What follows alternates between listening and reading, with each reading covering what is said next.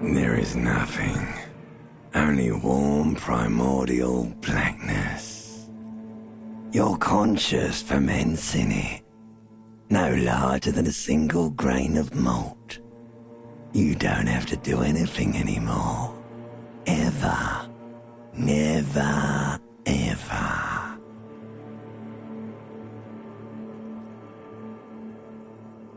Never, ever, ever, baby.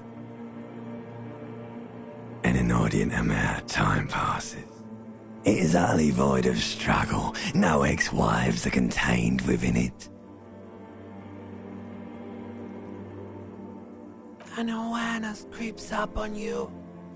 A mass lies hidden in your dead angle, soaking in some lurid acidic sauce. It's bloated and shameful, a ball of meat surrounding you.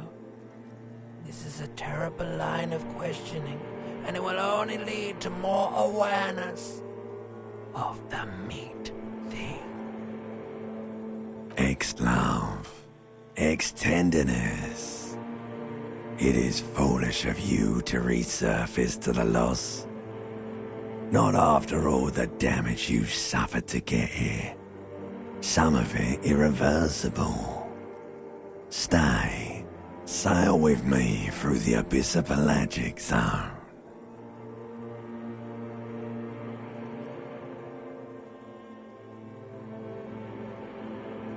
Do you really?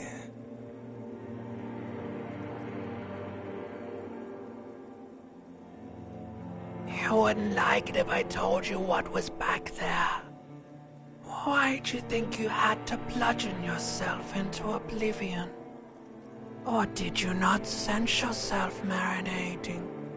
Poured so much on yourself, got a bit carried away, did we, Chef? Fear and apprehension. You should ask what's out there first.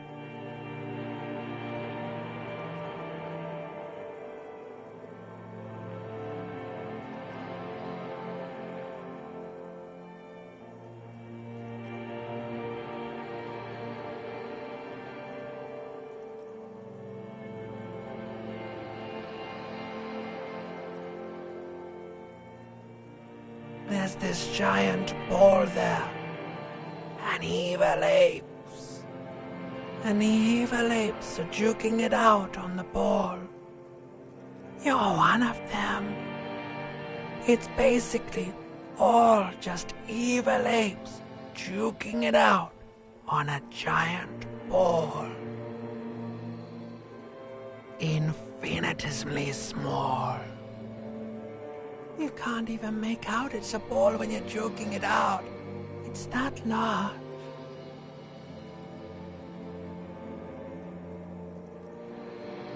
Vying for resources is just a stupid expression you picked up somewhere. The part of the presentation you want to take home with you is this. You have to beat the other evil apes in the face, or you lose. Yes, it is. And you drowned in that sadness a long time ago. You lost.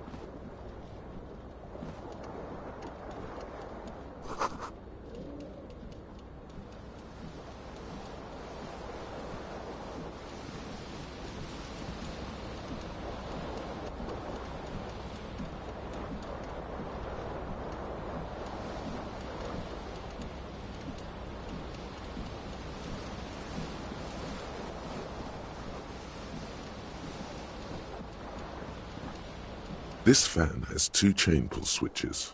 One ends in a tiny fan, the other in a light bulb. A truly horrific necktie has somehow attached itself to one of the blades. Or has it been consigned there as punishment? You feel as though this creature is your friend and wants to reattach itself to your neck so that you may continue your adventures together in this strange world. You reach out to grab the tie, but what's this? Diffuse, radiating chest pain. Doom comes over you. This is bad. Feels like sharp stones grinding in your chest and keeping you from moving. For quite a long time, still ongoing. Now is a good time to start worrying. Finally, the pressure recedes. You find yourself covered in cold sweat and trying not to move, hoping it will keep you from dying. The blades come squeaking to a halt. It should be easier to reach the tie now. You swoop up and catch the tie. Snap! It's released from the blade. Warning, warning, the necktie is no longer contained. What you have in your hand is a fantastically colorful tie with 4 or 5 different patterns. The knot reminds you of a noose.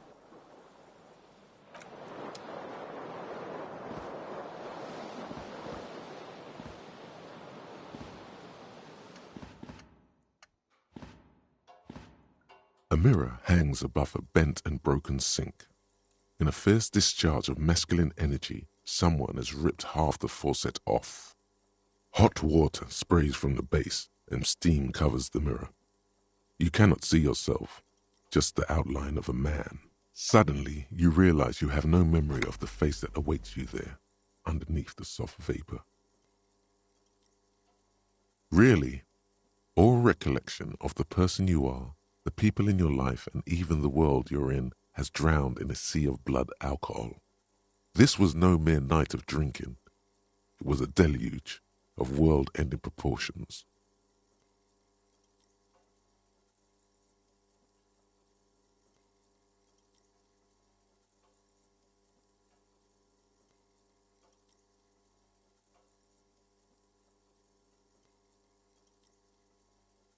As you slowly reach your hand towards the surface of the mirror. Abort. You clearly have not thought this through. You won't like what you see there, and you will never unbecome it.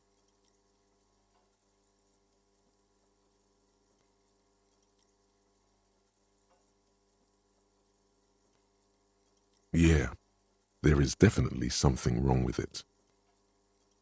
Where to even begin? There is the bloatedness, then the swollenness. It's like there's an upholstery of alcohol underneath your skin.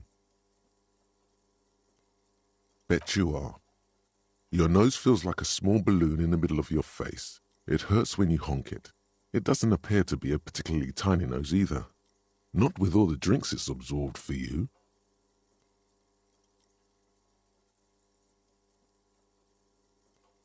It's not. It's swollen and snail-like, wriggling between your fingers. Behold. You have no idea who this thing is, do you?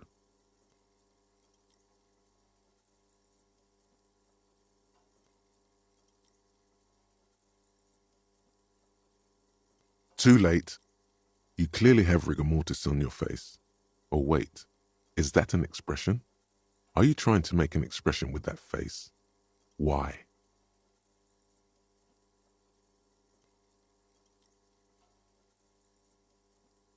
Please stop. It's horrible.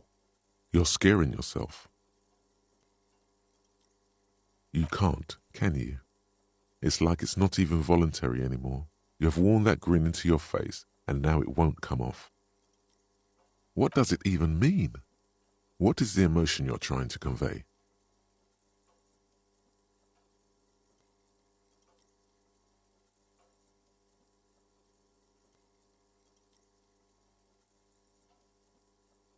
There might have been, 10 years ago. It's little more than a cadaverous spasm now.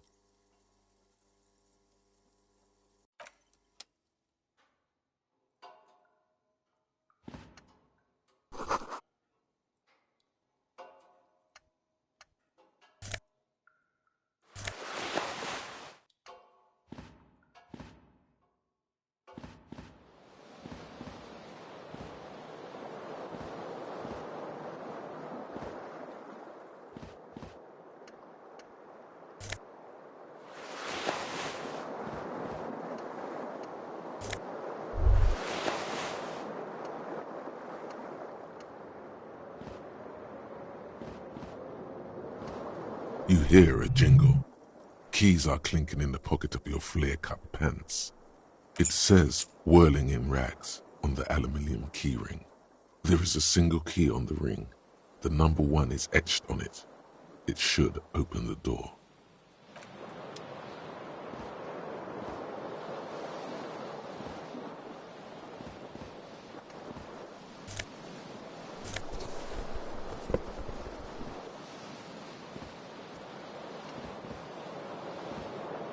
The window stands broken in its frame. Cold wind blows in. The shards face outward. Whatever broke this window came from the inside. A fine web of scarring covers the back of your right hand, but none of it is recent. More likely a projectile than a held object. There are no fragments on the floor from pulling a tool back in after impact. It is too large for a bullet, yet too small for a piece of furniture. You're looking for something heavy and larger than your fist. The single green shoe you found fits the hole almost as well as your foot. It would have also been heavy enough if thrown with force. Congratulations, you smashed the window with your own shoe. Now you only have one. If you're lucky, you could still find the other one on the balcony outside. The door to it should be outside your room.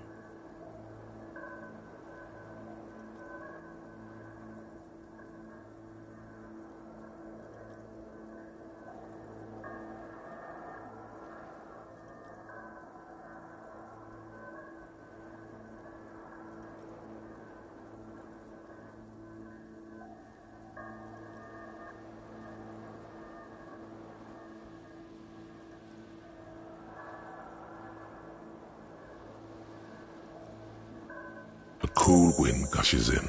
Your toes curl up from the cold.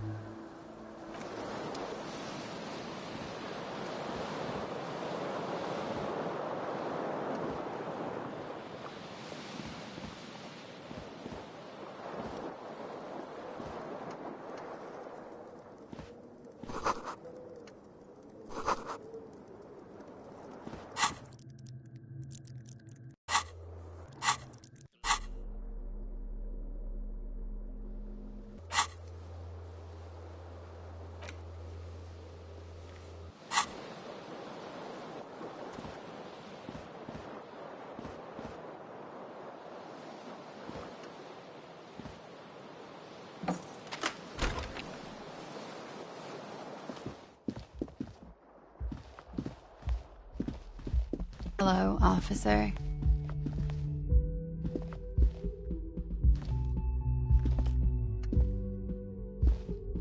The young woman raises a cigarette to her lips. Her eyes are brown and her face is speckled with birthmarks. She can't be more than 28.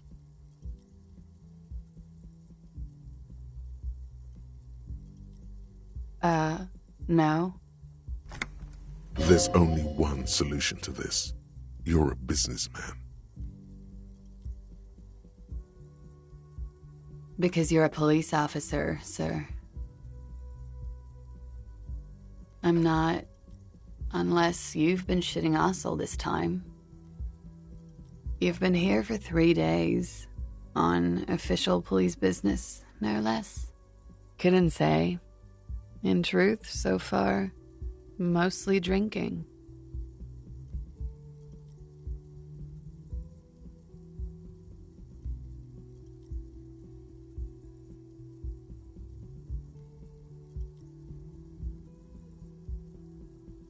Don't be so harsh on yourself. They let almost anyone be a police officer. A glib remark. Don't let it stand. Assert yourself. Retreat is not a winning tactic. Could it be because of the drinking?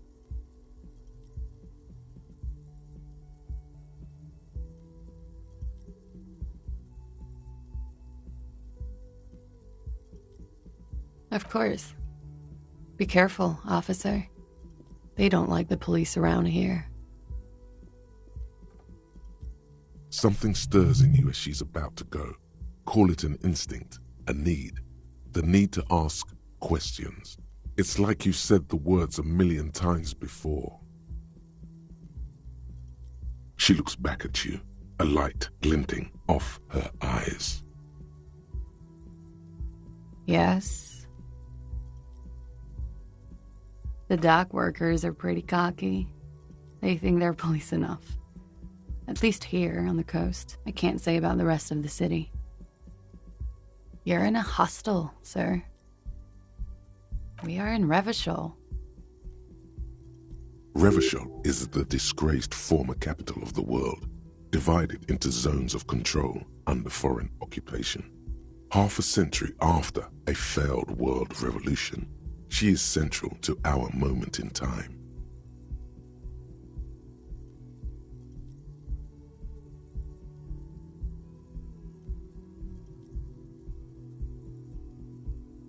Yeah? Those words tell me something else. Feel like something you've said innumerable times before. Your mouth is the very shape of them.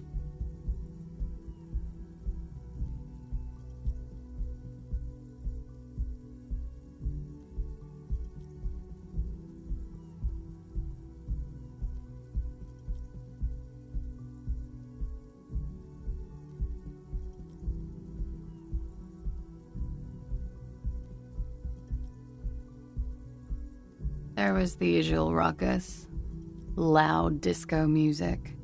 I couldn't say. It's impossible to hear people speaking from over here. Oh, yes. Various artists. Ostentatious orchestration prime among them. Oh, were huge where I come from. I was very young then, of course. Like 7. Life gets hard, but we go on. I don't know about that. At around 2 o'clock, the disco stopped, and there was a change of pace. A slow, sad song started playing, like organ music on repeat. That went on for quite a while. Some of the time, you were yelling along to it.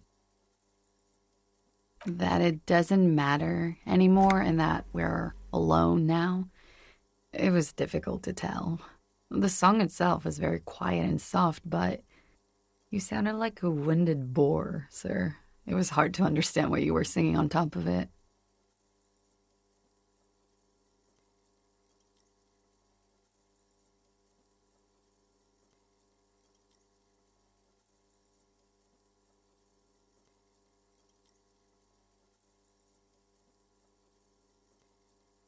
Don't be. I was going out later anyway. It didn't bother me. Then you started screaming and trashed the place.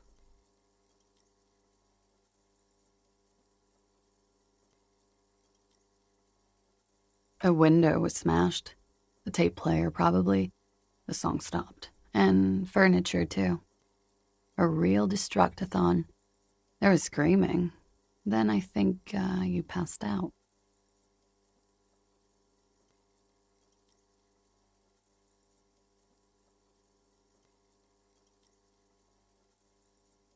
There was. I think you screamed that you didn't want to be this type of animal anymore. I may have misheard, but it was sort of memorable. I went out afterwards. Everything was quiet by then, around 4 or 5. And that was it. Glad to have been of assistance.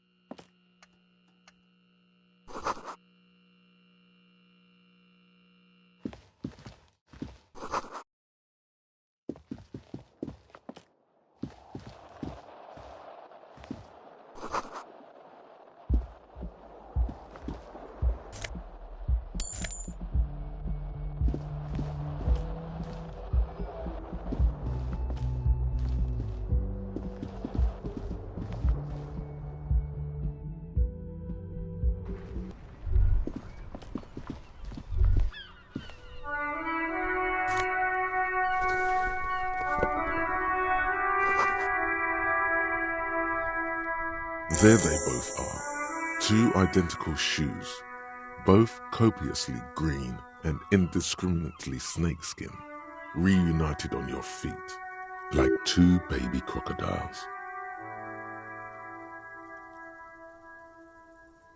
It's pretty clear a normal cop is not what you are. Good, they're balanced, comfy. Feels like the only good thing about you right now, truth be told.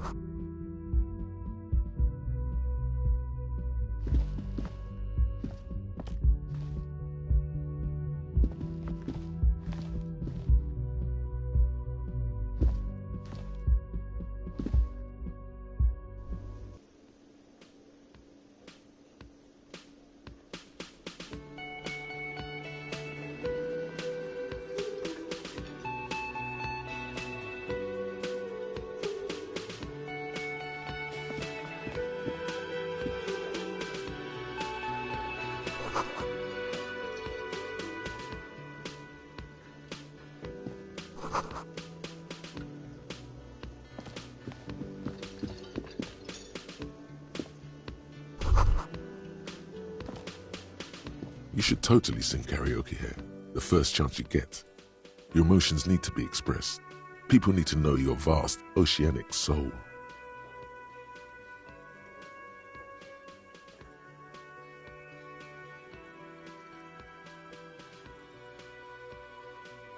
Of course, at this point, precise measurements of your soul can only be performed from the outside.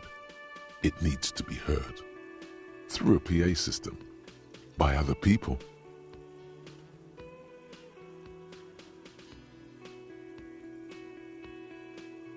You should sing the sad, slow song you were listening to last night. Thought it was obvious. No, don't sing the happy song. It's stupid. Sing the sad song. It's profound. You have to find out how the song goes first, though. Maybe a tape of something appropriate would help. Who is mistakenly identified as a cop for his prominent jawline? Yes, sounds likely. You should probably go on stage and pose for a moment when you're done with this thought. See if it works.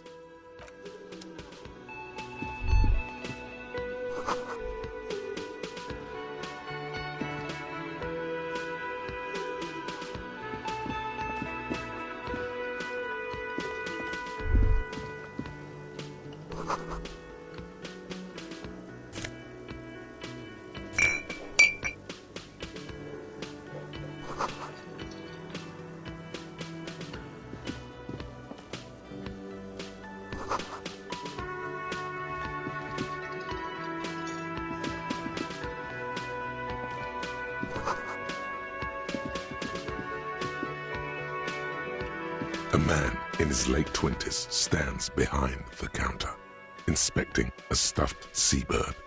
As you approach, he gives you a sideways glance, then looks down again. That was disdain in his eyes. Even now he is purposely ignoring you. Looks like he's not a fan. Oh no, you're a hero. A real hero cop. Could the massive property damage upstairs have anything to do with this? Am I? Or did you ride in, take the body down, solve the murder, and not trash my hostel room?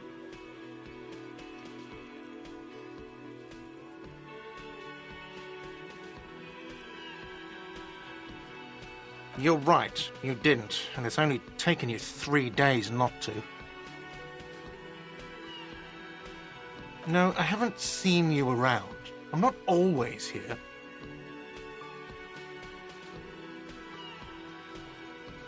A competent work of taxidermy.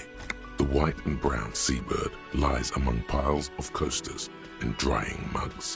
One of its wings broken. The man is trying to mend it. Looks like the bird was ripped off the shield that was used to mount it, most likely on a wall. Something about it makes you feel bitter.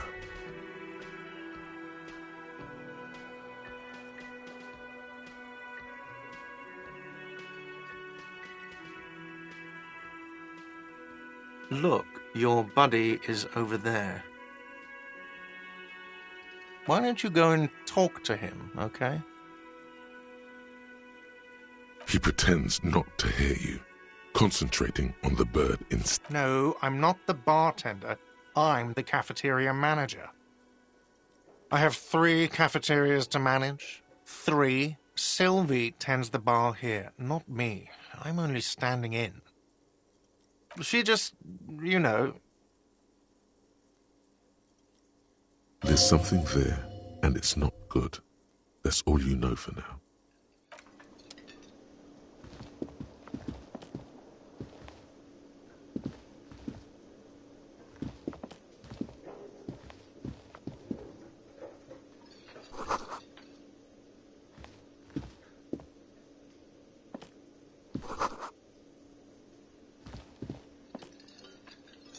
Hello, sweetie.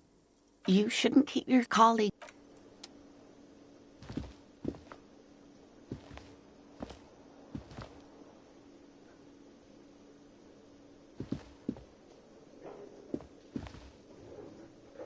A bespectacled man in an orange bomber jacket is tapping his foot on the floor. Looks like he's waiting for someone. As you approach, he narrows his eyes and extends his hand in greeting. If an assault were launched on this building right now, if the windows came crashing down and the whole world descended upon you, this man would hurl himself in death's way to save you. You are sure of this, but why?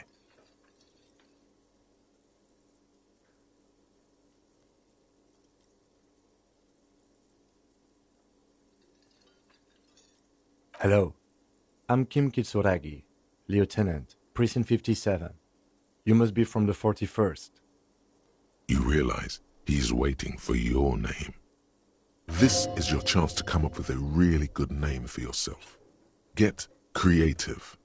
Conceptualize.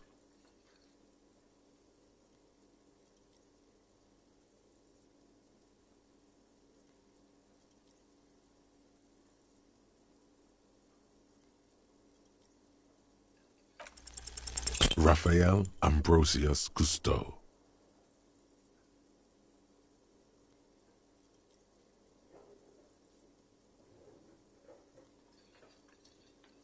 Yes, well. It looks like we had a little scheduling error on Sunday. Saturday too, actually. Have you had time to talk to the manager here?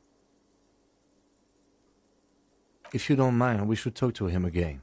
Ask him for a rundown of the area. Now that I'm here as well. I understand the scene is out back, right? It also wouldn't hurt to assure him the police are finally here. In full force, I mean. Have you mapped out the initial interviews?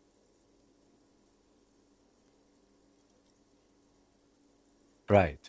And the interviews?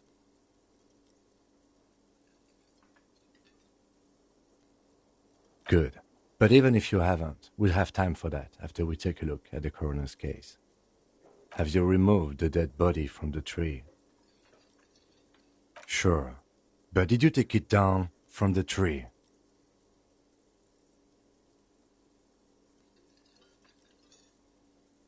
Completely. Does that mean you took the body down from the tree? So, the body is still in the tree. This is the first time you detect a weariness in the lieutenant's voice. It is obvious he would have preferred for the body to no longer be in the tree. Where it has been hanging for 7 days straight. We should go there as soon as we are done talking to the owner.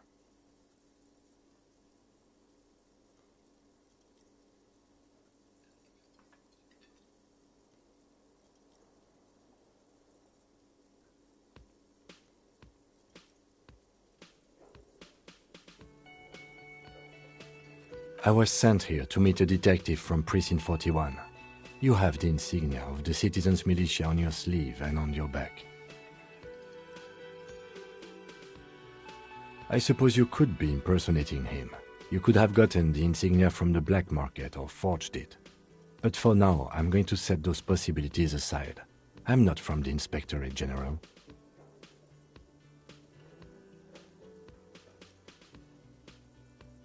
Yes. They're not just white rectangles. They bear a halogen watermark with the letters RCM and a pattern resembling the street grid of Revachol West. I would ask you to step into the headlights of my motor carriage, but again, it's none of my concern. I just need you to do your job. You mean you don't have a badge? Losing your identification card is a serious matter. My vehicle has a shortwave. You can use it to report your badge missing. I can see you drank last night and the night before, and that you are still drunk now. But I have seen officers go through worse. Much worse. If you need something for your headache, there is a general store nearby. But as I said, the dead body should be our #1 concern. Talk to the manager. Then we go out back and take the body down. After you, officer. Lieutenant Kitsuragi is now in your party. You can talk to him whenever by interacting with him.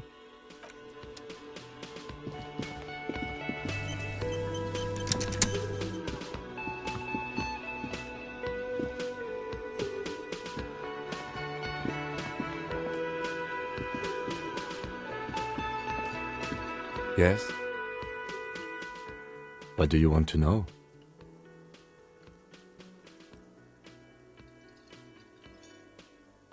I'm afraid you and I are pawns in a pissing competition.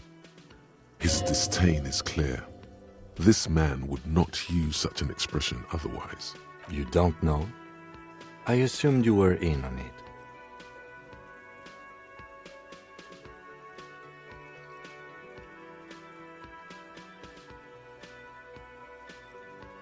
That's good. Better still than an imbecilic cop-off. It's just stupidity. We shouldn't waste any more time on it. If you want my take, ask me after we've inspected the victim. Was there anything else you wanted to know about the case? Maybe you can tell me what you do know to help me narrow it down a bit. Do you want me to brief you? 3 days ago, the RCM Emergencies Desk received a report about a security guard who was found hanged in Martinez. An anonymous caller said there was a dead body behind the Whirling in Rags hostel cafeteria. The cadaver had been there for 4 days. No one had come to investigate. During that time, the victim had been stripped of his belongings. The caller did not identify him, but used the word lynching. There is an ongoing labor dispute between the local dock workers and the logistics company Wild Pines. I was told we should approach the death as part of this dispute. A security guard or worker of some sort hired by Wild Pines. This was just hearsay from Martinez, of course. We need to find out the truth. To find him or her is one of our tasks here. For now, all we know is that the tone was muffled using a device of some sort. The desk could identify neither the caller's age nor sex. There's a strong prejudice against involving the RCM in what's seen as union matters. The dock workers' union is the de facto police in Martinez. Now it appears they've started executing too. We cannot allow that.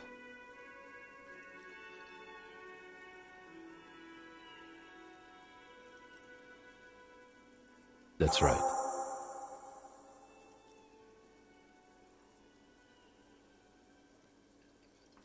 No, it's not a particularly mysterious case. The deceased is a security guard for a corporation involved in a labor dispute. It doesn't take a DeLorean polymath to put the pieces together. I just don't see the case getting more mysterious than that.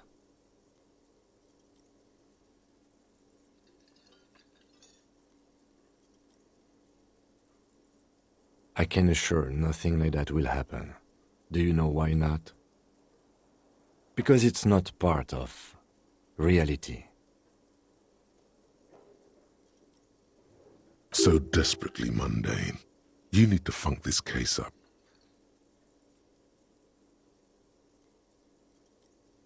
There's something the lieutenant isn't seeing. The universe is too irrational, too morally complex. You should convince him.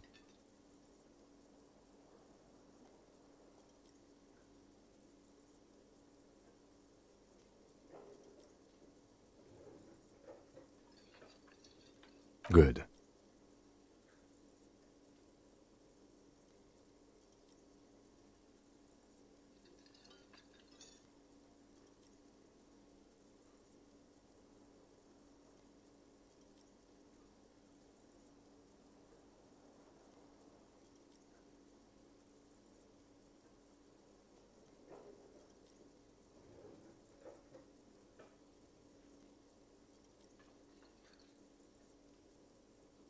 No response.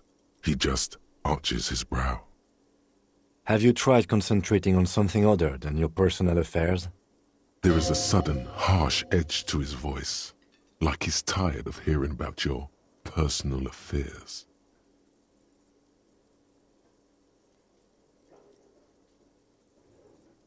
Fine. We should get through this day first. Off hours begin at 9 p.m. If you're still having trouble then, I can give you an orientation. Try work, the case at hand. It can work miracles. Really? You look fine to me. This psychodrama is unbecoming of an officer.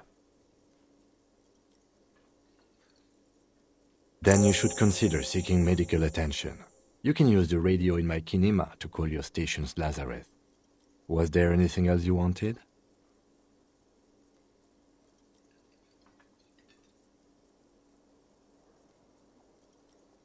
Me? I don't see how my life is pertinent to the investigation. That's a fair point. All right, for the good of the investigation, what do you want to know? That's correct. You feel a slight urge to put the lieutenant down for this, but you can't quite muster enough testosterone.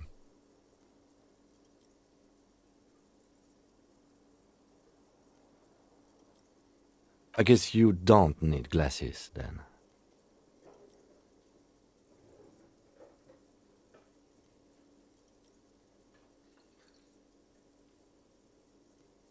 That's because I'm half Seolite, or quarter. My father's father was from Seoul. So was my grandmother, but from my mother's side. It's not an interesting topic. It's a part of the world, officer. A geopolitical entity and a geographic division. I told you it wouldn't be interesting. You're barking up the wrong tree. I don't speak a word of Seolite. I've never met either one of my grandparents, and I've never been to Seoul. I'm a regular Revacholière.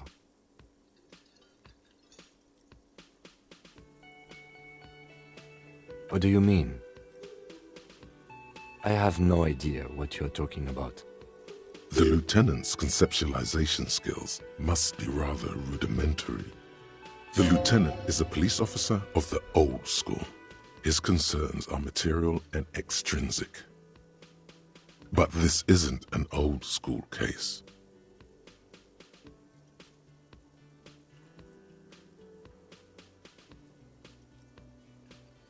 So what? That makes you the new school? God spare us. For real detective work, nothing beats a good notebook by your side. The lieutenant produces his small blue notebook and idly thumbs through a few pages. That's where his conversations with himself take place. We all have our different mediums. His is written. No. The lieutenant nods. Good. Let's change the subject.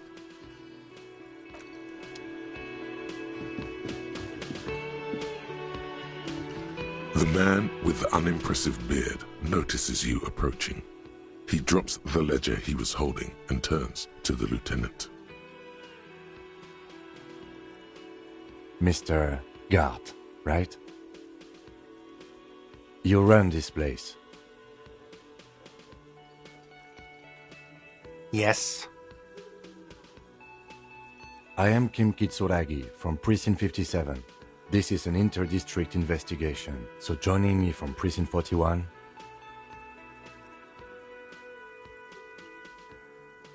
Right. Now, I know it took us a while to arrive at the scene. It also took you a while to call us and report the dead body.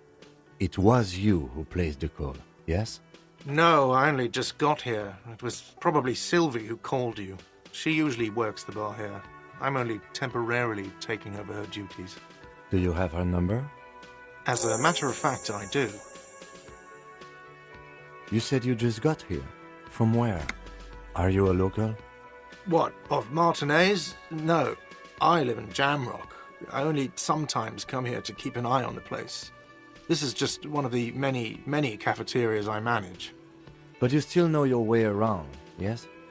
In case we need directions. Yes, I know where some things are, but as I said, I don't live here. I just used to work here. And I'm not going to start working here again, if that's what you think. I didn't imply that. Detective. I have everything. You? Yes, he means, do you have questions for me, like a police officer would? Behind this building, there's a courtyard. They hoisted him up on a tree there. That's easy. See that door there? First you exit through that. Then, to your right, you should see a big hole in the fence. A really big one. You can get to the courtyard through there. No need for the keys. The hole is big enough for the Franco-Nigerian cavalry to fit through. Does he want you to feel guilty of making that hole? It's implied in his voice. I don't know who killed him. I'm not the police. That's your job. What are you, crazy? Of course I didn't kill him. She went away because none of your business. Oh my God, what is your obsession with this Sylvie person? Get over it. Maybe it's he who's obsessed with this Sylvie person. Certainly sounds like it. Let's go.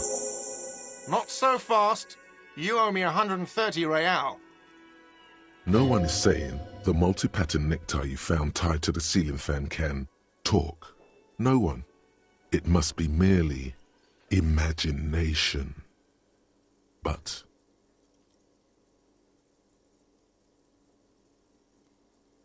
Let's bail! Time to push the eject button! Sounds like a responsibility! You don't like those! no, don't listen to him. It's madness. Just talk.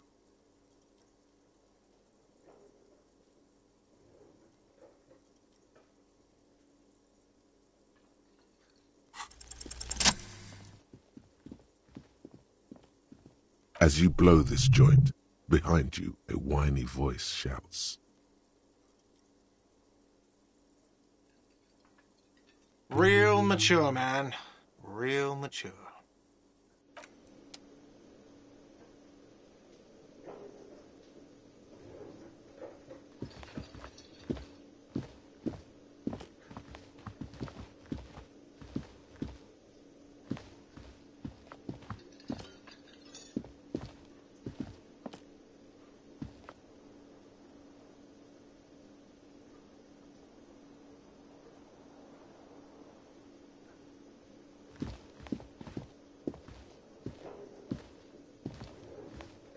Hello, sweetie.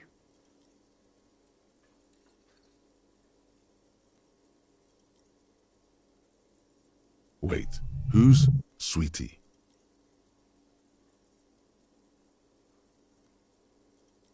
Why, you are, officer. You're a handsome man, officer, with your mustache and your chiseled jaw and that silly dimple on your chin.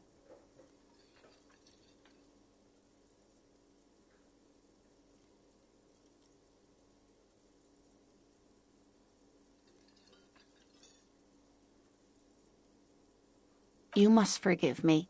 I'm getting so scatterbrained. I completely forgot to introduce myself. I'm Lena, My husband Morel and I are staying with our friend Gary just down the street, but I come here for tea when they're away. This Lena is wacky enough for the Motley Crew. Hire her on the spot.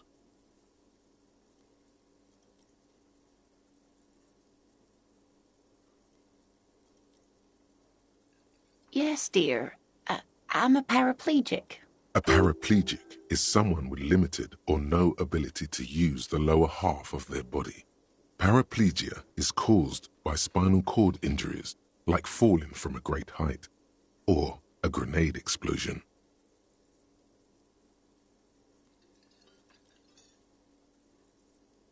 That's quite all right. I'm used to people asking questions. I know they're thinking about it anyway. There is no bitterness in her voice. She accepted the curiosity her condition inspires a long time ago. Whatever do you mean? Sequence killers? Oh my. But I think you already have a partner, sweetie. A partner who'll need you to help him get a corpse down from a tree.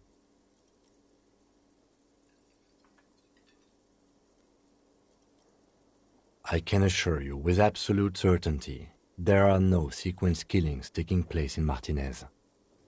Now, gentlemen, no need to squabble. I wouldn't be of much use to you anyway, sweetie. Thank you, but Martinez isn't the most wheelchair-accessible place, you see. I'd slow you down. Perhaps another time.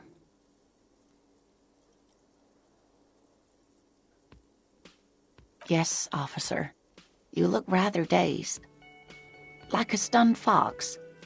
But surely things can't be that bad.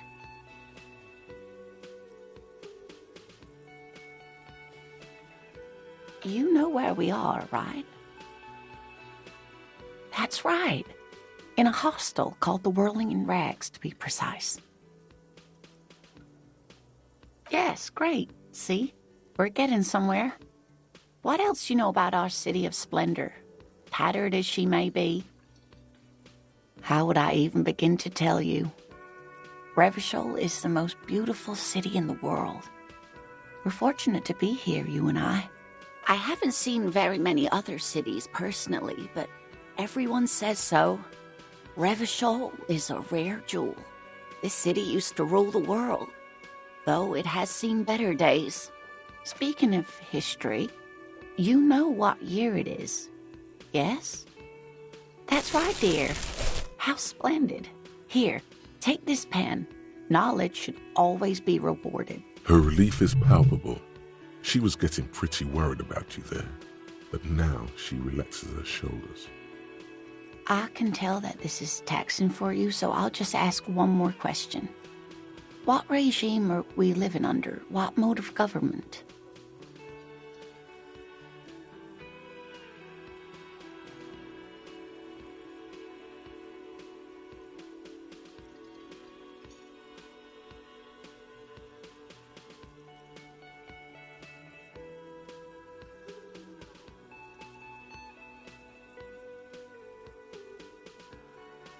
Actually, we are not.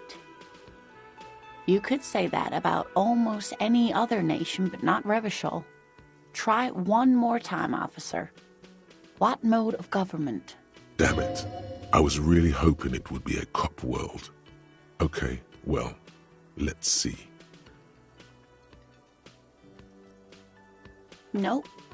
Sadly not. Revachol is what's called a zone of control, under an alliance of foreign powers called the Coalition. We have no government of our own, and what democracy we have is market-driven. Oh dear. And you were doing so well. There aren't any cops in Revachol, not in the traditional sense. The status of law enforcement has been a complicated matter since the revolution. But we should stop for today, sweetie. You look like you need a break. Besides, I'm not the best person to explain the big things to anyone. She's scared now. She's realized you really are brain damaged.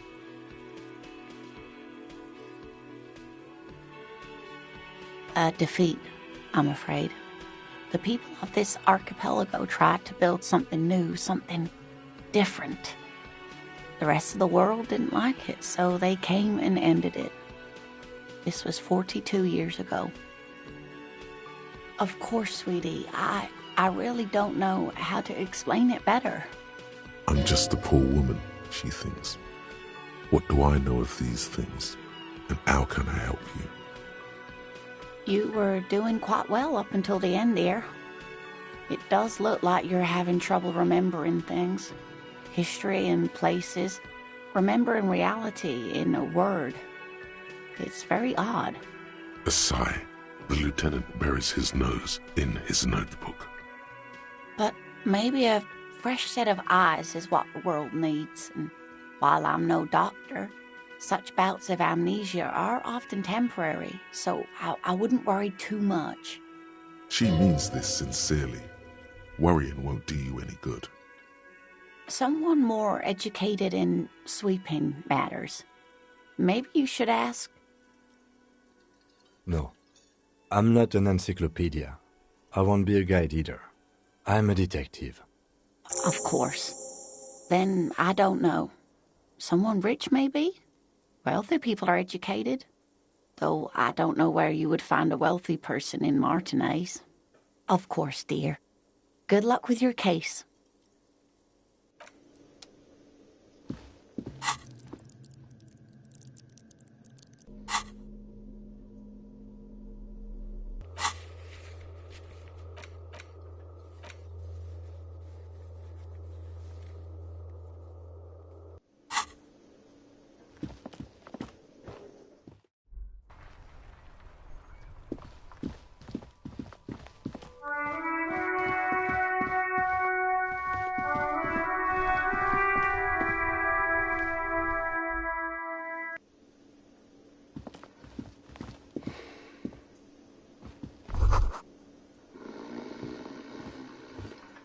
That sugary black rum stain on the counter makes you teary-eyed with joy. It's almost touching how syrupy and sticky it is. How long have you been up already? An hour would have been bad.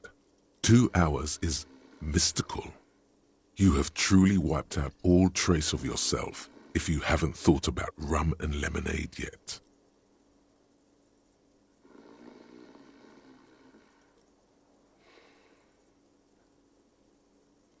Maybe you haven't turned out well for your drinking. Have you thought about that? Get a goddamn rum and lemonade into yourself, boy. Or better yet, lick that stain off the counter. What happened, man? You used to be cool. Go get your boring normal person drink then. Get your drink on and your act together.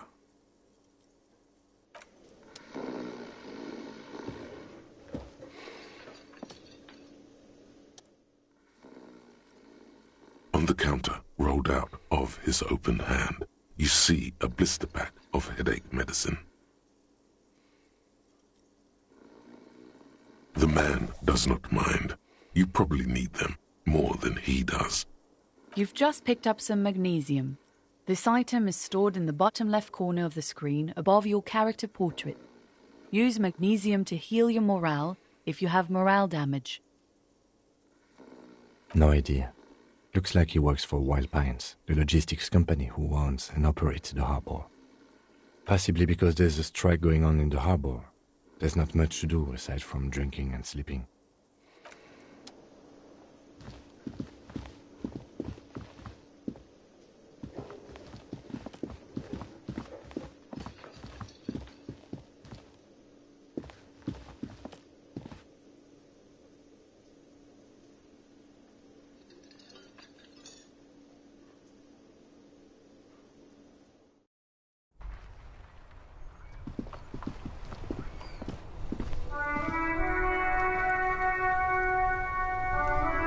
The RCM in Martinez.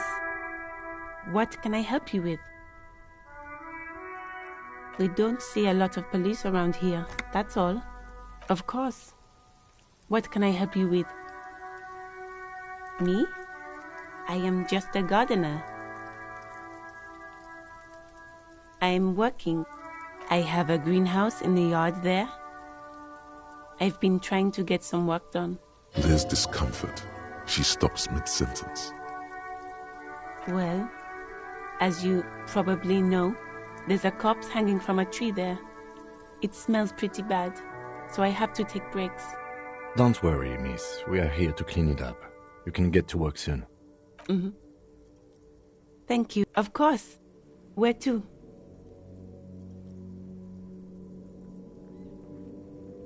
It's there. In the yard, right through the hole in the fence. What do you mean? Yes, sir. District of Martinez. This intersection is called Roundabout North. He knows where we are. He just wants directions. There's the pier, the Cape Side apartment buildings, some more tenements. Not a lot, really. The harbor gates. Some kind of commotion, I think. I don't follow the local politics. A fleet store, too. Some shops and a bridge. The canal bridge leads to the coast, but it's broken, I think. Some kind of accident, probably. Just coast. There's a little fishing village there, and a fish market. But that got closed down ages ago. It's just water. No, actually, I think they call it the Martinez Inlet. There are some islands in the bay, but they're hard to reach. No problem. Of course, I want... Her gloves. You get the feeling that you need them. You have a dead body to deal with after all. Sure, keep them. I have another pair.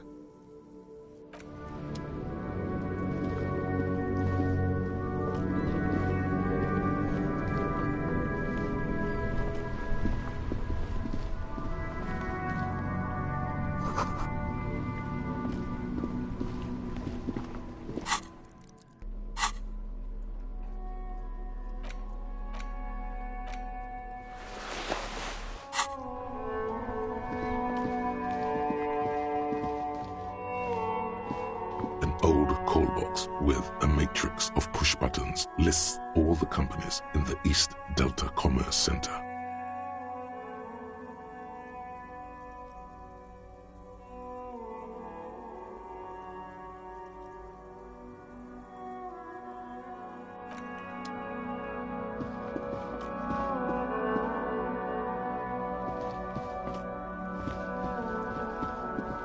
You see a set of tire tracks in the brown slush that covers the plaza mosaic.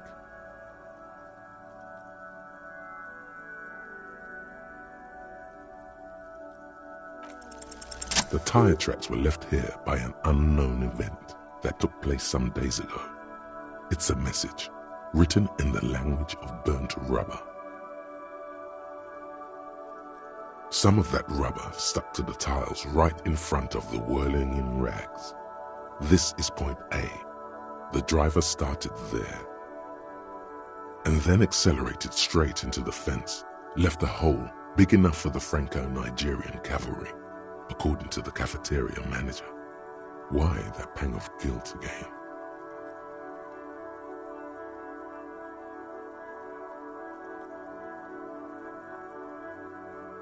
The hole in this fence doesn't look that huge.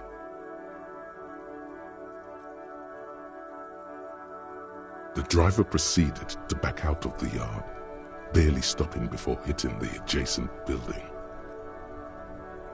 Before heading south, must have been in a hurry.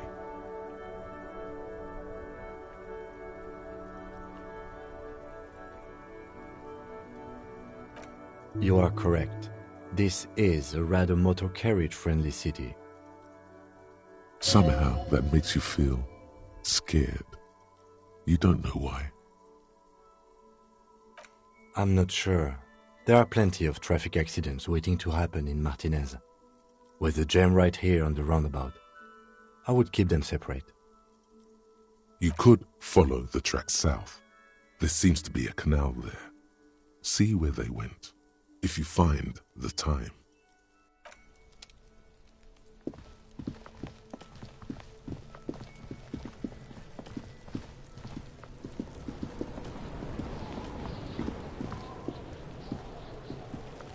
This trash container is locked. The sliding lid has a padlock that says, "Whirling in Rags." There's something in there, not necessarily connected to the case, but still. The body is downwind from here. Maybe you prefer the smell of garbage to the smell of death. Trash, food waste from the cafeteria. They lock these containers to keep the derelicts from flocking in. Could be evidence too. What do you mean, feel?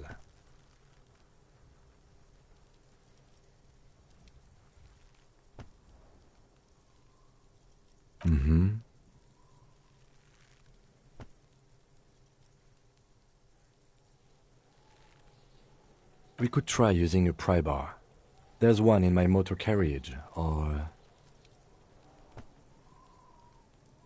we could ask for a key from the manager of the Whirling in Rags. He probably has one.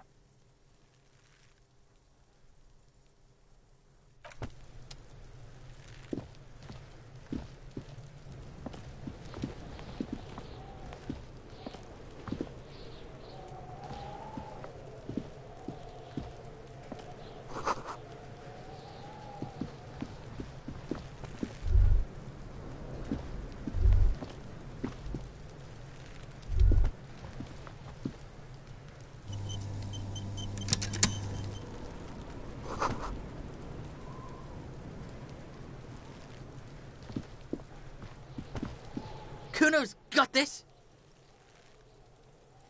If there ever was such a thing as an ugly kid, then this is it.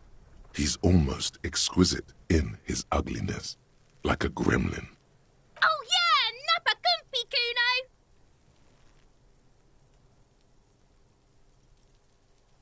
Right in the dick, Kuno! Get him right in the dick! Love it in the dick. The boy is sweating profusely. His eyes are like two black holes and his jaw is twitching as if trying to break free from the empire of his body. Can't talk, pig. Shit's coming up strong. Throwing rocks. Shit coming up strong. That sounds good. Joyous. You should hang out with this kid and see what that juicy shit is all about. I mean drugs. The kid's on drugs. Yeah, Kuno! Ride the lightning, Kuno! Kuno's riding it, see? The rake, Kuno! You should throw the rake at him, Kuno! The fuck? Does Kuno know what a rake is? Kuno's not a gardener.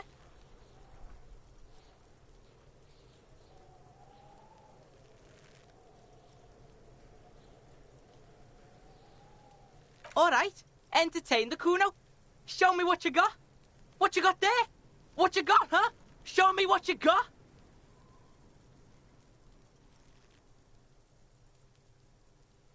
Shitload, pig. What's your question? Don't tell the pig shit, Kuno! If I were to want to waste my time, which I do not, I would ask them who he is, how he got there, and the usual. Kuno's fuck imp. Kuno uses the fuck imp for target practice. Kuno's fuck imp. Kuno uses the fuck imp for target practice. Probably climbed. Kuno was busy down the road when that shit went down. You heard Kuno. Kuno wasn't even in Martinez. Kuno wasn't in Revachol. Kuno wasn't regional. I don't know. Some fucking Mesk or I don't know, some other place. Night City. Kuno was in fucking Night City.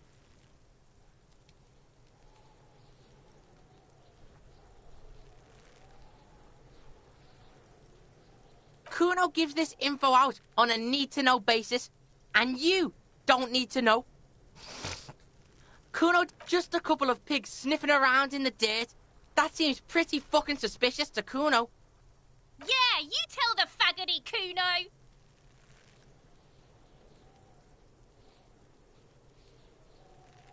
You're testing Kuno's patience here. Get lost,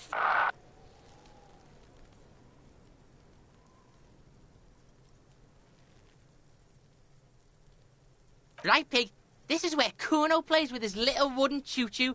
What do you want with it?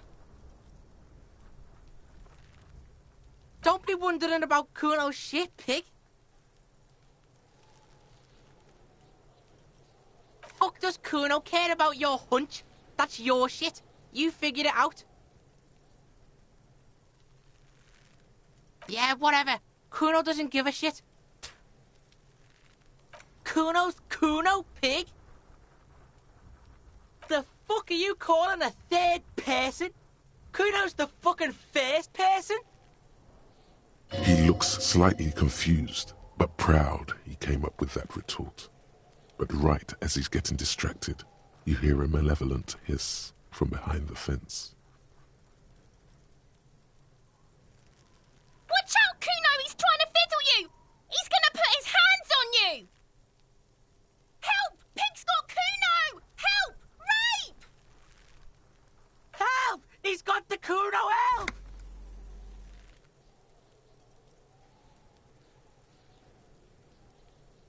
Yeah?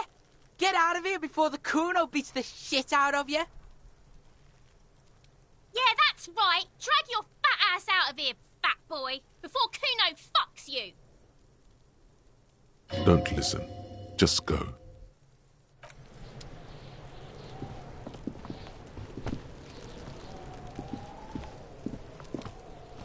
The corpse looks at you with bulging white eyes. The face around them does not look human. It's swollen and ready to burst. His lips are fish-like and his tongue like a ball gag in his mouth. You seem to be holding your breath. A cargo belt twists his neck at an unnatural angle. The body below appears stiff. It's letting out an ungodly rot. The smell seeps in even through your clenched nostrils. Active decay. It's okay to throw up, officer. No one is judging. He's about to blow! Cock's gonna blow, Kuno!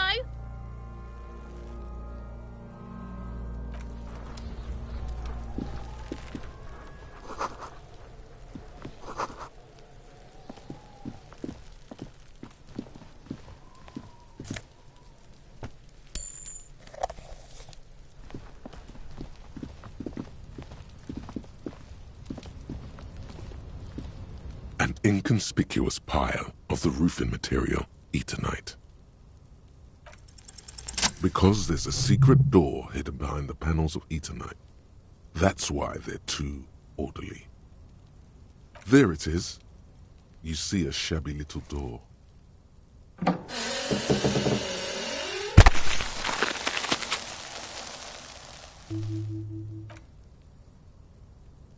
What is this, then? A tool shed? Let's investigate.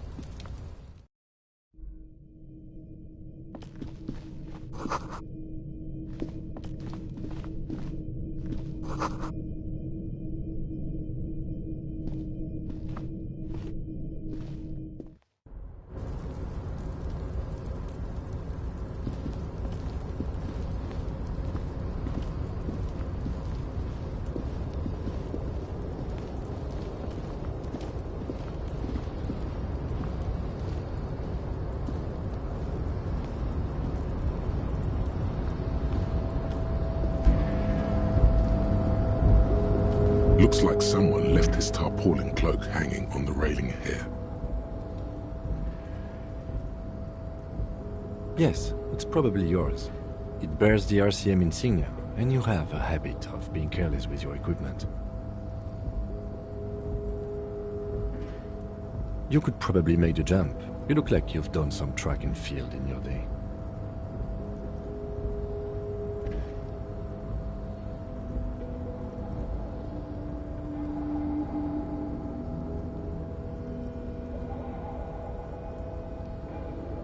The wind is aggressive up here. The lieutenant looks at the enormous crane towering in the distance. Oh, the look in his eyes is a mix of the engineer-like interest and the wonder of a 6-year-old seeing a horse for the first time. That machine is a Kvalsund 1020 HK.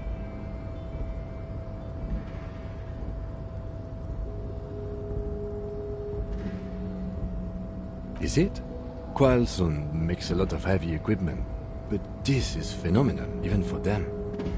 But I digress. We were focusing on your cloak here.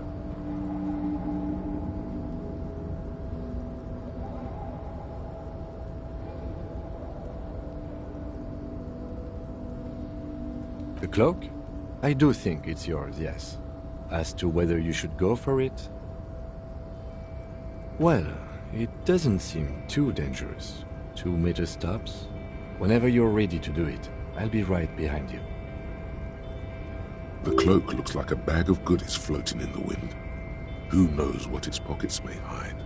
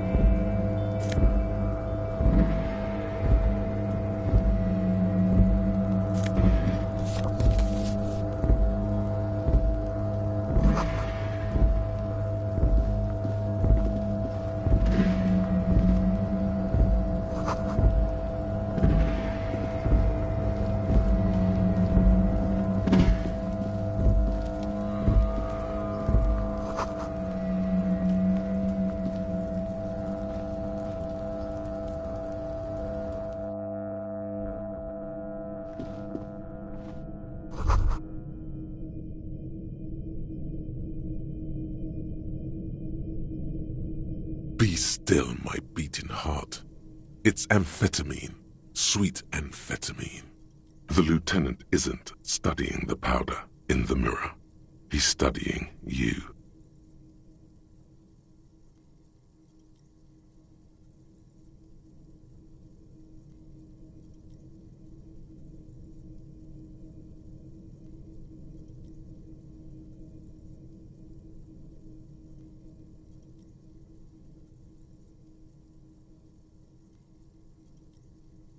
Perhaps not.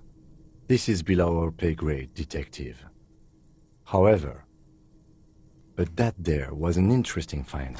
An alternative path into the harbor that the kid uses. Well done.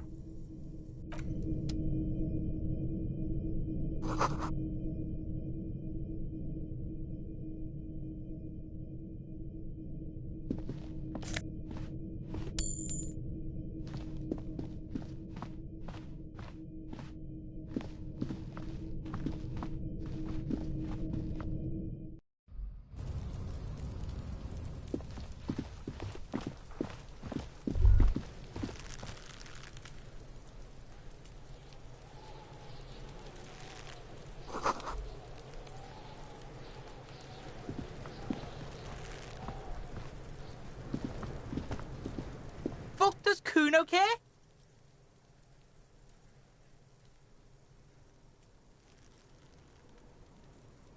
You found Kuno's secret door to Kuno's secret shack. It was closed for 5,000 years. How the fuck did you get in? Shit. Get the fuck out of here. You can't do that. He can't do that, Kuno. He's trying to fuck at you again. Pigs can't displace. Can't do that teleport shit. How did you like it in there, pig old boy? Kuno's got a lot of cool shit there, right? Oh, that? Kuno decapitates pigs. That's just a Kuno demo tape.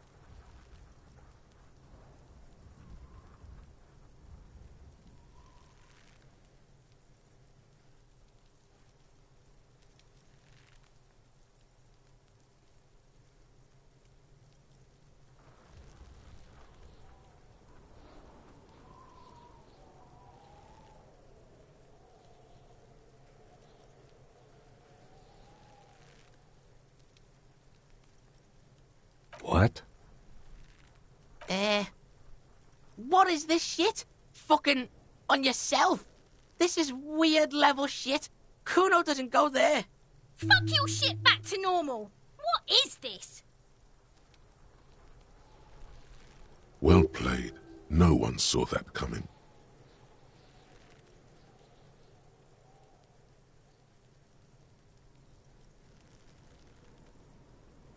That's where Kuno gets his daily hit of electric. Kuno Shazam. Kuno rides the fucking lightning in there, pig. Bet you'd like to ride the lightning too, wouldn't you? You feel tired and old, but you could have that sparkle in your eyes.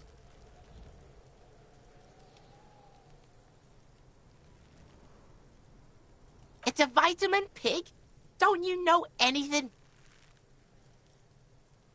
You could use some. Yeah, it's the mag.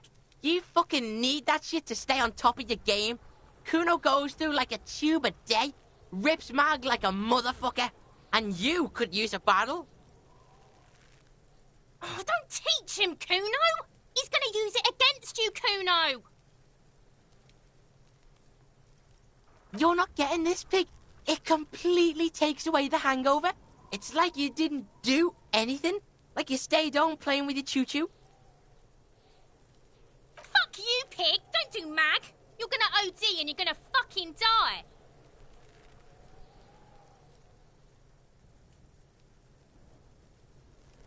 Is it? You got pretty fucked. Kuno's surprised you've still got your head after all that. Whatever, piggy. Course you fucking can.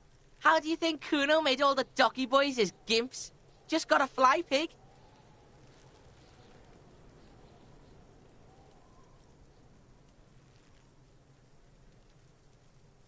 Not for you, pig.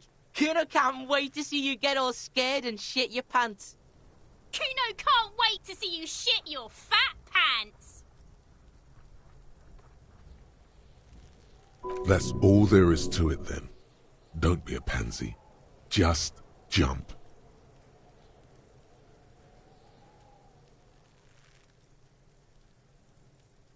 Good call, Pigmeister. Don't come and talk to Kuno about his kingdom. The fuck about it? You're testing... Get lost,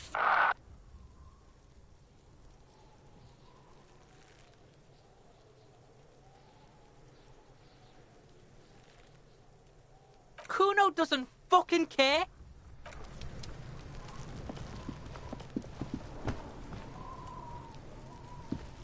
Kuno, the pig's getting pretty close to me. Come to snuff my shit out, I think. Looks like it's time for me to go, Kuno. Pig's come to take me in. I'm going away for a long, long time, Kuno. Going away for life. What's going on there? Fuck are you trying to pull, pig?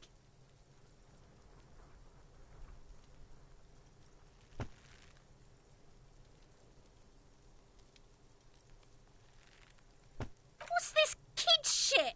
Fucking mind games. I'd rather die than squeal. Get the fuck out of here, face. You got done. Talk to me.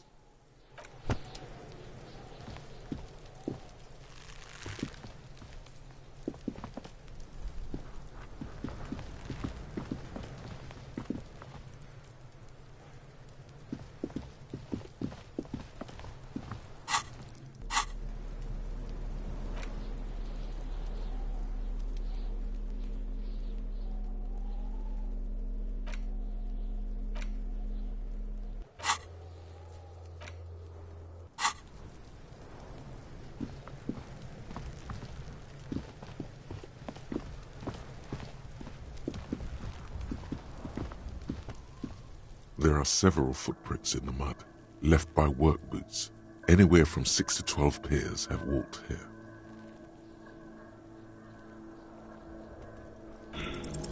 What do you think you are? A super detective? You're hungover. These are just dents in the mud. No pattern emerges for the time being. Heavy worker's boots with green. Isn't this something an industrial worker would wear? Noted.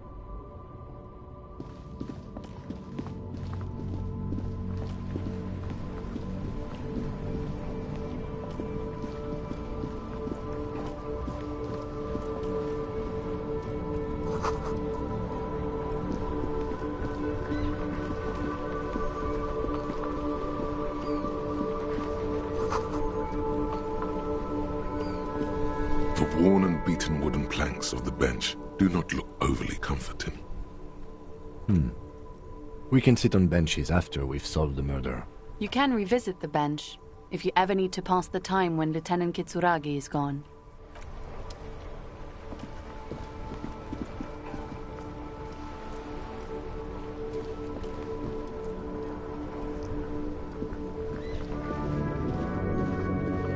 Before you stands a motor carriage. The bodywork is covered in blue and white livery, bearing the number 57. Vapor emanates from the large engine on the back of the vehicle. It hasn't had time to cool off yet. This must be the infernal machine that tore you from oblivion.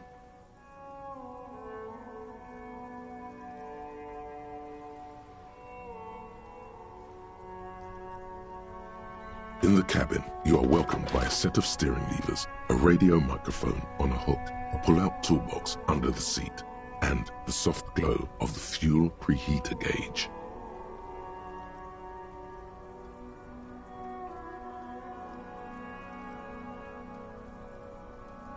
A metallic drawer slides out from under the seat and clicks into place. The tools inside are neatly organized. Take what you need, officer. It's going to be a long case. I'm not protective of my tools, like some men are. He's clearly a little protective of his tools. But what can you do? Work is work.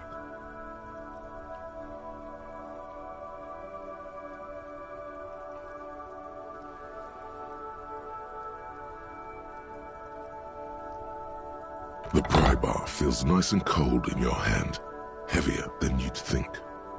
Useful for opening all sorts of doors and lids. The handles are long and sleek. Snap, snap, go the cutters in your hand. You can do good work with these. Cut chains, locks, and ropes, especially belts. It's robust, weatherproof, and well made. Police issue. blue. Lets you see things in the dark you would otherwise miss. The pull-out toolbox slides back into its nest. Preheater gauge casts a warm glow on the steering levers and the radio on its hook.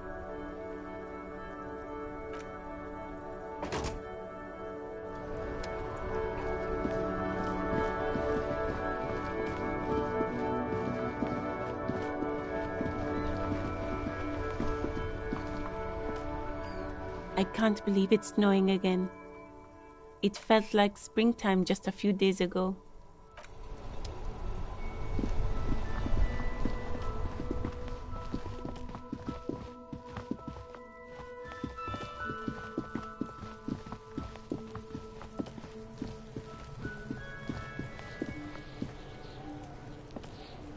This trash container is locked. The sliding lid has a padlock that says, "Whirling in Rags."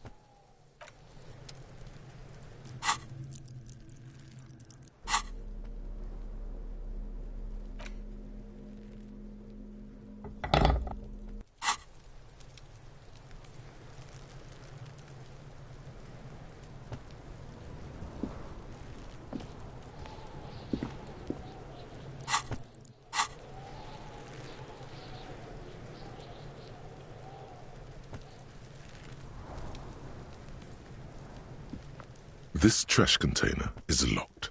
The sliding lid has a padlock that says, "Whirling in Rags."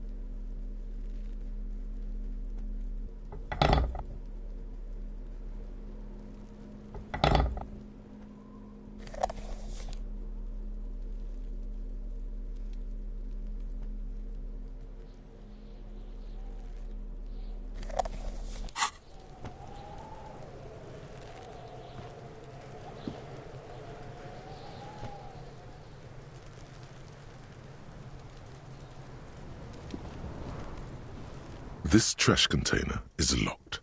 The sliding lid has a padlock that says, "Whirling in Rags."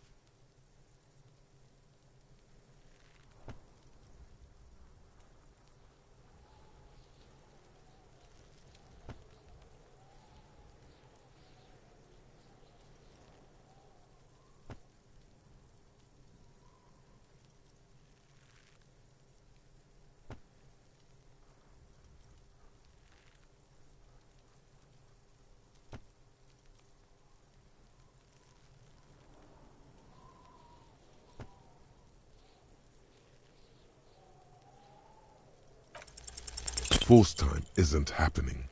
You've jammed the pry bar under the lid, but it just isn't bending.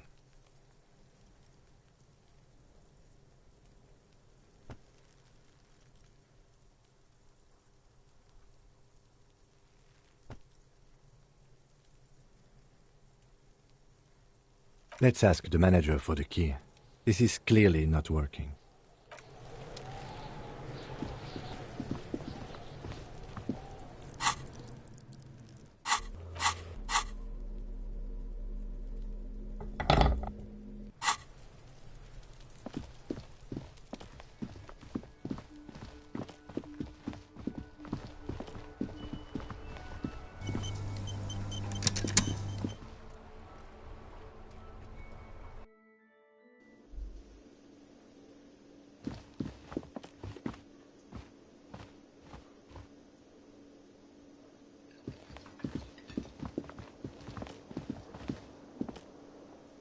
Real mature, man.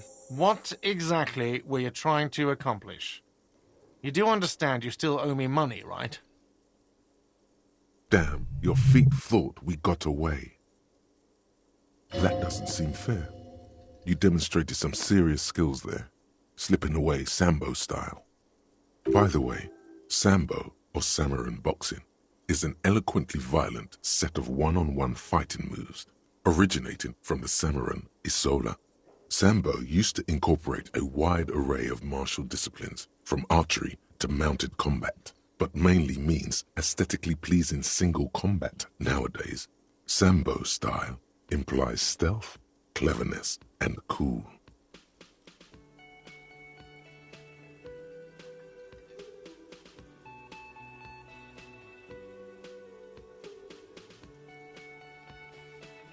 Oh, well, if that was Sambo style, then let me wipe that debt, sir.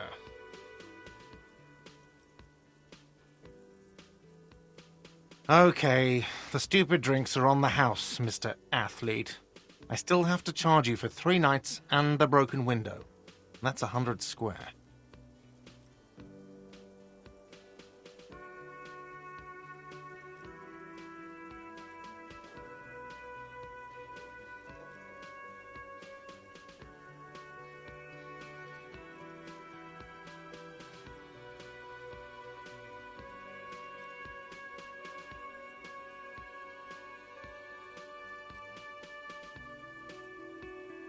Don't thank me yet. You still owe me 100 real.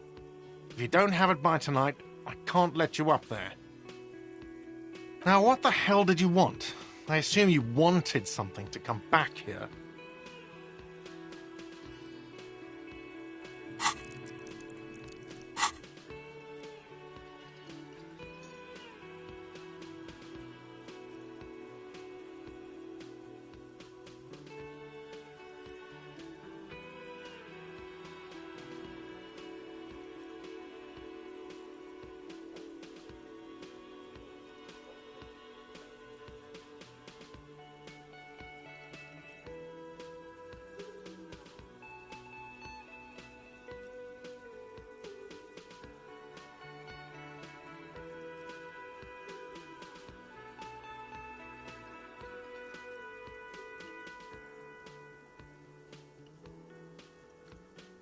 What thing?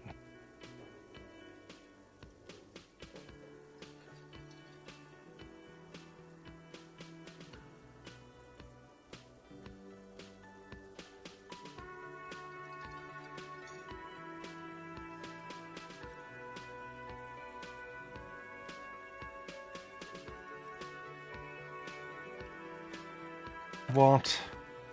By the way, you should come back to this thing-based questionnaire if you see anything interesting in the whirling later. Mine? No, it belongs to the Whirling in Rags. Thank you for clearing that up. Why do you keep the container locked? Why? To keep the hobos and drunks out. That's why. And the neighbors too. They put their trash there and they don't pay for the garbage company. I thought as much. And are you the only party with access to the trash container? Well, yes. Us and the garbage disposal company. It seems a little callous, doesn't it? Something stirs in you.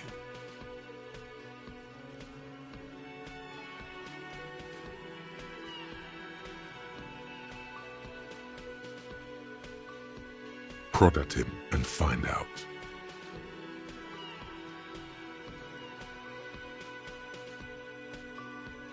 Callous? What are you, Kras Mazov? Almost all establishments in Revachol keep their trash locked. The whirling in rags is not special in that regard. Krasmazov, nom de guerre, was an economist and a historical materialist. He was a leading figure on the Grad side of the Centennial Revolution, where he headed the 9-day government. Mazov is considered the father of scientific communism, Mazovian thought, or Mazovianism.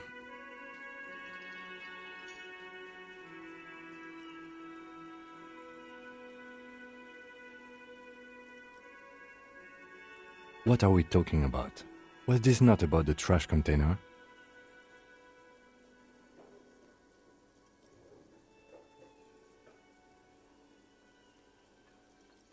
Was there something you wanted? What for? Mazov? Are you planning to nationalize my trash container? It concerns the case. Please cooperate. Just bring them back once you're done, please.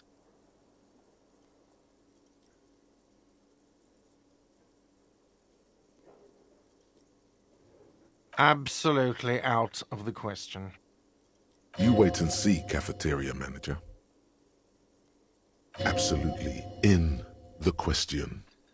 First we find a sad banger, then we sing this place to shit.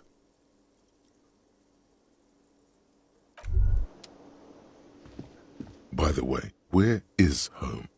The address is coming up blank, and this place sure isn't it. But you've been at this hostel cafeteria for only 3 nights. Where were you before?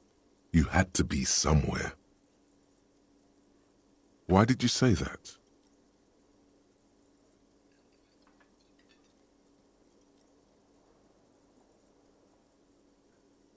No. But isn't that an expression, not a place? A saying, up on Marvel Hill, a great high place, one that is impossible to climb back to. That doesn't sound like somewhere you can stay if you run out of money. You can try. Run some addresses in your head when you get the time. Maybe a street or an apartment will appear.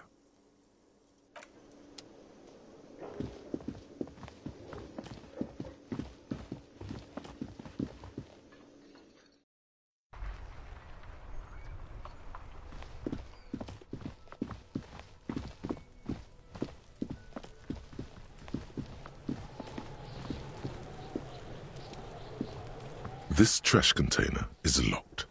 The sliding lid has a padlock.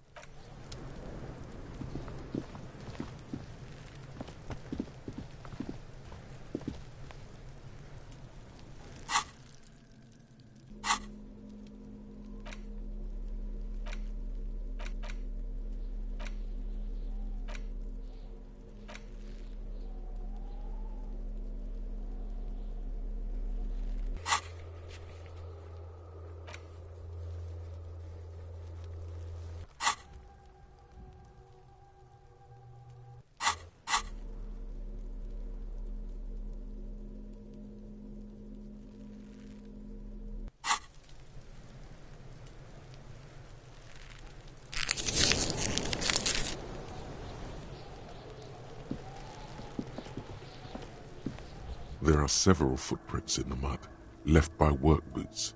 Anywhere from 6 to 12 pairs have walked here.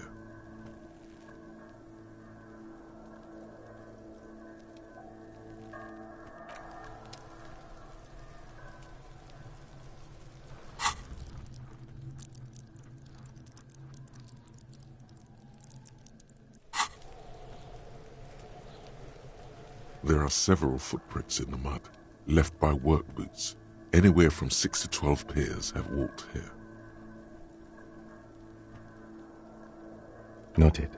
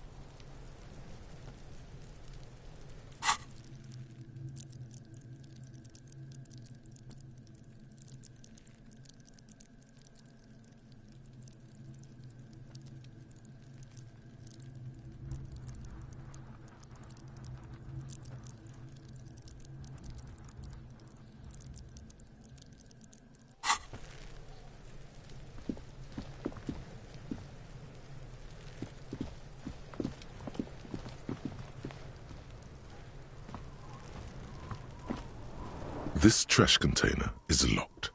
The sliding lid has a padlock that says, "Whirling in rags." With a well-oiled crack, the lock pops open. It should now be possible to simply raise the lid. Don't. Maybe you shouldn't.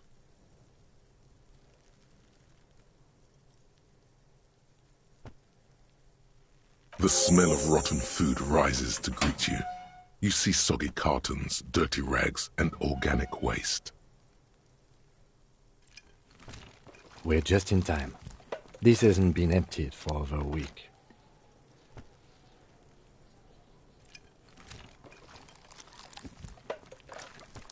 Among the threadbare kitchen towels, something catches your eye.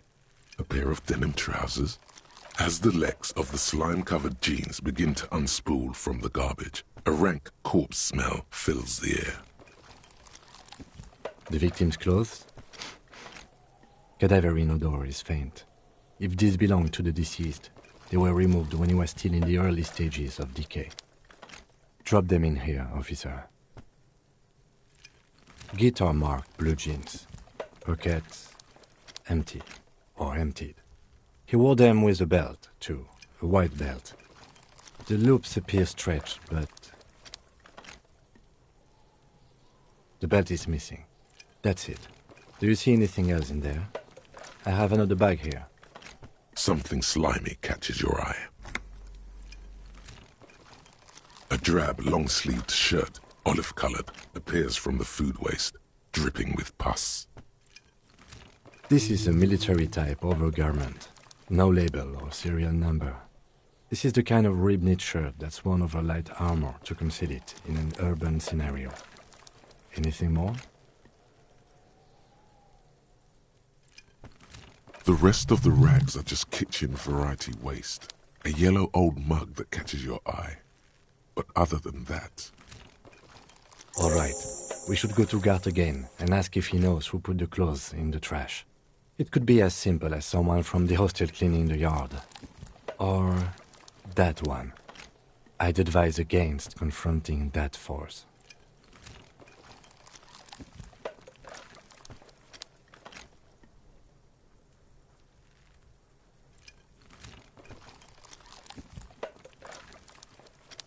Not really.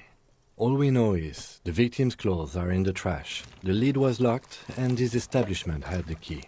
It's just a small loose thread. The fuck's he on about, kids? You hear that, Kuno? He thinks you're an infant or something. See?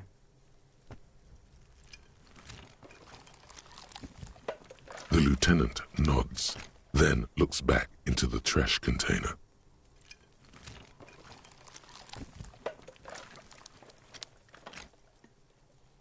You see milk and egg rest with one broken egg in it. Some pasta wrapper. Picking up the soggy packages somehow feels familiar. You've done this before. The movements are recorded in your elbows, the methodology in your fingers. You're used to this. A box falls into pieces in your hands. Batiste Soleil cereal. There are plastic pasta packages below, and turbo noodles. Nothing of note, however. It's just organic waste, cold and slimy on your hands. Apple and potato peels, mostly. Unidentified sludge, and the occasional chicken bone thrown in for good measure. But hey, nothing. It's nothing. Nothing more to see here. What's this?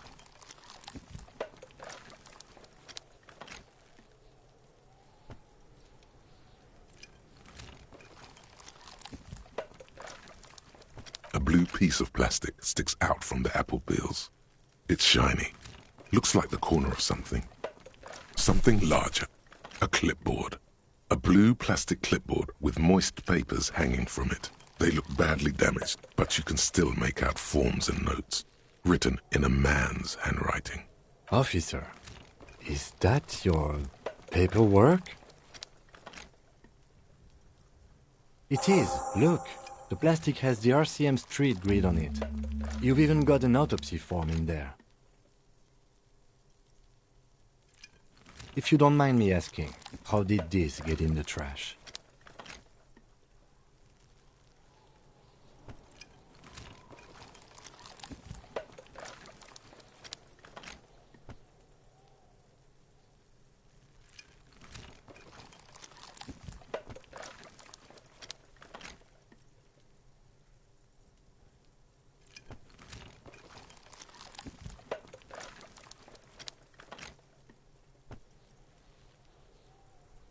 Well,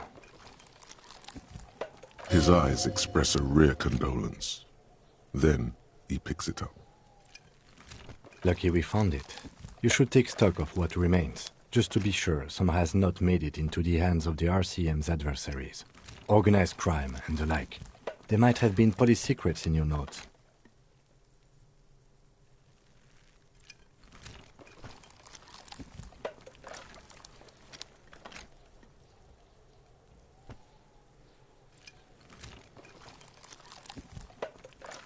It would also not hurt to start taking notes on the case. Now, tell me what your eagle eyes see. Or are we finished? Some items, such as the ledger you found, are interactable. Go to your inventory and select the Interact tab to read your paperwork.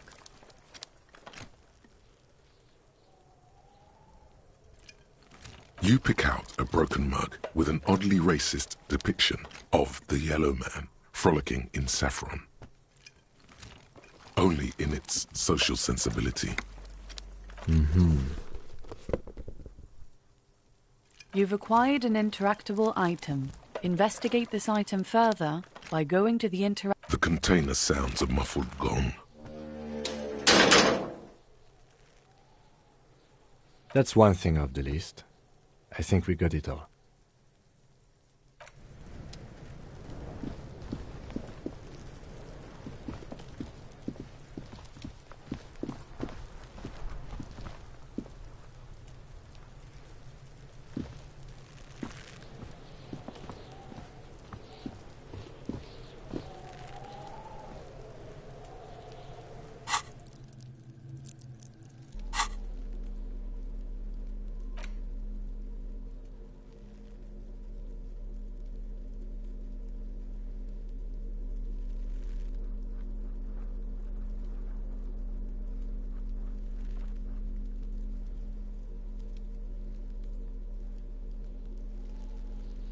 It's the ledger you found in the trash.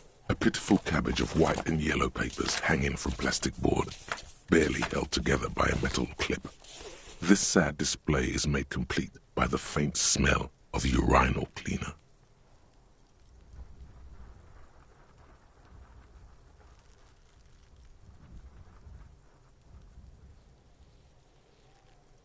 There's a piece of toilet paper, or is it cleaning tissue? No, it's toilet paper, desperately sticking to the back of the blue plastic clipboard. It's a metaphor for you. Below the pathetics, terror. Do not look into its blue heart.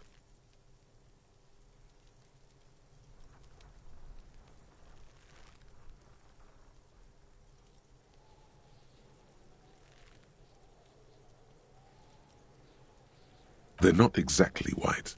They're yellowed in patches by sunlight and alcohol and covered in dense blue handwriting. Ink escapes into watercolor patterns, reaching its tendrils across entire pages. The paper itself is checkered with faint red lines, forming short paragraphs. Once in a while, there's a red stamp that exclaims, "Case files commit to paper." The case files themselves are plenty. You count more than 100 sodden, crumpled up, earmarked pages falling apart in your hands. They appear to be sufficiently organized and extremely dense, if mostly illegible.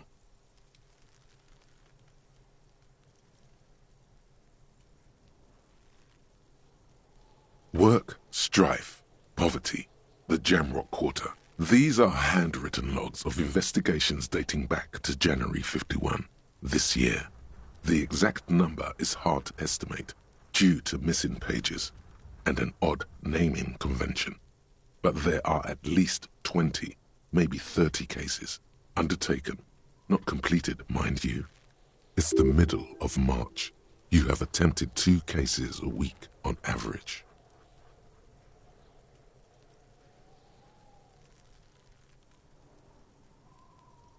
Huh? 2 complex cases to undertake is a lot, yes. You really have to push yourself. I would not suggest it, lest you start making mistakes.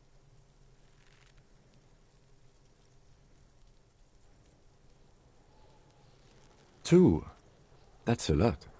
I didn't mean to say you are making mistakes, by the way. That was presumptuous of me.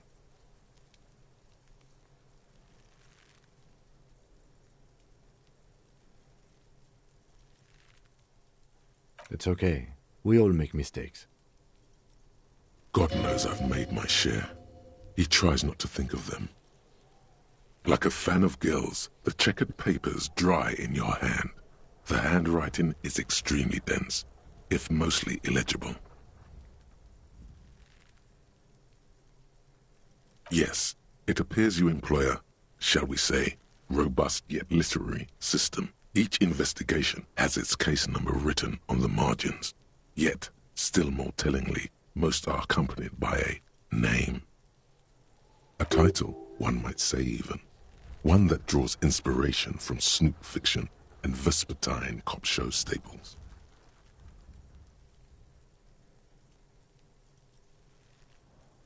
Yes, all caps. One is called The Next World Mural. Another, The Square Bullet Hole Murders. Another yet, The Unsolvable Case. Others appear more light-hearted. The guys on a couch in an unexpected location, and the murder at the hookah parlor. Even the rare article-free collapsing tenement. Murder features prominently throughout. It's going to take an effort to piece these case files together, but it can be done. Once you're done inspecting them up close. You mean the alphanumeric? Officer, precinct, time of arrival at the scene? Oh, you mean the titular? Yes, well, so do I. In our defense, almost everyone in the RCM does. It's a holdover from the early days of the RCM, right after the revolution, when the organization had little idea how to do things. It persists in an unofficial capacity. Officers use these titles to refer to their work among themselves. Again, in your defense, I seem to have named one the man with the hole in his head. That was a real person. His death was real. Still, I named it that, to amuse myself. I pray his loved ones never find out. Rail spiked through the head. He died. It was a workplace accident.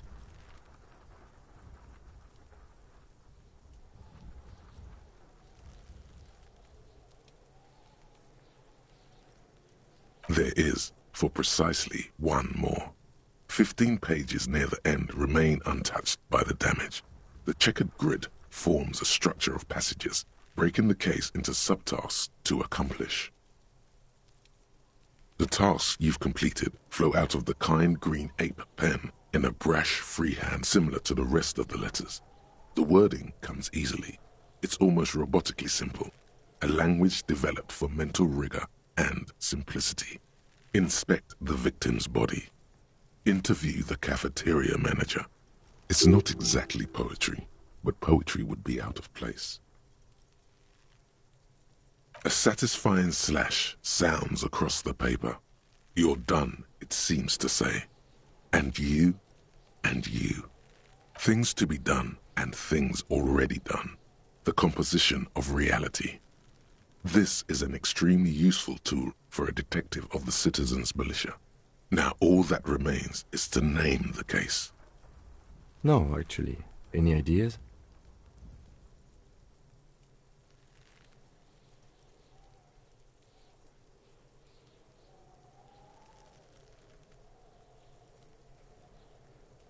Great. That's great. That's actually what I was thinking too. The Hanged Man. Good, strong name. We have a very good name for the case now. I'm going to start calling it the Hanged Man. It's good we sorted this out. You don't exactly close them, so much as distance yourself from the smelly papers. They're a little further from your nose now.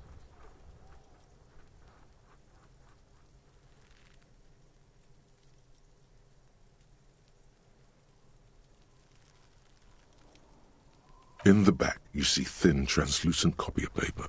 Some neon yellow, some bright red, all covered in boxes, like marching armies.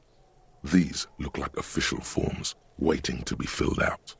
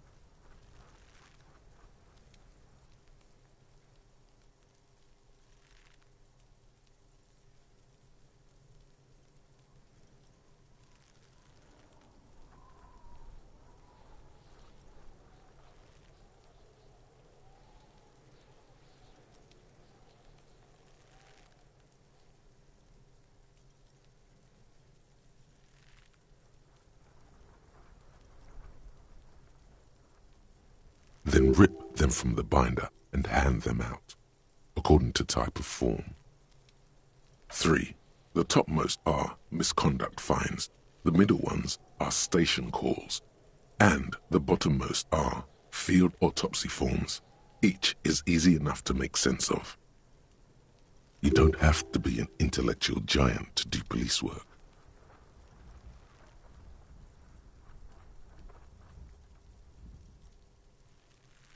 A dozen pages of thin copy paper, bright red in color. You see the parameters of a deceased human form waiting to be filled in. Age, sex, condition of internal organs. These are quite sinister in turn. They give a date and time for the person to appear at the specified precinct police station. Below the call are the criminal charges you risk by not appearing. A monetary penalization ranging from 20 to 250 real. Severe cases allow for 1,000 real, but that requires special paperwork. The details of issuing these fines are spread out over the rest of the fields.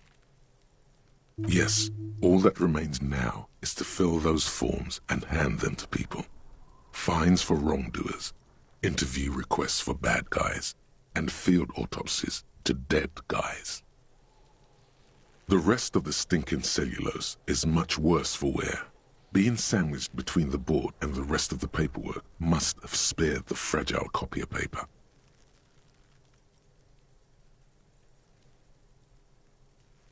It's made of dark blue plastic, hard enough to beat someone to submission with. The edges are rounded, however. The U4 size board feels thick and heavy in your hand. Light shimmers on its wet surface. On the back you see the embossed letters, RCM. U4 sized pages hang from the clip, screwed to the top of the board. The acidic stench of rotting food is rubbed off on the cellulose. It now forms the base of the experience. This base surrounded by a faint air of spoiled meat, the stuff of death itself, and then sprinkled liberally with the citrus zest of toilet cleaner.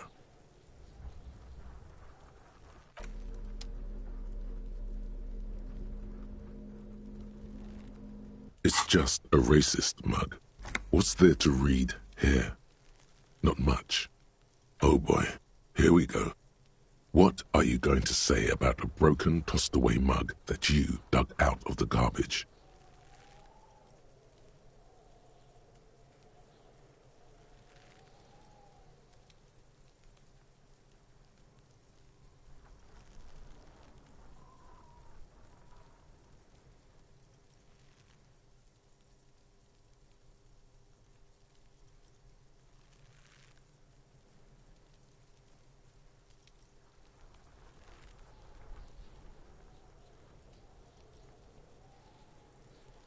But it was in the trash. Why not just call it out when you see it? Or do some volunteering work? Just finish your case, detective.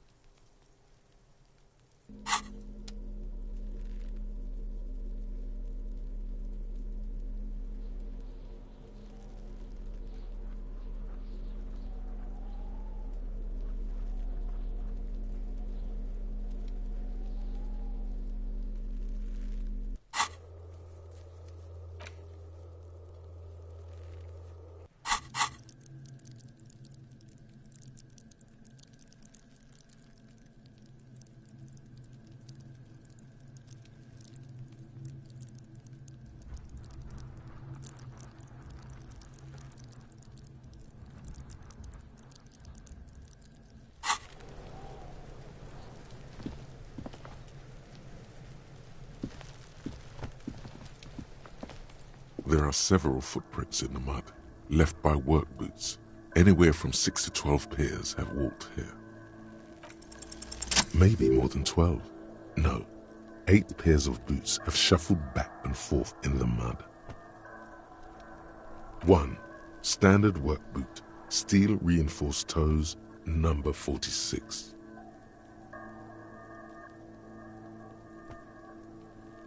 2. Standard work boot, steel reinforced toes, number 44. 3. Hobnailed work boot, steel reinforced toes, number 43. 4. Standard work boot, number 45 or 46. You don't know. It's a miracle you can tell the prints apart as it is. The cold must have preserved them.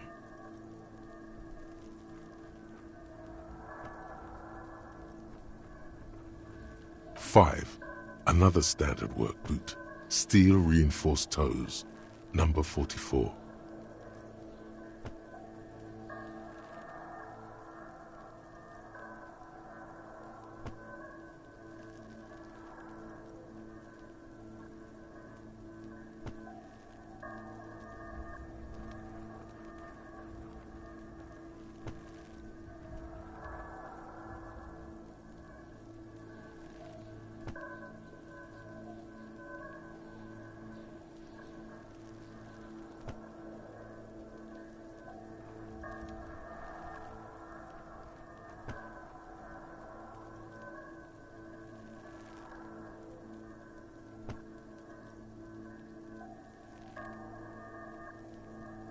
Six. An aberration, light as air, even pace, same make of boot, but number 41. Impossible to tell. Could also have been an adolescent. But you're not bad. It's as if the whole world darkens. Everything else has a thin film of unimportance on it, and the tracks burn in the middle of it, in a strange, beautiful way. 7. The glowing outline of a standard work boot, number 46, but the imprints are twice as deep as the others. The weight exceeds 200 kilograms. 8. And yet another standard work boot, number 44. There's an aberration in the pattern of the sole, however. The right sole is smoother, more worn. How many?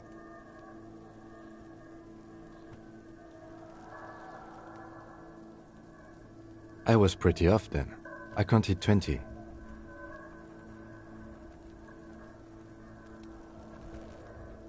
I never got the hang of it. Hyperopia. Do you see anything out of the ordinary? A woman or a kid? Understood. Anything else? 200? Could it be the combined weight of two people, one carrying the other who's tied up? Let's say a heavily built worker carrying a similarly built, soon-to-be-dead man. He might be right. 200 kilograms of living weight is unlikely. Possibly, yes. Interesting. Let's name it the Old Soul. Someone operating a workbench with a pedal? Like a joiner at the harbor. Or maybe a drummer?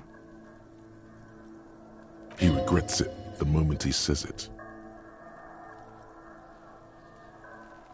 I don't know why I said that. We are not looking for a drummer. We are looking for a group of dock workers. Perhaps it could be a driver. A driver would wear out their right shoe before the left.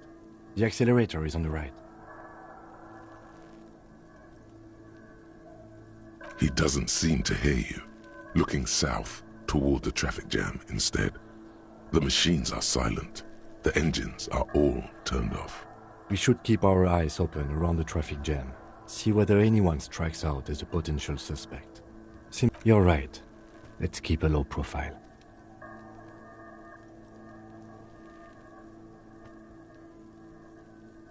A week, maybe? 7 days would fit the time frame provided to us by the caller, who reported the hanging. It is not impossible. I pulled last week's forecast for coastal Havashon.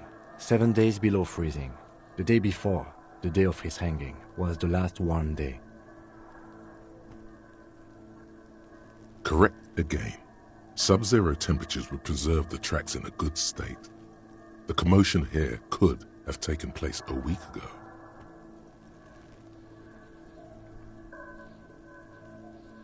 What do I think? A mob of people brought something heavy to the tree. One of them was carrying the victim. They shuffled around, especially under the tree. Then, after hoisting him up, they stood in a semicircle facing his direction. At first glance, this appears to be a lynching.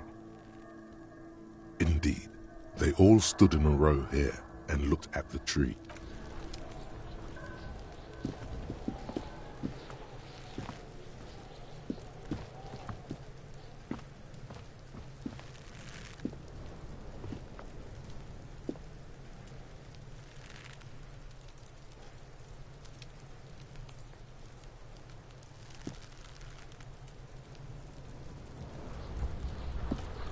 There he still is, looking right through you with his white eyes. The body below is entirely dedicated to that corpse smell. Emitting it is all it does now.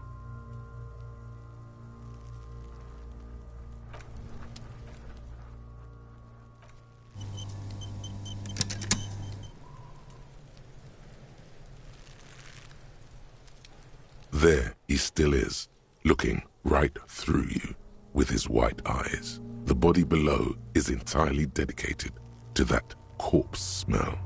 Emitting it is all it does now. The smell is repulsive. It pushes in from your mouth, more instant and more familiar than anything you'd expected. More fever than odor. It fills your mind, flushing you from within.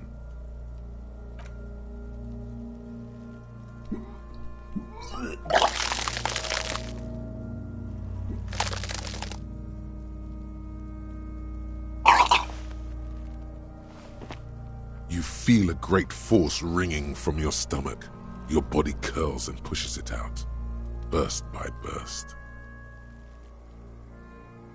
until a pool of vomit lies under your feet and your throat stings from the stomach acid. It's okay. Happens to everyone. Keep it.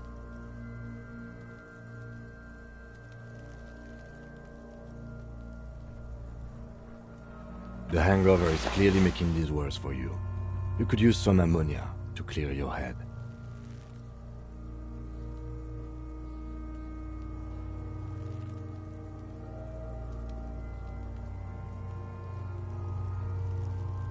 If you can handle the headache, some officers use it to deal with cadaverine odor.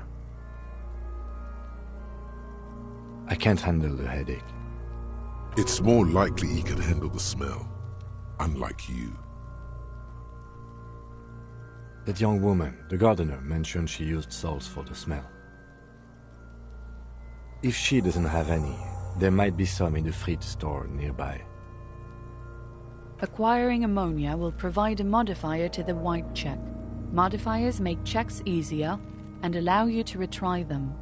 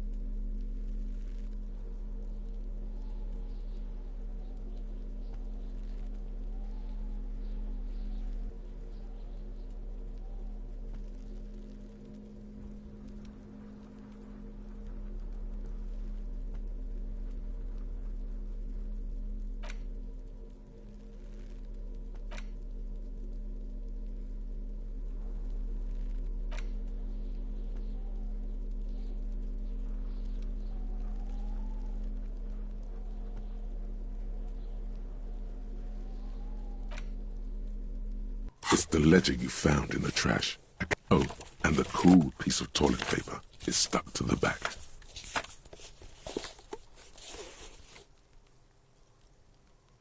It's made of dark blue plastic, hard enough to beat someone to submission with. Something rattles inside. The plastic shimmers like lapis lazuli, but it is not see-through. You cannot see to its center.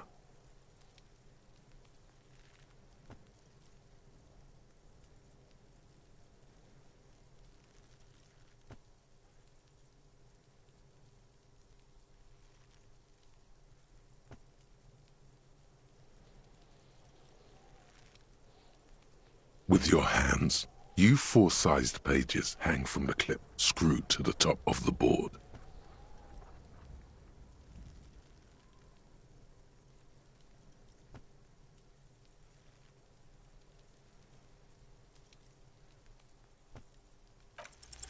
Is not what you end up doing. You squeeze the plastic to slide it open, but nothing happens. Then you bend it some, then crack it. The goddamn thing is stuck. The ledger quivers in your hand. As it shakes, the pages rustle. This pathetic mess suddenly afraid of you for some reason.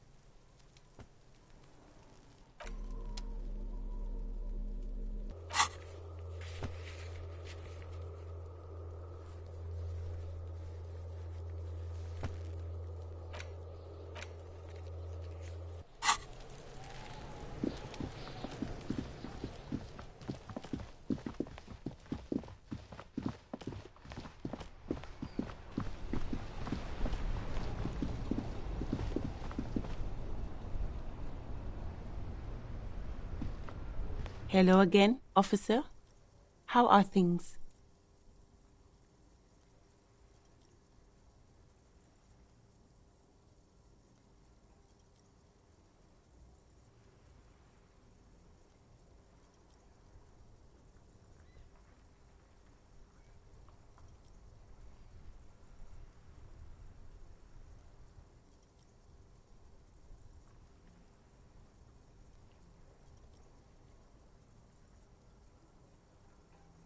Sure, I'm done with them.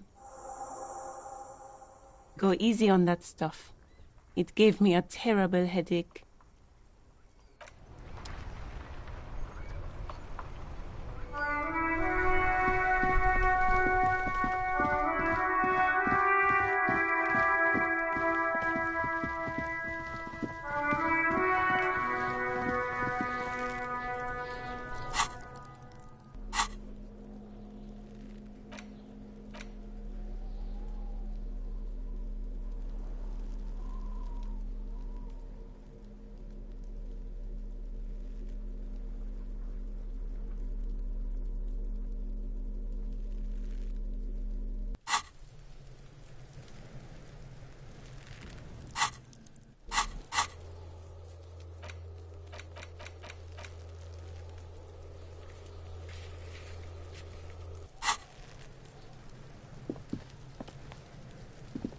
There he still is, looking right through you with his white eyes. The body below is entirely...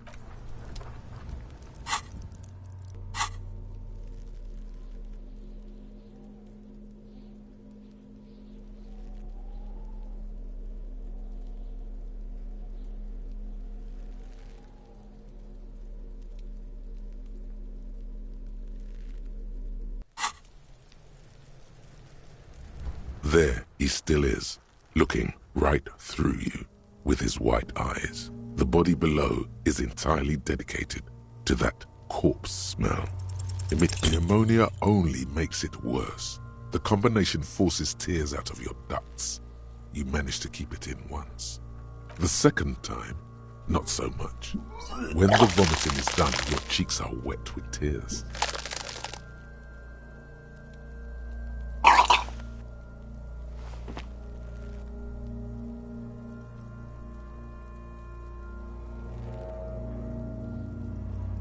Nor does the wind right now. The weight is reassuring, like a crenel on solid fortification. Pat, pat, pat. I've seen strong men turn themselves inside out for hours. You are facing tough odds here. Alcohol withdrawal makes it considerably harder.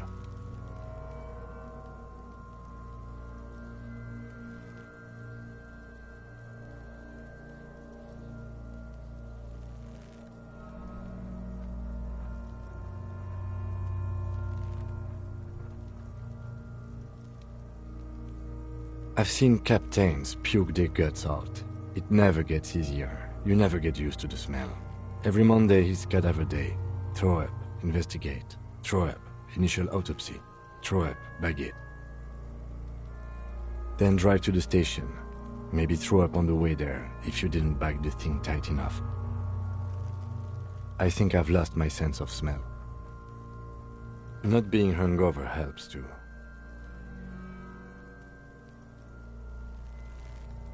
No. This is a two-man assignment because it needs 2 officers to complete.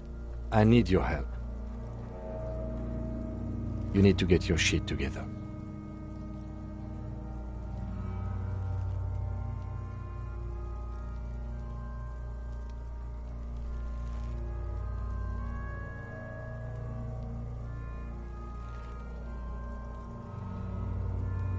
We should go talk to the locals.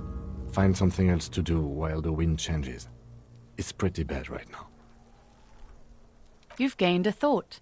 When this dialogue is over, go to your thought cabinet and internalize it for special bonuses and effects.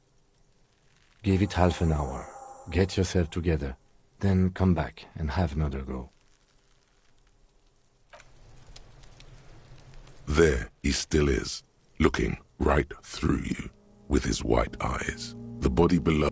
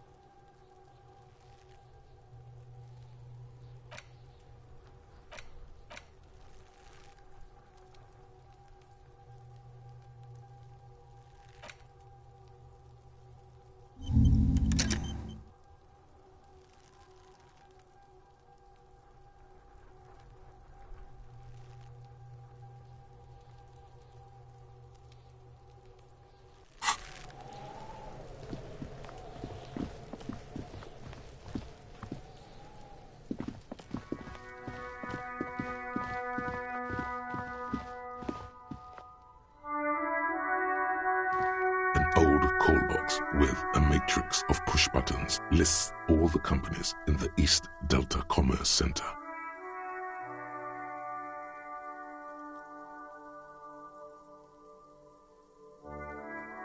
You wait for a minute or two, but all you get from the call box is silence. No one answers the call. This button looks new, but someone has removed the name card. Nothing happens when you try to ring it. Huh. This button looks new. It's probably not connected yet.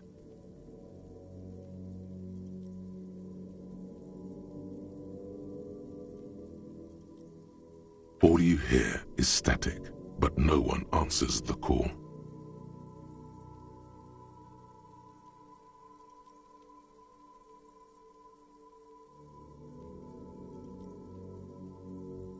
Silence. No one answers the doorbell.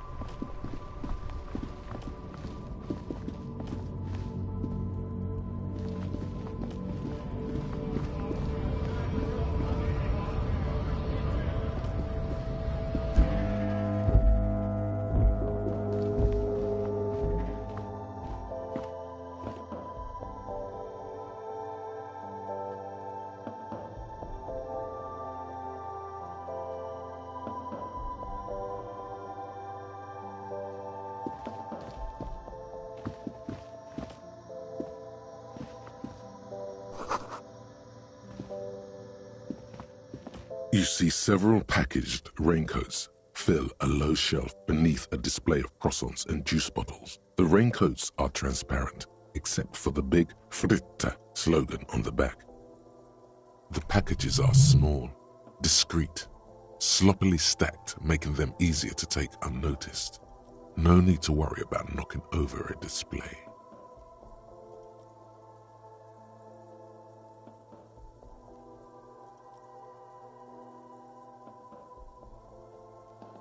What is what? It's a raincoat. If you want to buy one, then it's only 4 real. Her attention is drawn to the raincoats. Stealing one undetected will now be more difficult.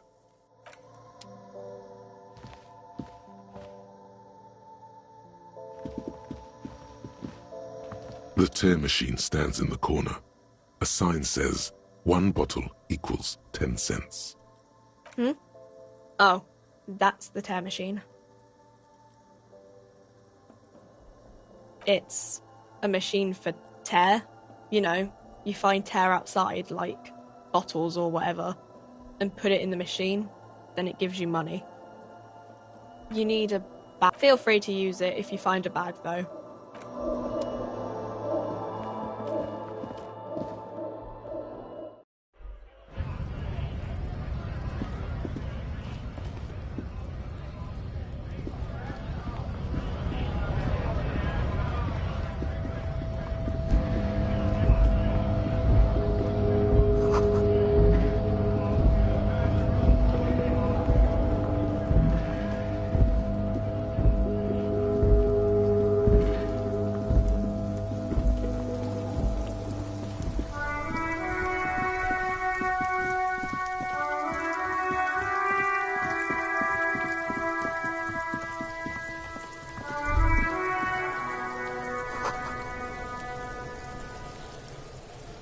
The trash container stands. The smell of rotten food rises to greet you. You see soggy cartons, dirty rags, and organic waste.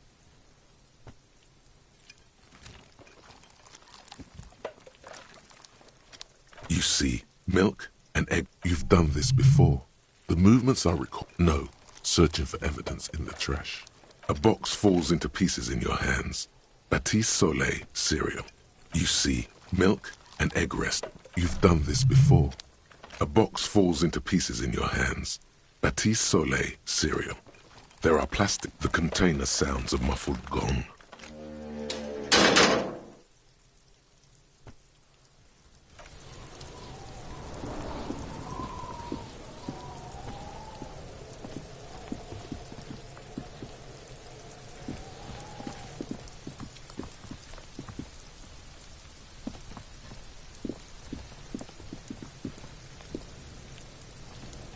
Yes?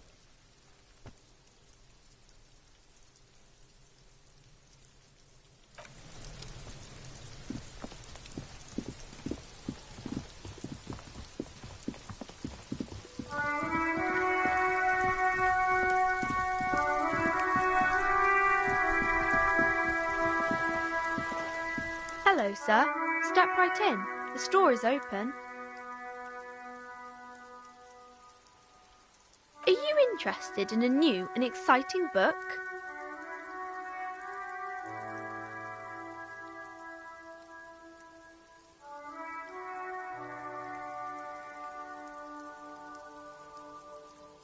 Okay, sir. I'll try to answer any questions you have. I hope my name is Annette, sir. My mum, her name is Plaisance. She owns the store. She's inside minding the register or organising the stock. Feel free to step in and browse our wares. I'm signalling that the store is open. Otherwise, people might not know. They'd miss out on the crime, romance, and biographies of famous people. A sudden gush of wind turns the pages of the books on the counters. She covers her face, smiling, but she's cold.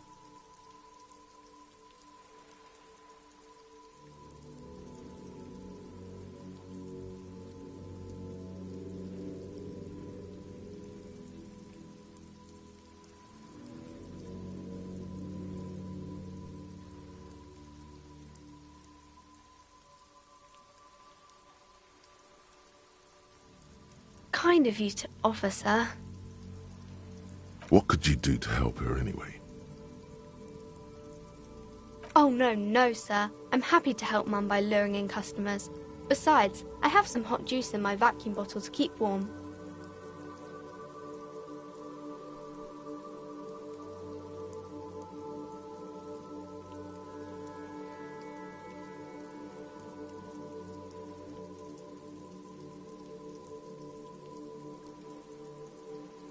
I do my studies at home at the moment. I have to help Mum keep this place running.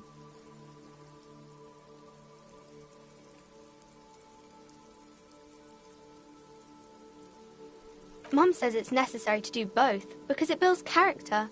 Mum says a proper worker is dutiful. That's how you get ahead in life. You succeed. There is stress and unease behind these words. She's reciting etiquette. Mum says it's peachy. She was a little afraid at first. There's talk about this house being cursed. Behind her, the window has been boarded up. You sense the boards creaking, twisting for a second, and some kind of doubt in her tense shoulders. Cursed in the way that makes them say that no business has ever really thrived here, sir. That they all go... Exactly, but we've been doing fine so far.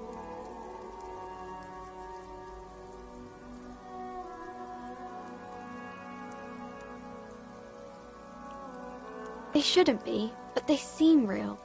Anyhow, they say that these grounds are doomed for businesses.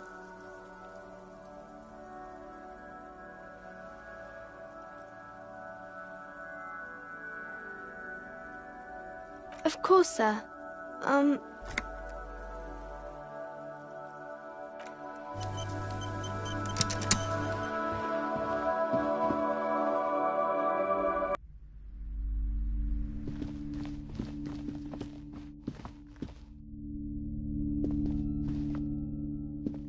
You see a set of tattered curtains blocking the way to another room. A strange cage-like trinket dangles from the curtains. Excuse me, officer. The back room is strictly for employees only.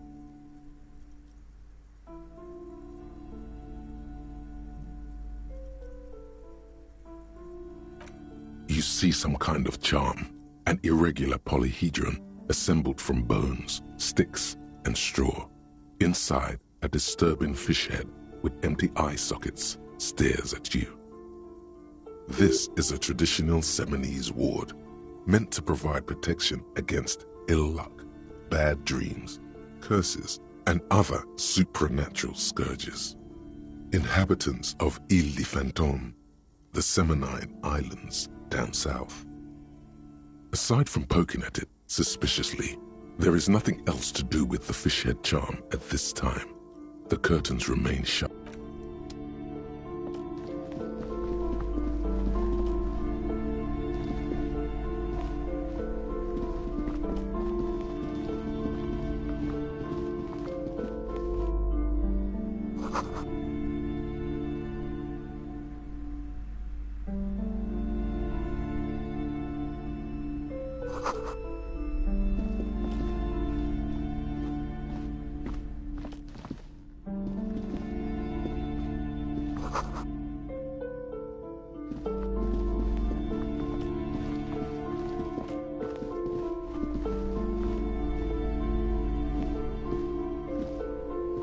Welcome to Crime, Romance, and Biographies of Famous People. My name is Plaisance.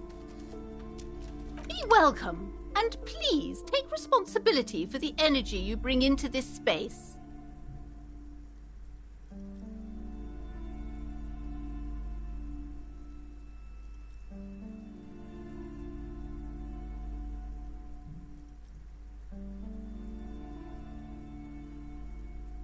I am the proudest owner of our little shop of culture. Cursed? Who said that?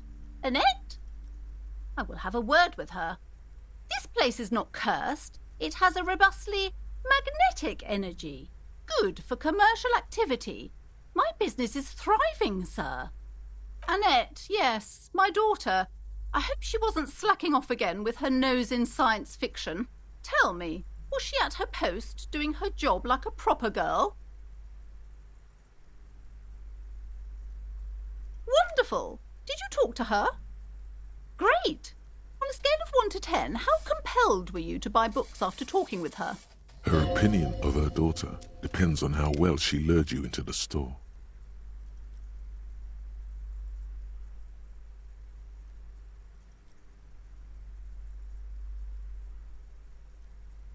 Come now, it's not personal. It's about proper sales practices and market research. I expect an answer. My precious, her dedication brings joy to my heart. If you have children, I hope they turn out as great as my Annette.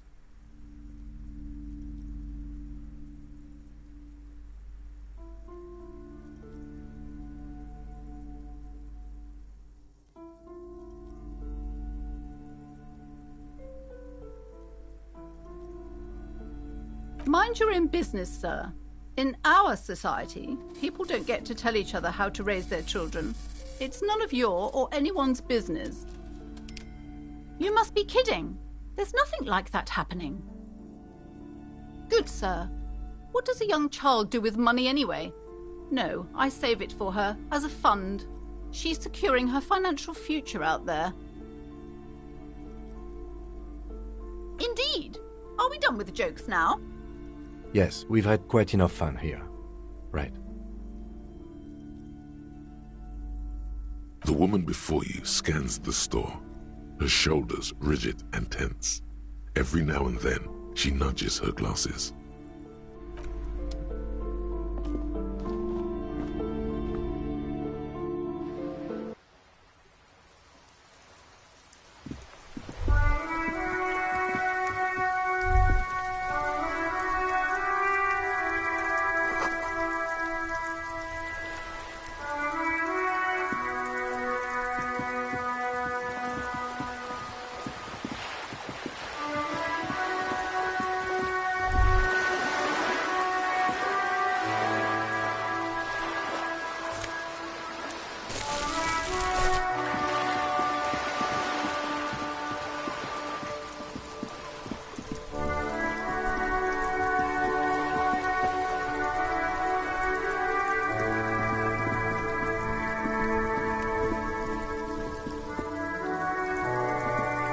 This Post Levantorie mail collection box has been heavily vandalized with graffito.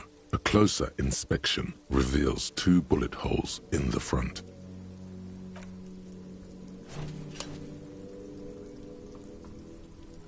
The box seems happy.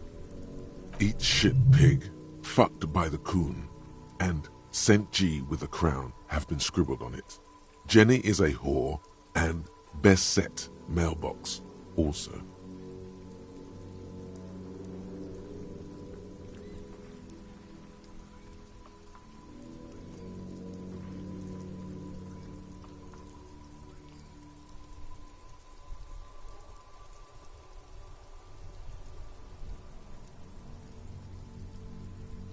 The mail collection box seems cathartic, thankful even. So do you. You shudder, then you swallow.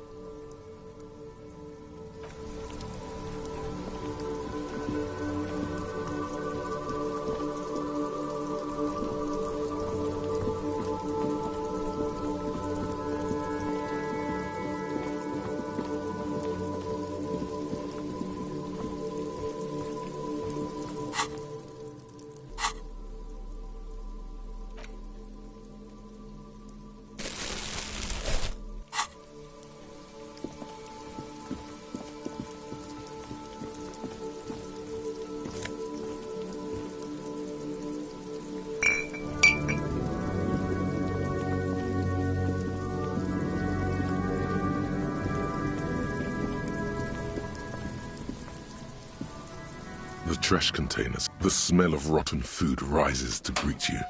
You see soggy cartons, dirty rags, and organic waste. You see milk and egg. You've done this before. The move, a box falls into pieces in your hands. You see milk. You've done this before. A box falls into pieces in your hands. Not much to see here anymore. There's nothing more of interest in the container. Sounds a muffled gong.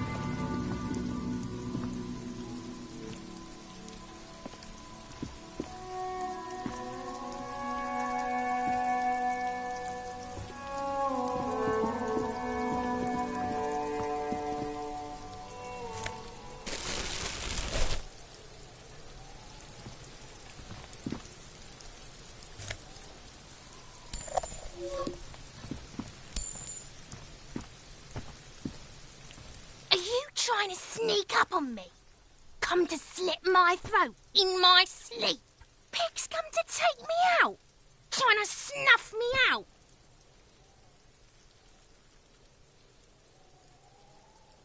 Then why are you sneaking up on me like that? It's not a good idea to scare me, pig. Not a good idea at all.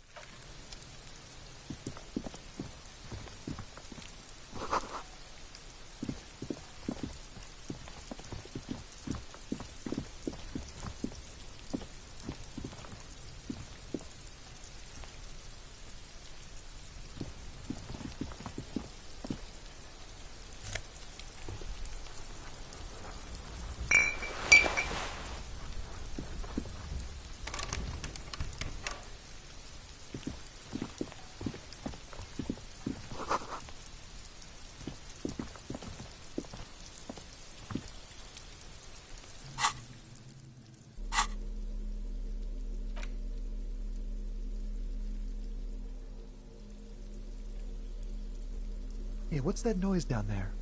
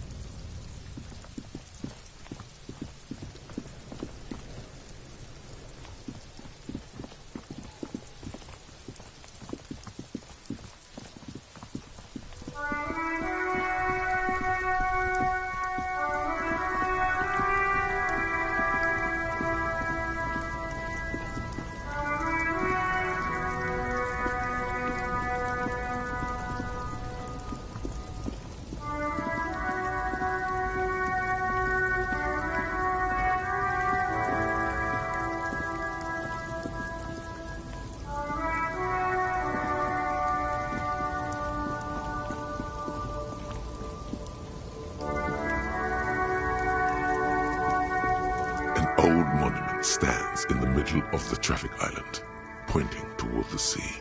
It looks as if it's been reassembled piece by piece, secured and mounted in the air with the aid of numerous ropes and rods. A silver plaque on the statue's pedestal reads, "I am Philip III, the Squanderer, the greatest of the Philippian kings of Revachol, son of Philip II, the opulent, father of Philip IV, the insane." Not a good track record of mental health in that family.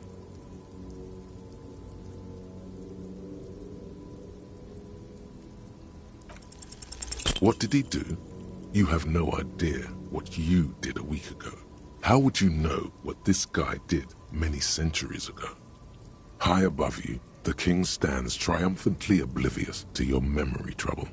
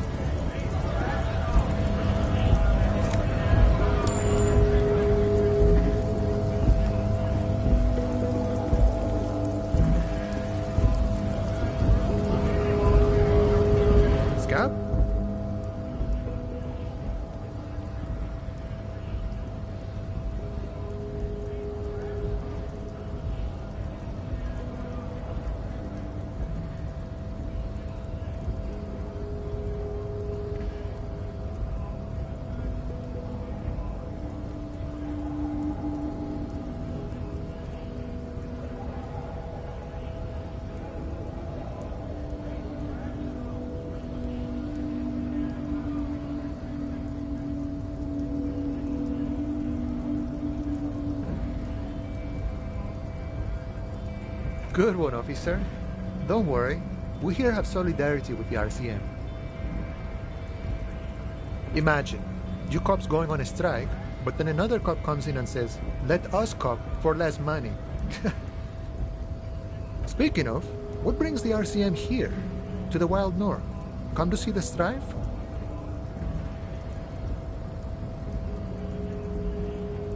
Murder, huh? That sounds like a lot of hard work. You'd never see me investigating a murder.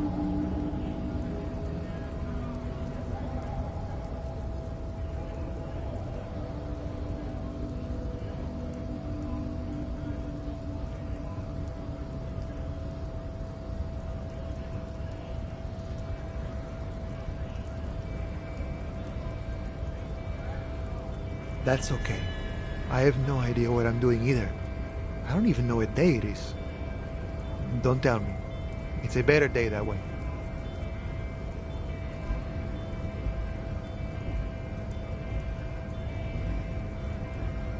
My friend, I respect the right to roam. The open range awaits. I don't operate in that capacity. I'm not a granter of passage. The passage grants itself. I walk right past Measurehead and go in. Yeah, the 2.5 meter tall Semini Supremacist is there. Walk right past him, then press the button to unlock the door, then go past him again, and you enter the arbor through the office. Está.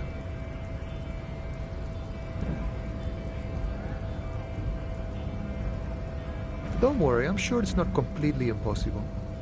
For example, you could best Measurehead in a physical confrontation. Or you could convert to a Semini Supremacist worldview. Or, maybe it actually is completely impossible.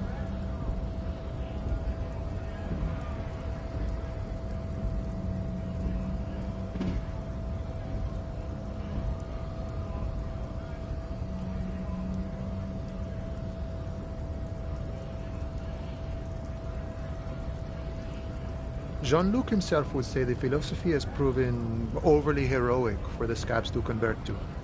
Not enough intuition.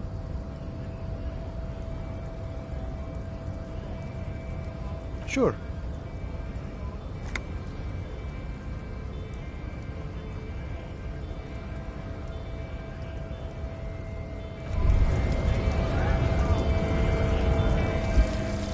Volumetric ship compressor. Bizarre scientific news from Revachol West today, where a police officer's shit has been observed at a pressure of around 495 gigadecimals. These metallic hydrogen levels of shit togetherness were thought to exist only at the center of collapsing stars, not law officials. It remains to be seen how long the shit singularity lasts.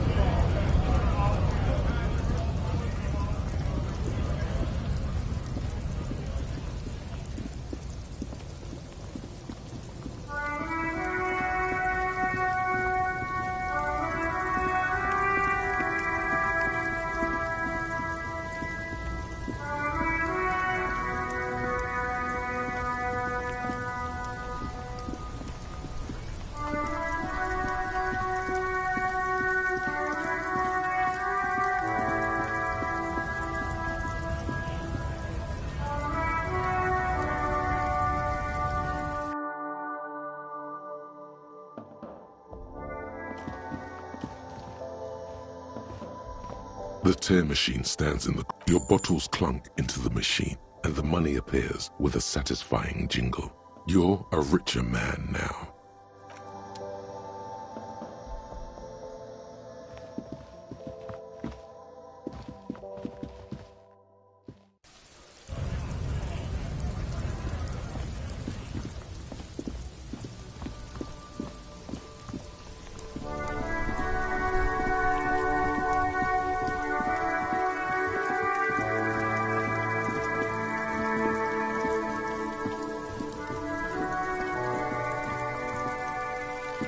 There he still is, looking right through you with his white eyes. The body below is it. As you breathe in, the odor comes over you. It's a smell of the mind telling you to run, and your stomach to wring itself empty. With your hands at your sides and your eyes squinting, you stand in it. They do after 7 days, yes. We are deep in decomposition here.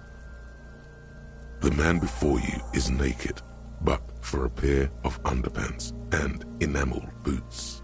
His skin is greenish, marbled with decaying veins. The material appears to be ceramic. Its clean white stands in stark contrast to the decaying flesh above the knee. The man wore thick polymer socks, probably for padding. A fine array of interlocking plates covers them. Delicate and fragile, they feel alien to the world around you. Out of place somehow. These are clearly not boots. They're armor, possibly part of a larger set. Indeed. Technically speaking, these are sabatons, not boots. Ceramic plate, zirconium dioxide, most likely. This is where the make would be. Under the heel, fair weather model T500 VE. I'm guessing that's vitreous enamel. This is advanced stuff. Piece by piece, he's been out here for 7 days. It would be odd if they didn't. We should keep a lookout for these species. The armor could yield information. This is one thing he might actually know. The sabatons dangle off the man's decaying form, ageless and synthetic. It is. It's expensive. We've requested similar material for our tactical units for years now. The constabularies deemed it too costly. In that time, we've lost 6 men to semi-automatics. For a full set, about 4 years of wages. For the northwest region of Revachol, an officer's average yearly income is 5,500 real, unadjusted for rank.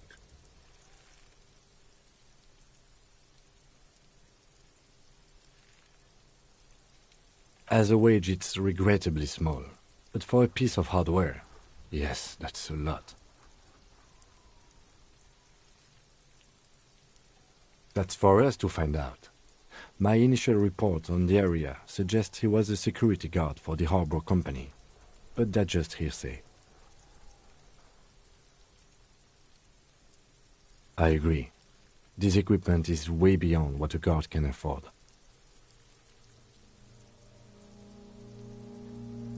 A small bell-like sound fills the air, like tapping on the side of a porcelain cup. It's anything but. This material is a kinetic redistributor. It spreads kinetic energy horizontally, from plate to plate, dissipating it entirely. See? Faint, organic lines cover the plates where they separate into smaller ones. These plates then divide into smaller plates until there are hundreds of them altogether. Like whirls of floorboards, the design looks organic, influenced by highly resistant wood materials, like lignum vitae and ebony perhaps. If trees were made of porcelain, this is what their cross-sections would look like.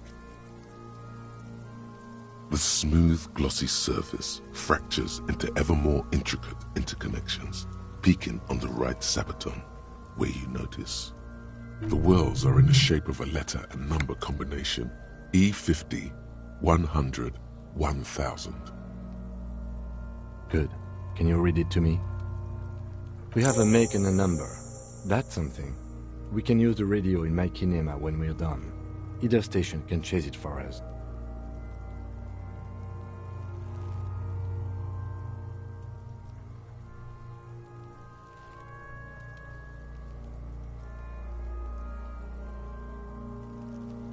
The cadaver slowly twists on the cargo. The hangman's knot is pulled tight by the weight of the corpse below.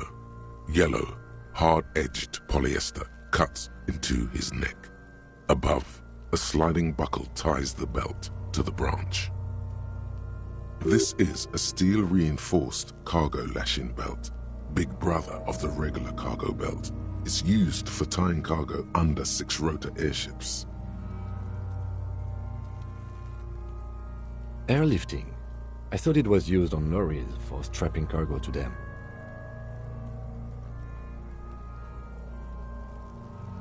The local harbor uses 6 rotors to shuffle containers around. I get the sense they use whatever was on hand without paying much attention to not incriminating themselves.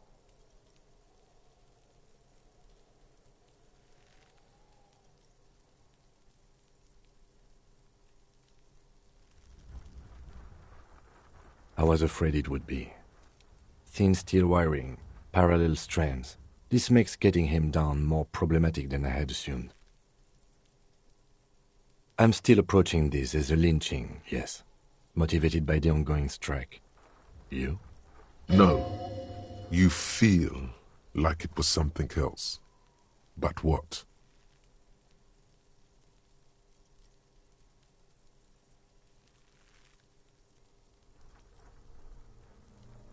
Yes, it often is. This bell worries me. A noose is one of those things that's easier to use one way around.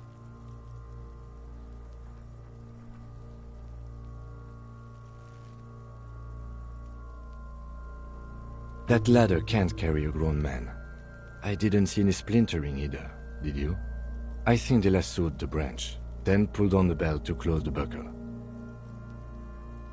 Could be. The shape of the branch supports the theory. The cadaver hangs from the cargo belt, limbs limp and torso covered in tattoos. An intricate web of blue lines stretches across the torso, from the right shoulder to the solar plexus. Each time they intersect, a small white star is formed in their crossing. Hundreds of fading asterisks riddle his skin. Their concentration is highest around his heart.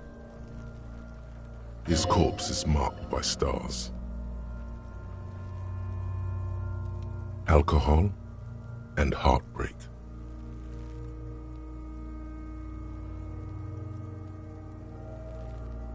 A map of the stars. I do see some similarity to astronomical charts. Great Century Messinian, maybe. But this seems more particular. Customized somehow. As if someone left out most of the night sky, filtering it through personal choice. The principle of this filter remains unknown to you.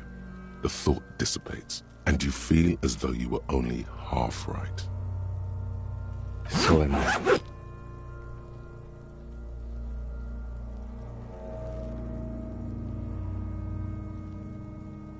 He takes a thin piece of milled aluminium from his coat pocket and pulls it open.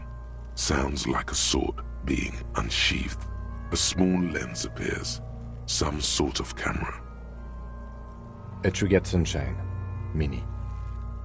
Trigat is the world's leading manufacturer of intercommunication devices, primarily projectors.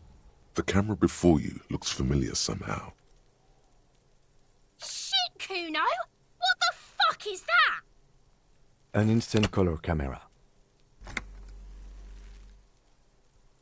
I have only 2 ampoules, so nobody move. I don't want to waste one. A sound, a shrill flash, followed by the breaking of a small ampoule of glass. You see streams of color pour onto the thick, glossy piece of paper, rolling out. In case we need it. Yes, it is pretty cool, isn't it? There is only one ampoule left. Use it wisely. It contains insight to the victim's person. By his build, I'd say this was a man of physical violence. The story he wanted his body to tell was important to him. It is his letter. To us. Someone should decipher it. We'll need to show it around.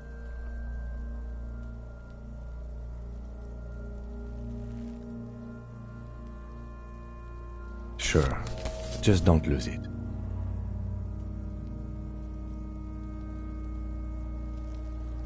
The glossy-eyed corpse looks by, his mouth mute and his skin as colorful as the chemical rainbow on the photo paper, teeming with opportunistic organisms. His eyes are milky white and blind to the world, protruding comically from their sockets. There is no one home, just subaquatic terrors there. Dark brown hair grows on his head. His face is ready to explode from the organic processes inside. The death's head grin has passed. What remains is an unrecognizable mess.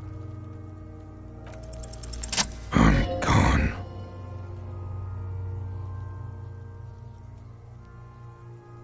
I'm a joke. Look at me.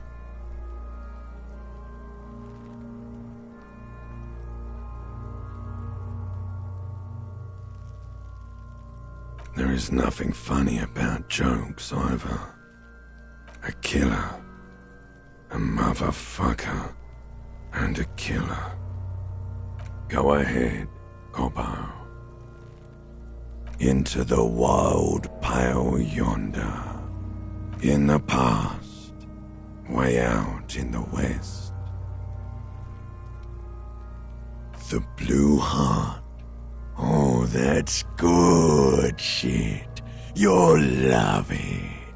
Just press down and fuck it open like you always do. Fuck it hard. Copopo the Clown. He means force. It'll work.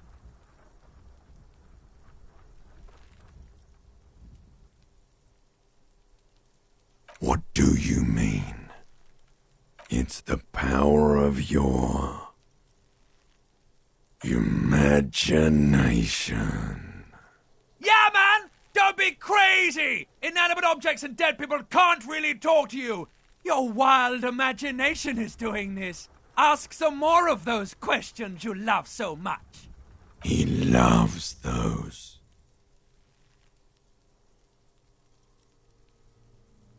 Because you're a copperoonie. Look at all of them go. Do you want more questions? Your lost Copodopo would have been so primo. Do I remind you of someone? A child born with Muller's disease, harlequinism, grown up miraculously.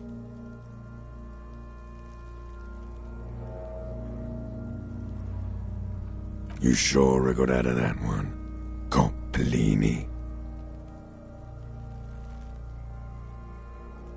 Come back later, Coppo. Amuse yourself with my frank manners and my memento mori features. If possible, also, see me in your dreams.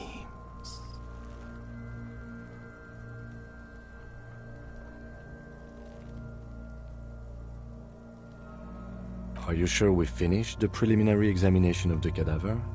We might miss some of these things once it's done. The cadaver slowly twists on the cargo belt, his torso covered in tattoos, and extremities blotched pink and blue.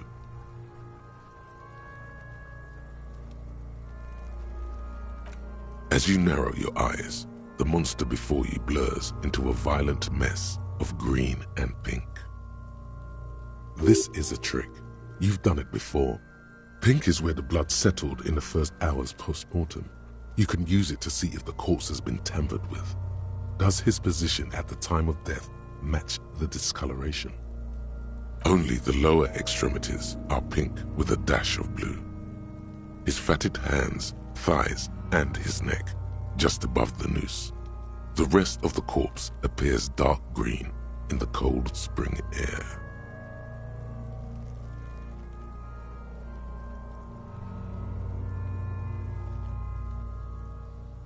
I see it. His neck too. The lividity goes right up his chin. We have good, well-pronounced discoloration here. The monster comes back into focus, an explosion of color, coursing with dark marbled veins. His stomach appears pregnant with something. Black liquid streams down his thigh and onto his boot. So, what do you think?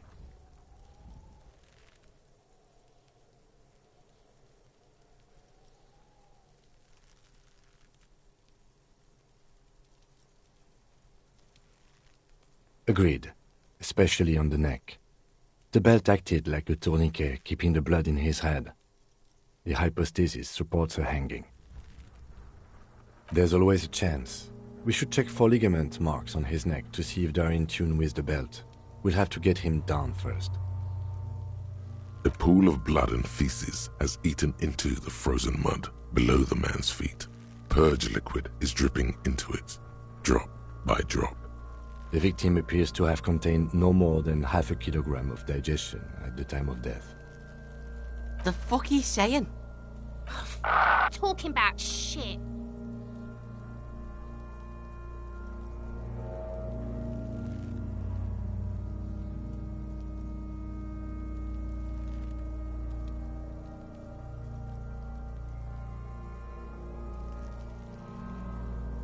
Maybe.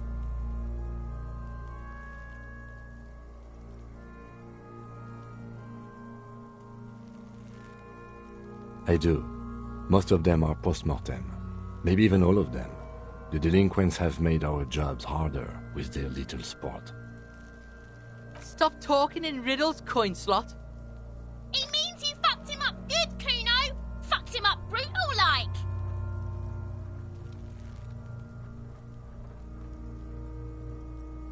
But there is no breath to catch. Only the cadaver filling the air and your nostrils. He slowly rotates before you. The material, delicate and fragile. These are clearly not boots. They're armor, possibly part of a larger set. The cadaver slowly twists on the cargo belt, his torso covered in tattoos, and extremities blotched pink and blue. The steel-reinforced belt presents a unique challenge. I brought chain cutters, but I don't see a good angle of approach to the belt. The cadaver is a good 1.2 meters up. Neither one of us can reach the belt without assistance. And even if we do, there's the question of cutting the airship strength material.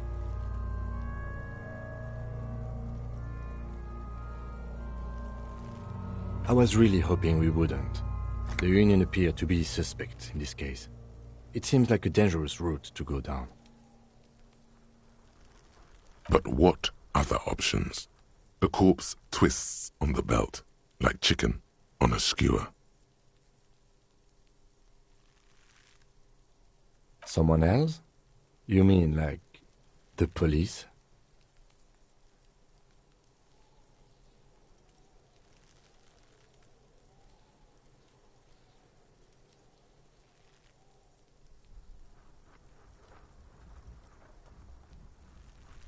Sadly, yes. The whole RCM is out there right now, doing the exact same thing we are. Are we in a rush to help them? Not with this on our hands. I know it's hard, but I assure you, the others won't come to help us. And we have a growing sanitary concern here. We need to get him down, fast. Climb up there and saw the branch?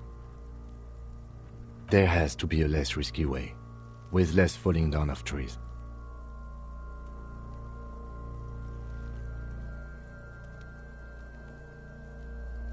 Yeah! Bang bang time, pig! Shoot his head off!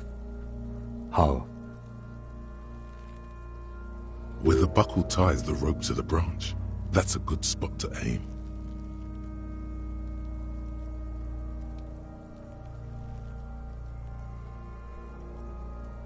Where? Ah, yes, I see. If the shot hits that, there might be a chance to release the belt. Yeah, now we're talking.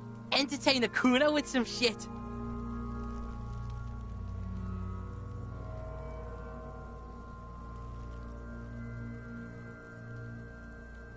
They'll miss! The pigs will miss Kuno!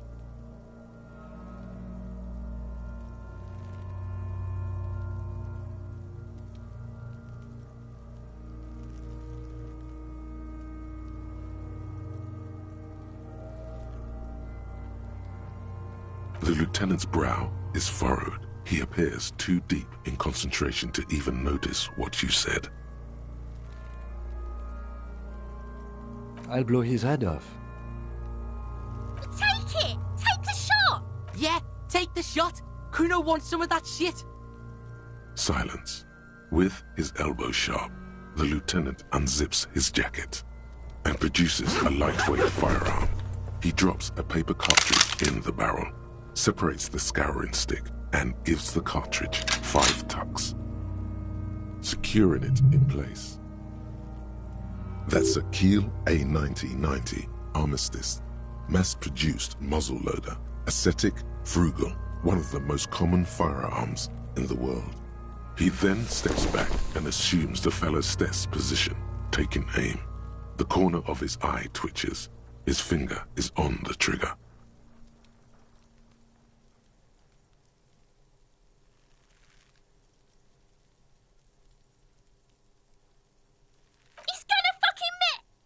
The kid's voice is drowned in a shrill blast that echoes off the walls of the surrounding tenements.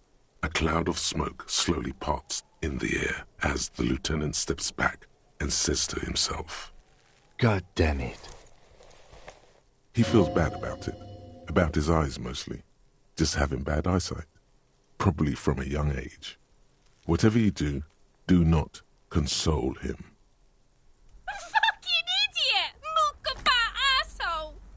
Kuno could have hit it easy, but then Kuno's not fucking handicapped, is he?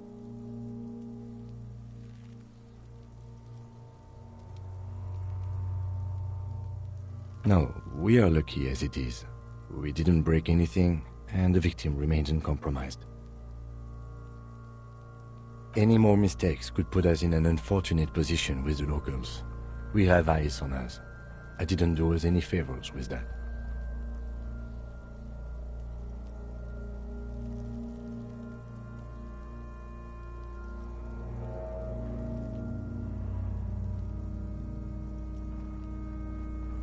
I have to say, it's beginning to look unlikely we can get him down without assistance. It's bad as it is, us shooting firearms like punks here. Go ahead, I'm not stopping you. Just don't hit the victim. They only have one gun! Oops. This is the sorriest pair of pigs Kuno's ever seen. Officer, why do we only have one gun?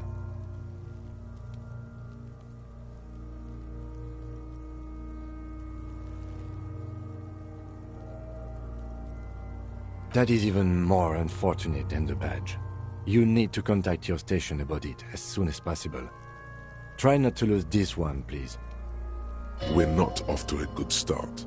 This missing gun business is making your hand tremble. Yeah, take it, you fucking banana poika! Take it and shoot yourself in the mouth! The cold piece of bakelite and gunmetal is surprisingly light. Your fingers fit right through the guard, instinctively resting on the trigger. The fuck are you waiting for, Kuno? Tell him to shoot himself in the mouth! The buckle comes into focus in your sights. You stand with your feet planted firmly in the ground and your left hand supporting your gun arm. Why don't you just shoot yourself in your mouth? At least you won't miss.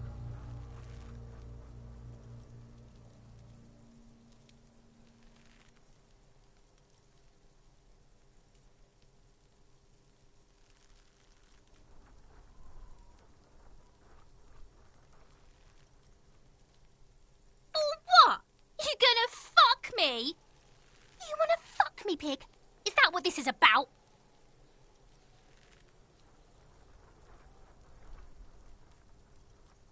Your field of view narrows.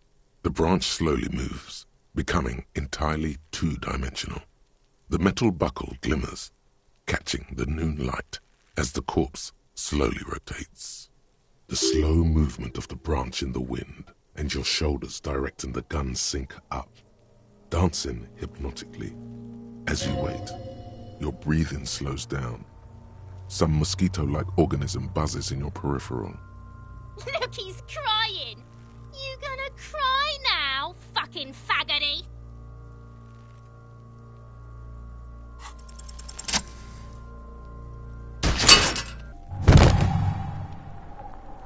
The buckle explodes into tiny pieces, coming loose with a whir. With your hand numb from the recoil, you look at the body slump down. For a moment, the man appears to kneel in front of you, looking straight at you, helpless, trapped within itself. Communism. It takes a millisecond for the association to flash within your cortex. You have no idea where it's coming from, only that it's right. Then the rigor in his muscles gives up, and he smashes sideways into the spring mud, letting out a horrid stench.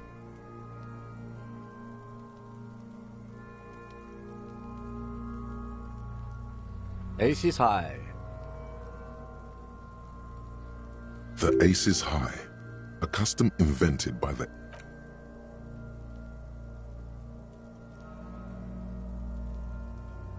The lieutenant takes a little hop to perform the customary salutation.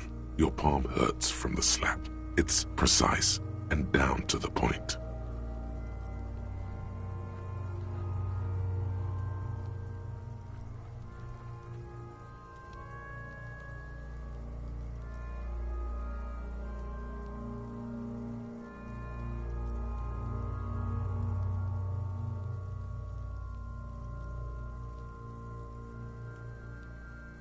I knew these guys were f***ed.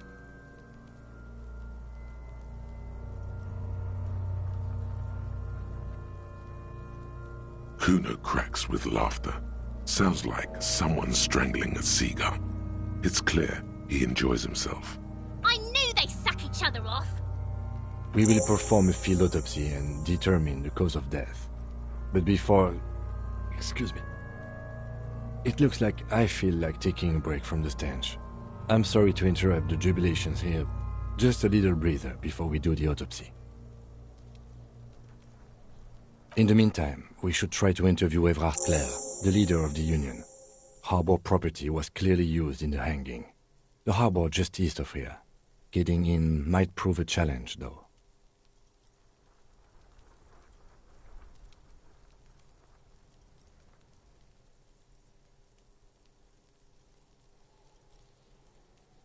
Or we could ask around for the representative of the logistics company.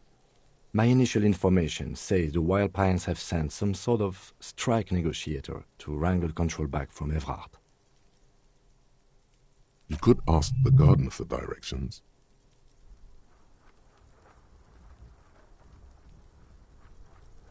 Yes. And those were the interviewees. Let's go.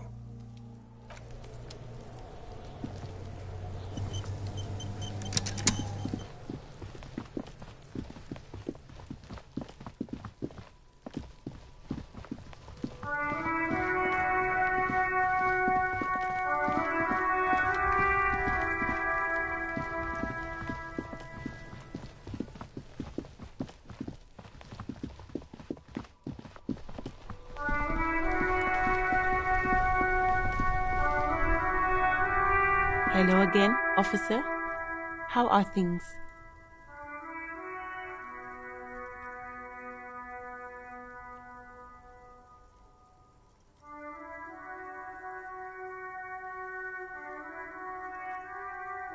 Down? Do you mean the body is finally gone? Oh, right. Can you tell me when you've taken him away then? No. Do not report back to this random civilian about anything.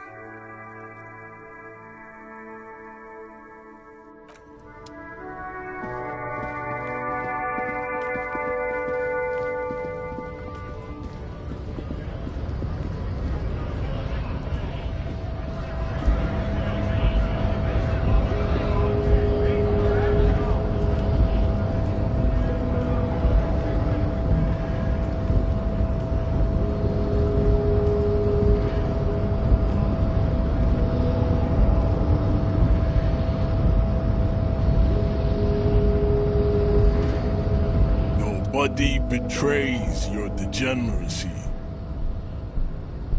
Yeah, Measurehead. His body totally betrays his degeneracy. Don't say anything. Size him up first.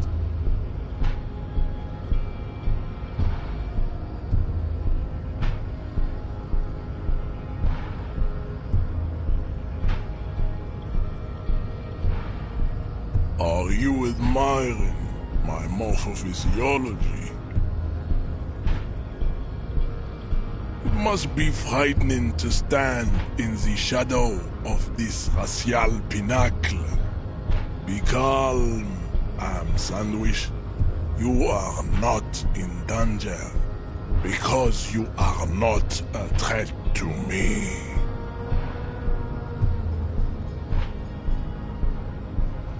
You have succumbed to Al Ghul. You reek of it. An invisible sword of Al Ghul emerges from your throat. You cannot see it, but others can. It is making the woman in my company sick. Yes, Al Ghul. Al Ghul is an ancient Ilmaran poison, a parasitic fungus that has colonized your race. It is a trick the desert pygmies played on you, for humiliating them and stripping them of their land. Intentionally fermented drinks have existed for 10,000 years.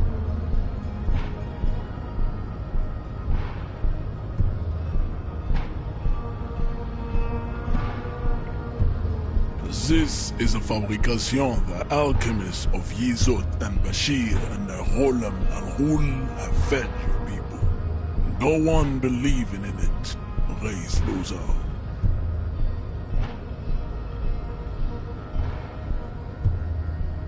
Why don't you have another drink? Your features are not yet congenitally deformed enough. Oh yeah, Measurehead.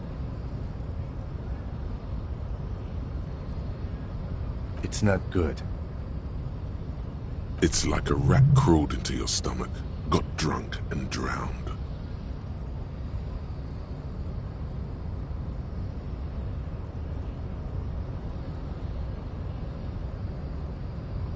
No, you don't. You need to get another drink. Occidental Haplogroup B4 is done giving orders around here. The influence of the Ham Sandwich race is waning.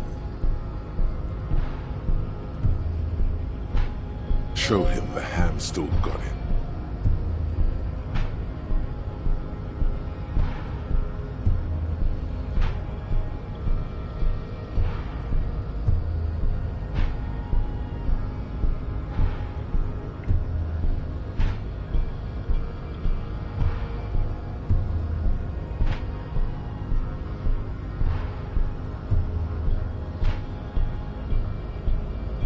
Willingly calling yourself a Ham Sandwich, how far the Occidental Haplogroup has fallen. You were once a noble and powerful race. You gave the world eugenics, electricity, and powerful weapons of war like missiles and aerostatic aircraft. You made great gains in metallurgy, race theory, and statecraft. You dominated lesser cultures, like the deformed Hemians and the inexplicably potato-obsessed Quakers. But now your ascent to the genetic summit has halted. You are obsessed with sadness and with frivolous pop culture. You will be superseded. Isn't that right, babe? It is, baby, yeah. You know it.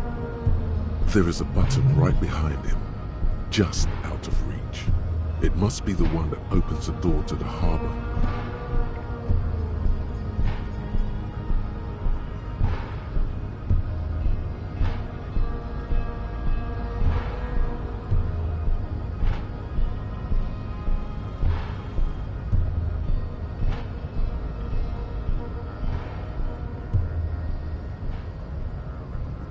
It is my task to keep the degenerate drunks from entering the harbor.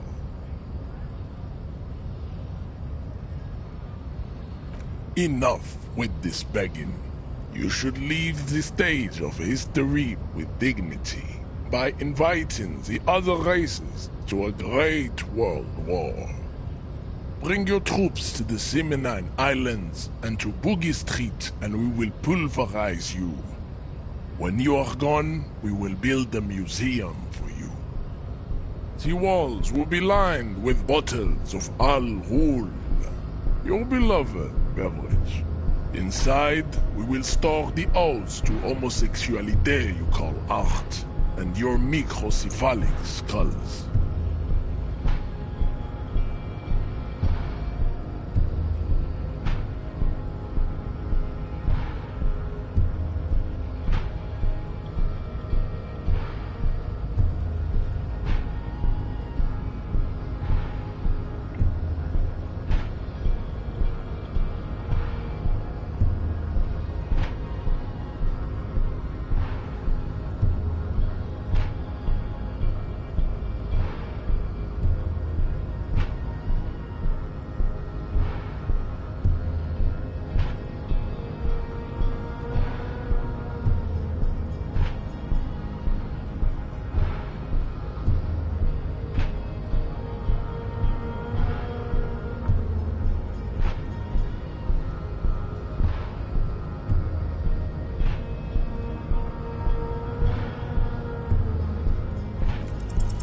Ask what kind of races there are first. Classification is core to this stuff.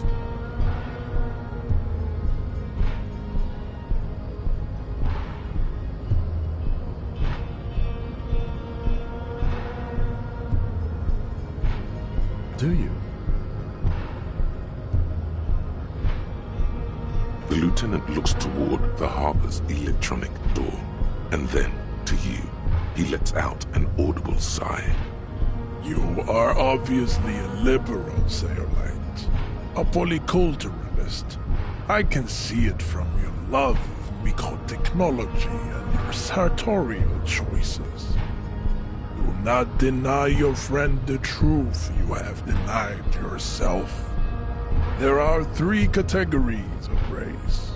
Type A, the heroic races.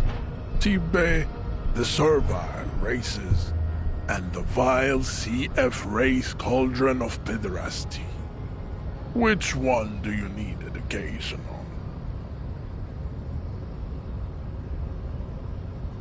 on? I knew you would go straight for the vile cauldron. Everyone does. You need to first learn about Type A and B to appreciate the depravity of the chimeric races. Yeah, I mean, otherwise, it just won't make any sense. Yes, it would seem nonsensical. Those are the Simonese, the Areopagite, and the Occidentals, excluding the Maun, of course. The Maun are riddled with eczema to the point where they find it impossible to smile.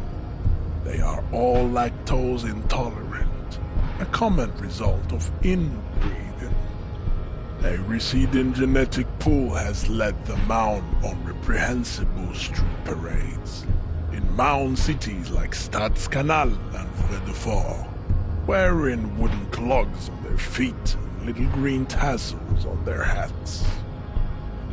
The Vespertines and Messenians of Vesper and Messina, the ancient Meteorans of Meteo by the golden Pisantic Sea, the Suren of Sur-la-Clé, and even the North Königsteiners, all have Type A race propensities. The other large Mondial civilization, the Mesk, are too yellow and oleaginous to count as a heroic race. True, they are violent and expansionist, but they have a glandular problem. Overproduction of sebum. Sebum is leaking into their brains, making them listen to El Mariachi music and eat toxic minced meat-based food, which in turn only produces more sebum.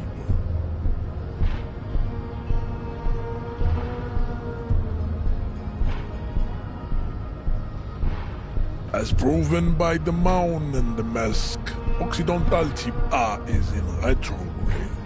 The Simonese and the Areopagite are on the ascent. The Areopagites are sleek, long-headed. The Simonese are powerful, mesomorphic.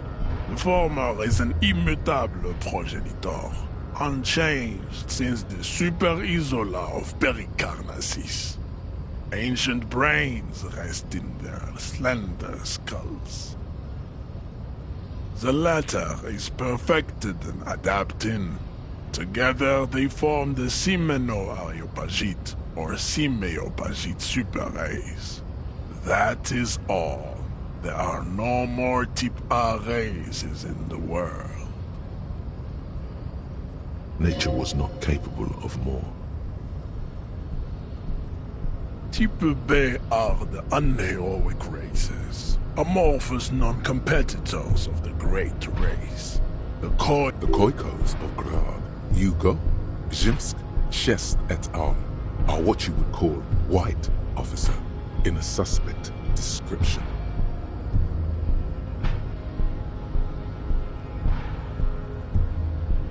Yes, to an untrained eye, the Khoiko appear white and pinkish. like a ham sandwich. But look into their eyes and you will see. They are of an indistinct color, and so is their skin. Unhealthy, muddy, and ashen.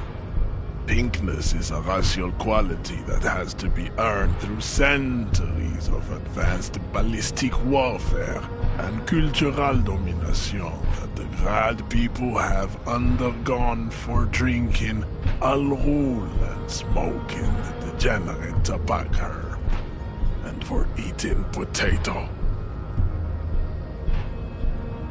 The Khoikhoi, the countless micronationalities of Grad, are all inexplicably obsessed with potard. The only thing they like more is divided into microscopic ethnostates, like political amoeba. The Vasholians, halfway between Tip-A and the Racial Cauldron. Is it 82,000 years that we've been recording history? You have very little idea of what is happening, but that seems a little off.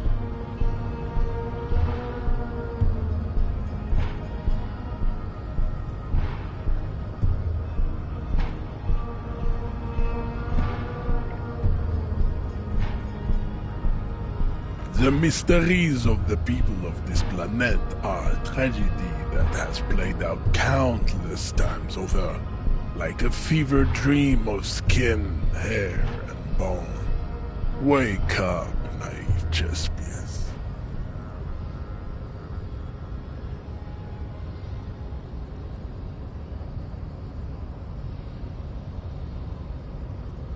The revolution came to Ravachol from Grad in Zaraz-ridden potato carts. It is literally an illness, a prion disease that leaves the parietal and frontal lobe ridden with holes. A soft, sponge-like mass of dementia, hallucination. The revolution is fatal familial insomnia, a hereditary prion condition passed from the Khoikhoi to the Occidentals. But not sexually. Probably through trade roots and potate acid, the prime component of the potato plant. Enough of Tibet mediocrity. Tips CF are a museum of failed chimeric experiments and tragic maladaptations. They are tortured creatures waiting to be put to sleep. Your more lesser races like the mosquito, a grotesque mixture of a masked woman and a Seminese man. Only possible if the mother is masked and the father Seminese. The other way around, they fail to produce offspring. The mosquito is born sterile, like a donkey. All they have left, yes. It is cruel to entertain ourselves with the default. You understand nothing. To solve the great race enigma, you have to first ask yourself, what is the race? We will see. Access to the Union is important for our investigation, but there may be another way, without becoming a race theoretician.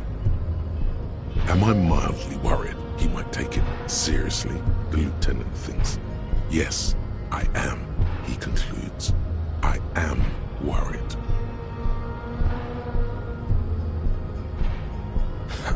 Lost, though. Buckled away. I cannot possibly imagine what else we have to discuss, Tibet Vasholian. Your love for disco music and venereal disease? He does not so much as glance at the object. Stop showing me your pathetic cup. I have no interest in it.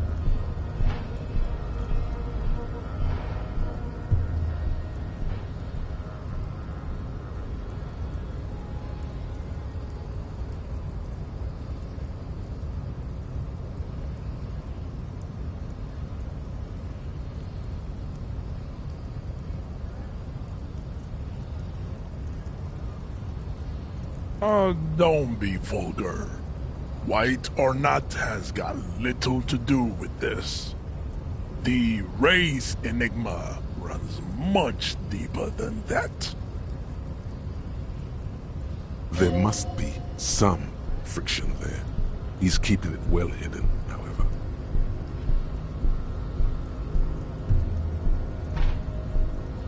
Mr. Clare is a man of vision and means. He has the will to confront International Capital, which is something your race naivistic communists never did. Also, to serve is noble.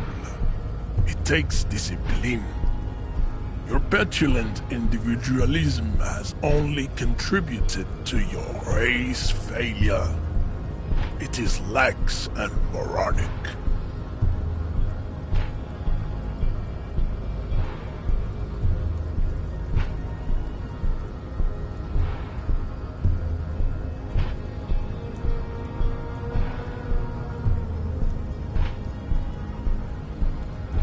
Jam. Individualism. You have gotten these ideas from degenerate youth culture, have you not? You have picked them up from rock and roll songs?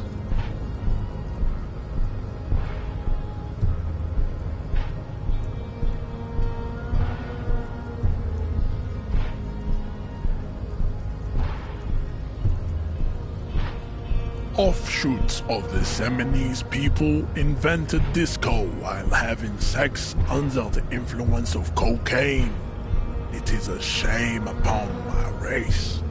But what is done is done. I am not surprised you enjoy it so much. This has happened to many of the side products of the inevitable cultural victory of the Seminoles race.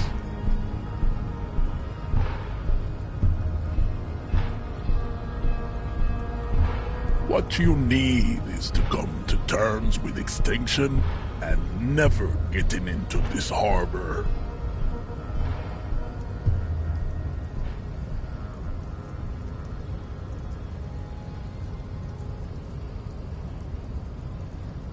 I don't think anything about this. We are wasting our time having this conversation. Your pedomorphic friend is right. You should leave here with your tail between your legs. Racists are generally not very good examples of their race. I am not like them. I am craniometric perfection. I have taken the trouble to permanently draw a phrenologic grid on my skull and features. This should dispel any doubt.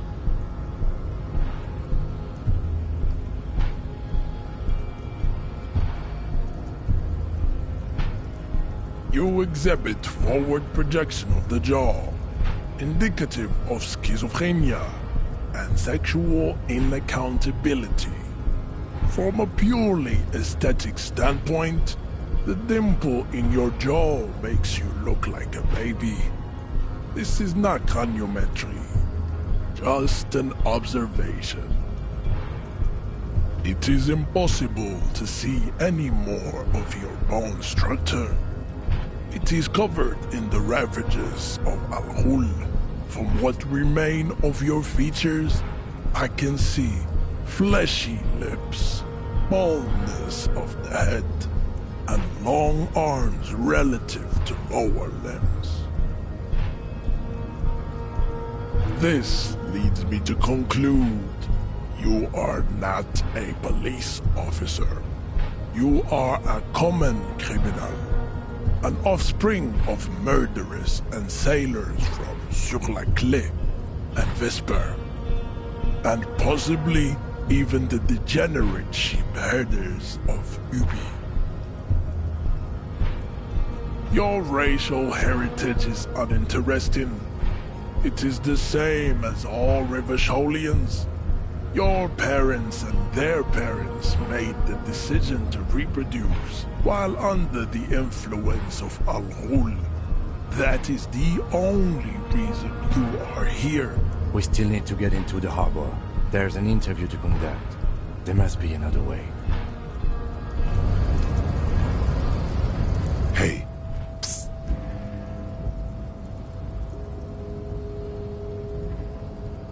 Yes, you.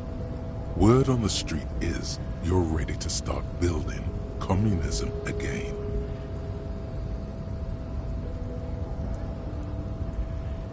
You keep saying things like, down with the bourgeoisie, eat the rich, sodomize the landowners, impale all people who have more than 25 real in their pocket, literally murder all human beings regardless of their political beliefs. That kind of stuff.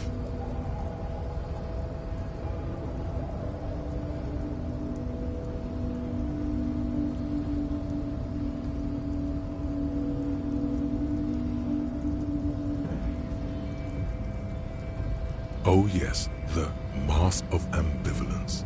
Don't deny it. You're about to rip it off and reveal the monstrous seven-eyed lamb of global communism that would devour and masticate mankind. Everyone can see that. So tell me, do you have any questions before we fire up the big communism builder? Or do we get right down to it?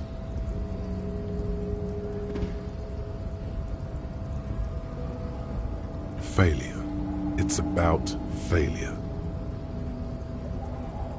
Of course you do. You are failure. You are communism.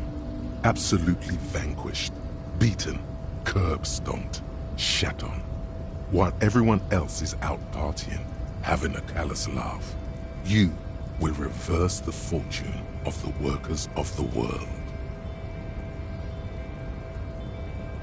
You alone, against every living thing, against every human alive. 800 trillion real in the hands of an impossibly well-organized ruling class. Towering city blocks of bankmen who have the ears of prime ministers. Million-headed armies of nations and the love of your own mother. You against the atom, the charm and the spin, where the whole world failed. Matter failed to bend to human will. Human will failed to get out of bed and tie its laces. You alone, single-handedly, will rebuild the dreams of the working class. You are the last communist. Now get to work, comrade.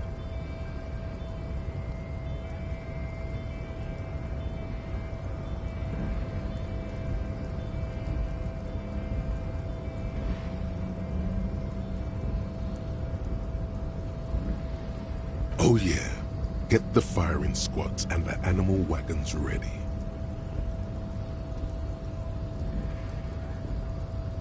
Too late to back out now. You can't make an omelette without breaking a few million eggs.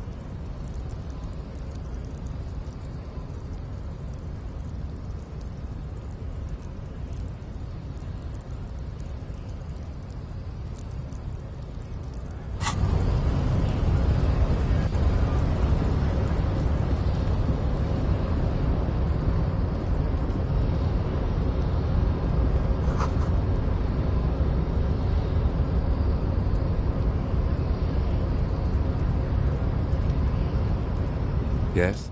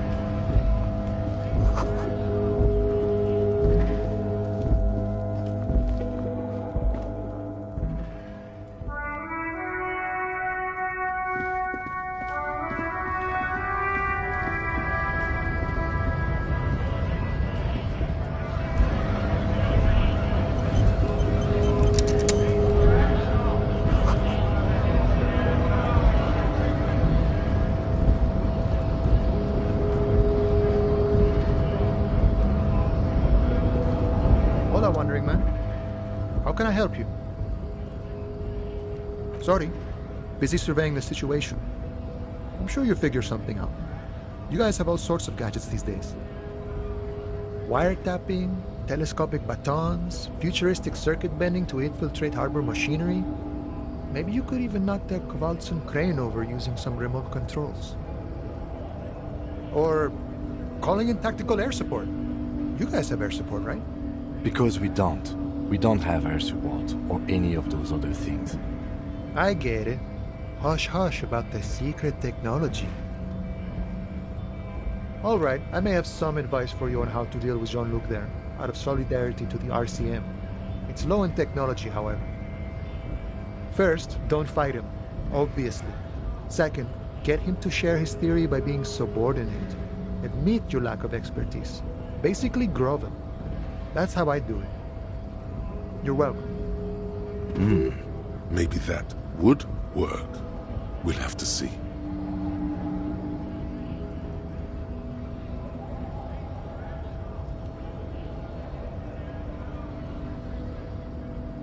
You know, serious business. I'm sure the big boss will be glad to tell you. You'll have to ask him first. He's a chatty guy. Wants to talk about the strike. Return once you've met the union boss and are on a better footing with the organization.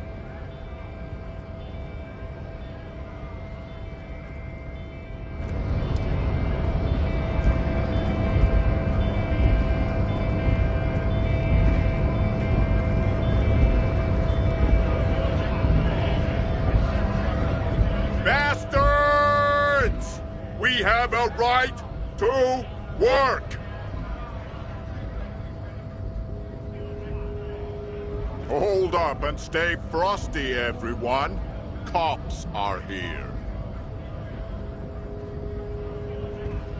You here to fuck with us? Beat the honest worker down. We're here to fight for a cause. Stripes usually have problems with people who have causes. Good. We're fighting for a cause here. Right to... Besides, we're not that different. It helps if people see us talking, cops and strikebreakers together. Shows authorities are on our side. Builds confidence.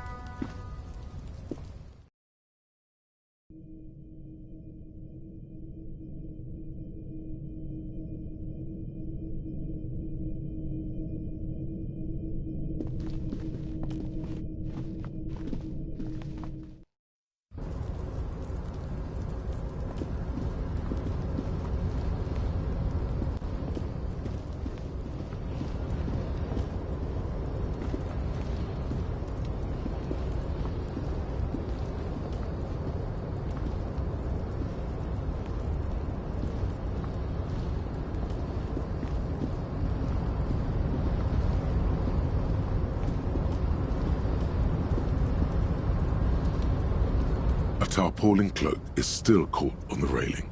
No one has claimed it for their own.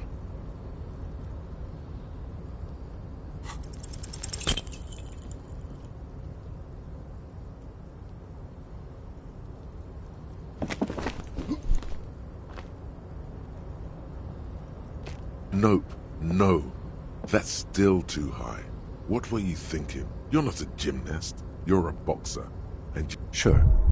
Just be careful, okay? Looks like you almost strained a muscle there.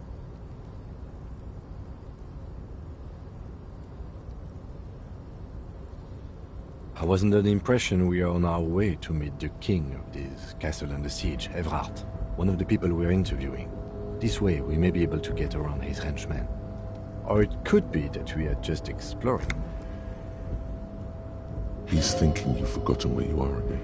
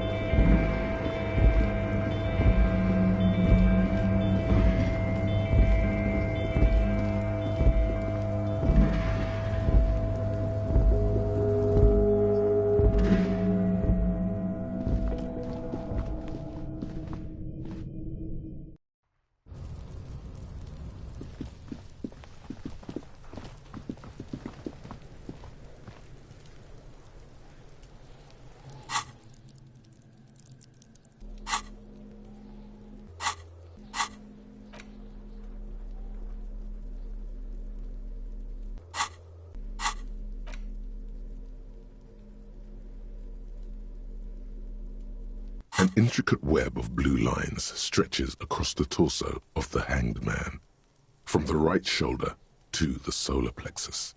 Each time the lines intersect, a small white star is formed in their crossing. Hundreds of fading asterisks riddle his skin. Their concentration is highest around his heart. It still kind of looks like a map of the stars in the night sky, but something's not right. For you to discover, you've gotten as far as you will without assistance. Someone who knows about history could tell you.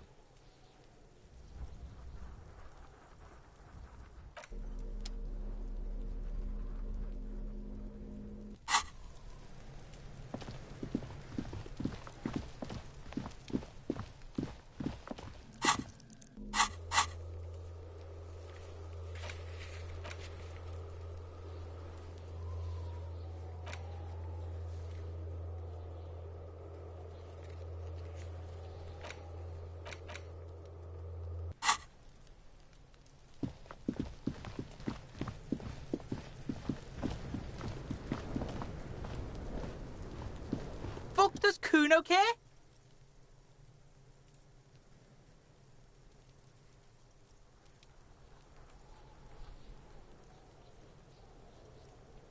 The fuck about it? Fuck are you talking about? What is this contusion shit?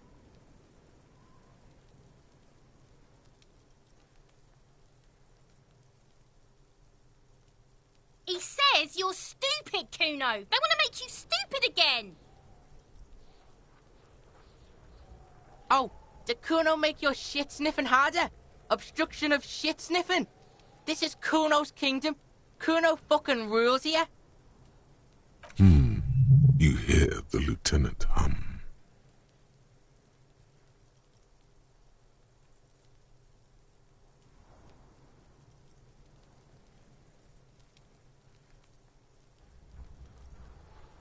Kuno doesn't give a shit about the armor. Kuno's fuck gimp's got one big thing wrong with him. He's a fucking mutant. Look at him. Fucking growth hormone shit. He's a giant. The armor's too big for any man. Kuno doesn't give a shit about that freak armor. Kuno threw that shit away. Kuno tried to get the helmet on. It was too big. Kuno kicked that shit in the sea, rugby style. That shit means nothing to Kuno. Yeah, that shit means nothing to Kuno. Kuno doesn't give a shit about material shit. Kuno's a fucking monk. You wanna fuck on someone about that armor? Go fuck the mustached union fuck. The jolly troubadour shit at the gate.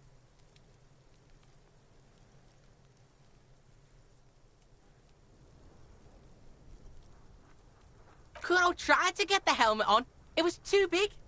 Kuno kicked that shit in the sea. Yeah, cock and boot. You know that jolly union cow fucker? Came around talking about cows or some shit? Came around pretending like he cares about cows?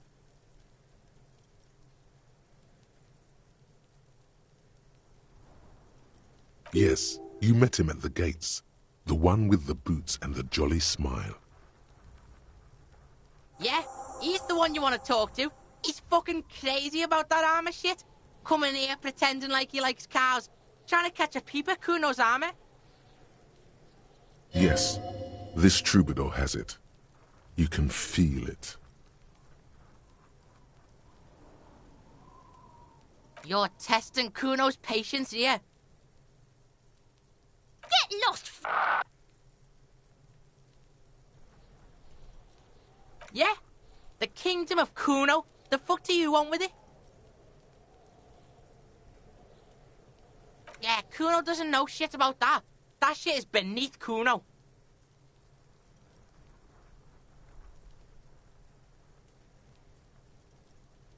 Listen, listen.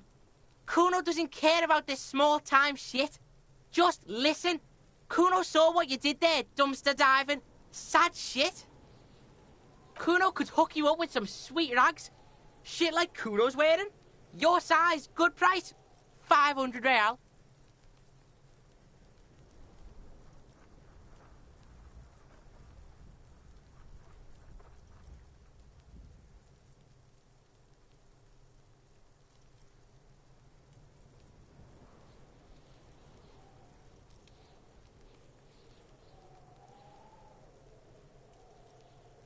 Pig, these are found modulars. Liquid fit, performance crotch, urban survival shit. Made in Mirova by scientists. Pants scientists. Believe it, you need this shit.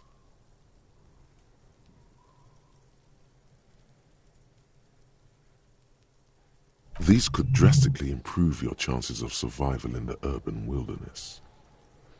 Coach Physical Instrument endorses these pants. They are tartan ready. They will also make you into an idiot.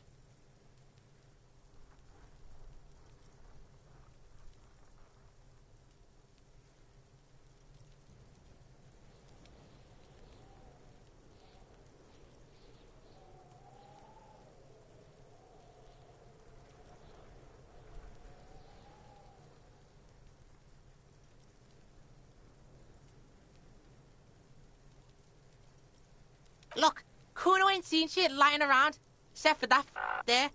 Now you want performance gear or not, Grandpa? The lieutenant remains silent, but his expression couldn't say, "I told you so," any louder.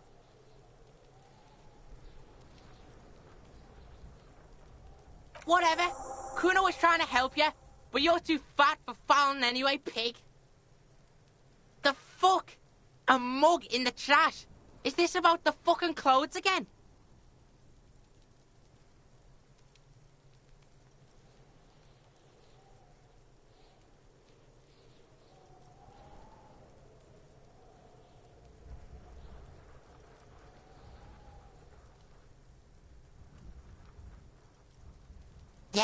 Kuno sees where this is going. Kuno's got that fast brain. You saying you pigs are after the mug fucker 'cause he's the clothes fucker? I can't hear you, Kuno. Speak louder, Kuno. Shit, that's tense. Someone's going to the beat-down basement, huh?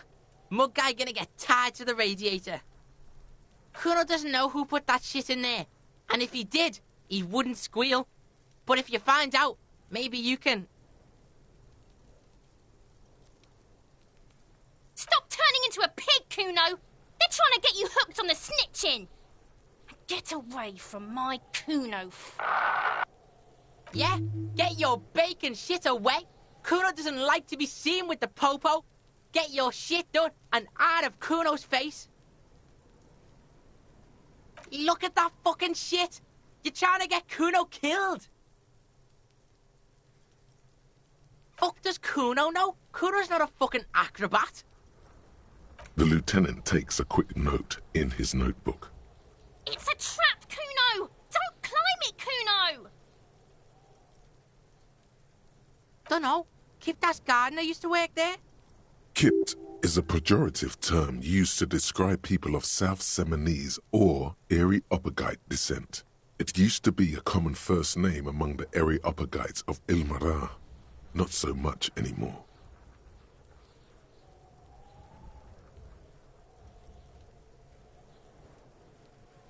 Look, Kuno doesn't explain shit. Kuno just says shit. Yeah, her.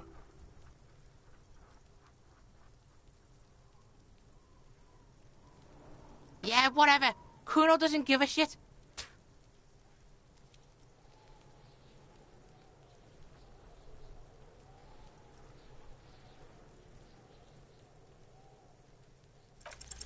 It's not Kuno. It's Kuno S.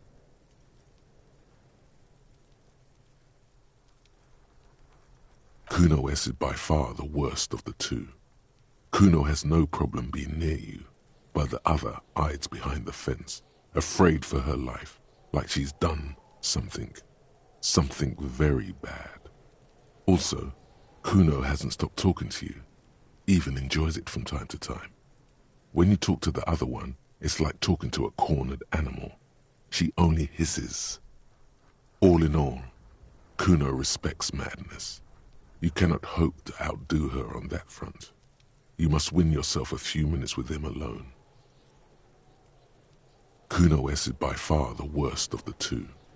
Kuno has no problem being near you, but also, all in all, Kuno respects madness. You can... Fuck you whispering about? He's whispering too. He's going with it. But watch what happens. Fuck you whispering about? If Kuno wants to whisper, he's gonna fucking whisper, okay? Let's whisper, pig. This is it. You've got him. But be careful. You can still fuck this up. Don't make Kuno look bad in this.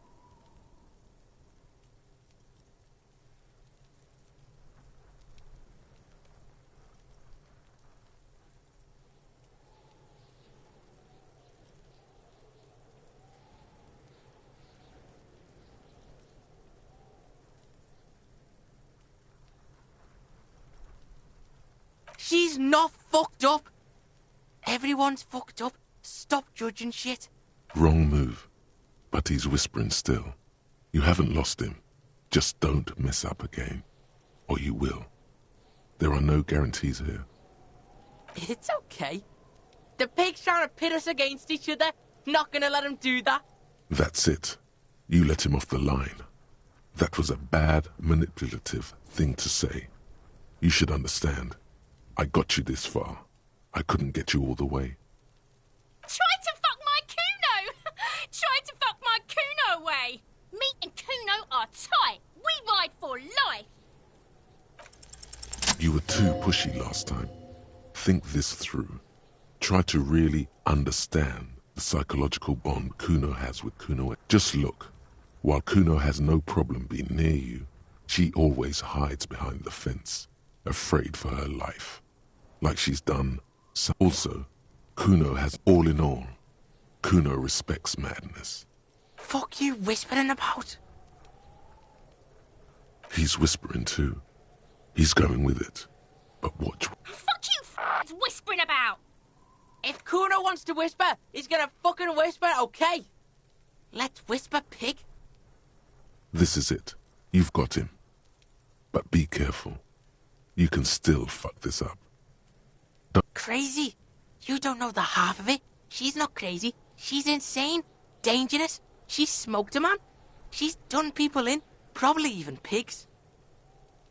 Stop talking to him! Kuno, I'm fucking warning you! You're gonna get us into shit! She understands what you're trying to do. Yo, see? Did Kuno not tell you? Kuno told you. Kuno talks to whoever he wants.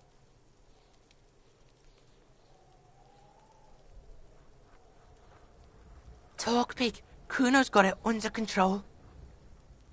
You did it. They're separated. He's even turned his back to her, so she can't read his lips.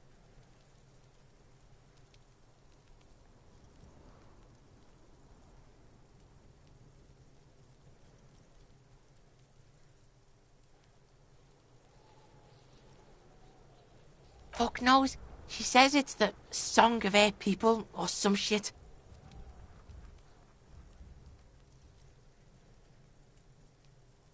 Crazy people? The fucking Nakis? I don't know.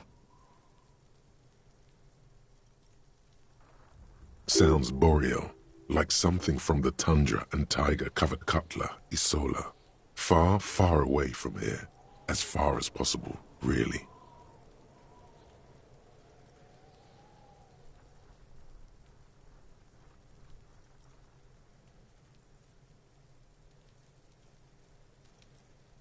You mean evil little red-haired people like her? Yes, they do. The Suruese have that ginger gene. Sure, interesting things aren't important. Only your cop thing is.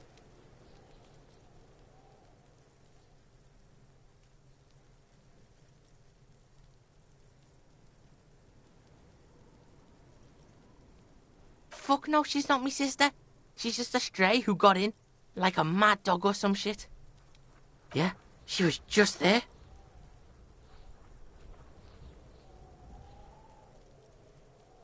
What was that, Kuno? She was in the hallway, dripping wet, by the fucking shoe rack, in the dark.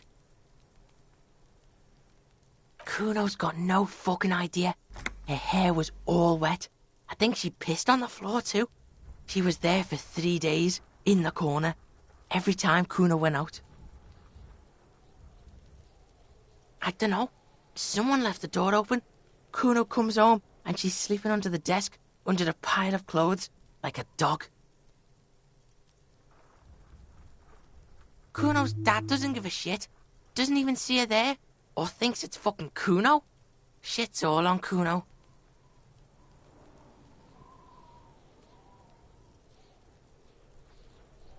Kuno means she killed someone. That's right, she's a killer. Like, actually a killer.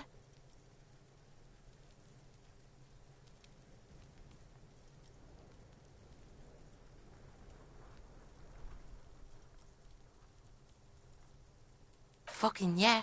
Kuno knows you don't want to face this right now. This dark shit. Kuno faces this shit every day. Makes Kuno's skin crawl. She's probably killed a pig too. I mean, I'm pretty sure she has.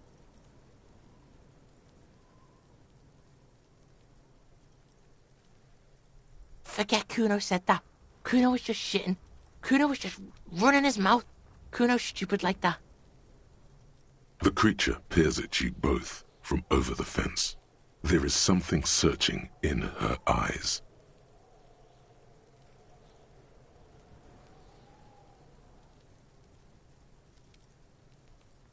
Yeah, she would have liked to fuck him up, but she didn't. Kuno wasn't around, and C was with Kuno.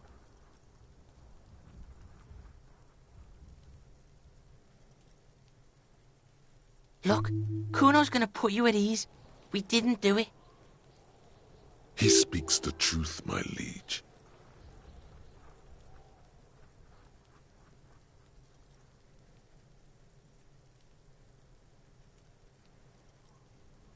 Yeah, she's psycho.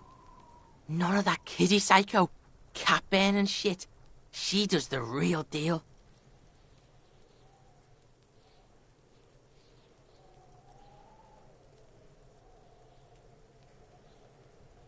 Snuff radio shit. Believe me, pig, you don't want to know. How's Kuno dealing? Kuno's dealing just fine. He doesn't need you fucking with any of it. C doesn't either. Kuno's got this shit under control.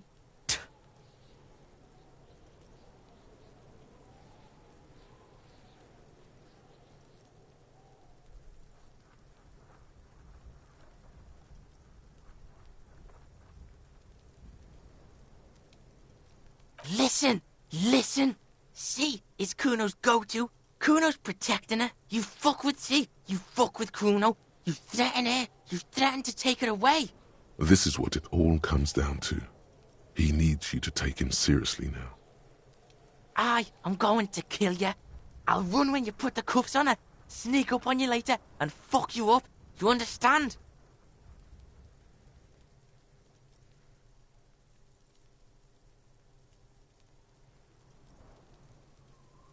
All right, now we can do business. Yeah? What do you want? Kuno can hook you up with... Oh, don't hook him up with shit, Kuno. See? Relax. He respects the Kuno. Kuno made him respect the Kuno. You respect the Kuno, you get all kinds of shit.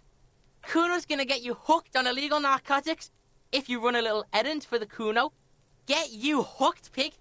Get his hook in you. Then Kuno gonna get you hooking for more. Cash in big style. Pig hooker.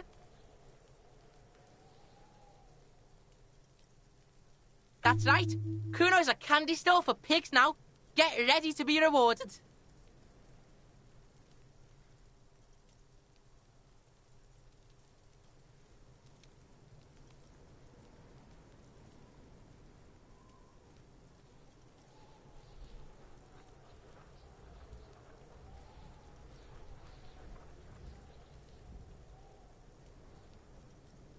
Kuno gets it from his dad.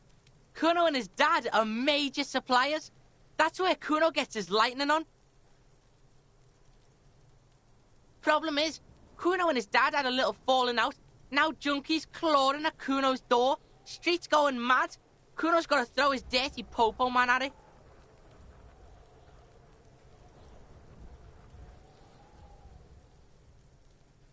Dirty popo man is you. In there is Kuno's violent dad on steroids.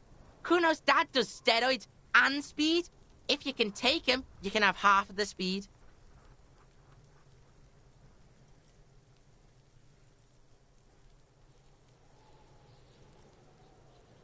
Kuno's dad is a fucking monster. He's the most violent man in Revachol. He doesn't give a shit about a single thing. He drinks too. Are you sure you can take on the most violent man in Revachol?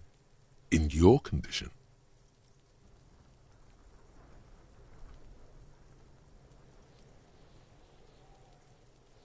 Okay, Kuno's listening.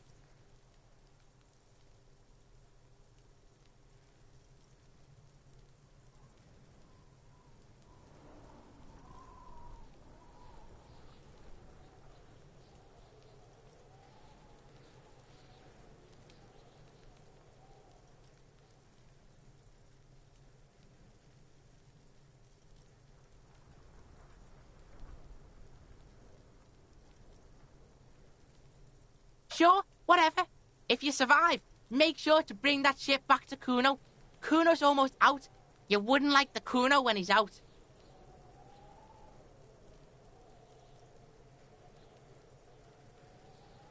Kuno's violent dad's got Kuno's key, so you need to fuck your way in there.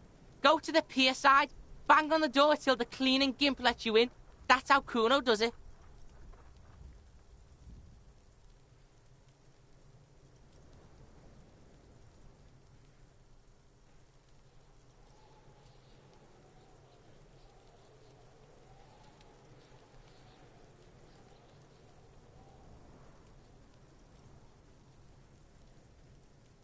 Then you go to room 12 and kick down the door, police violence style. That's what Kuno does. And then it's action time. You're locked in the room with violent fuckhead.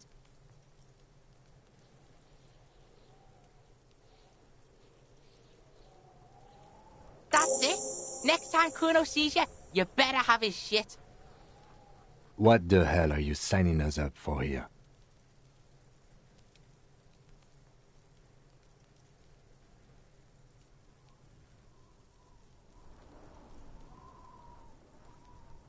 Okay, then.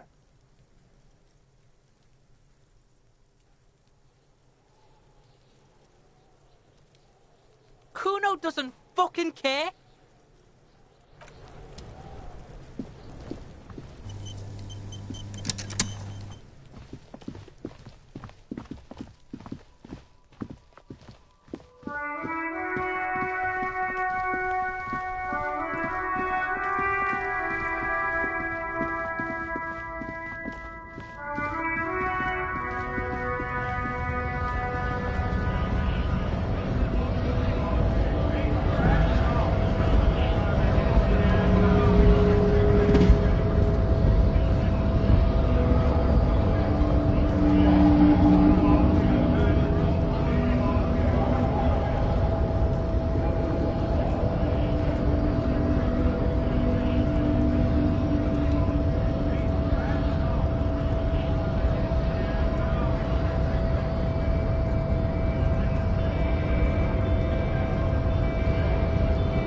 Hola, Wandering Man.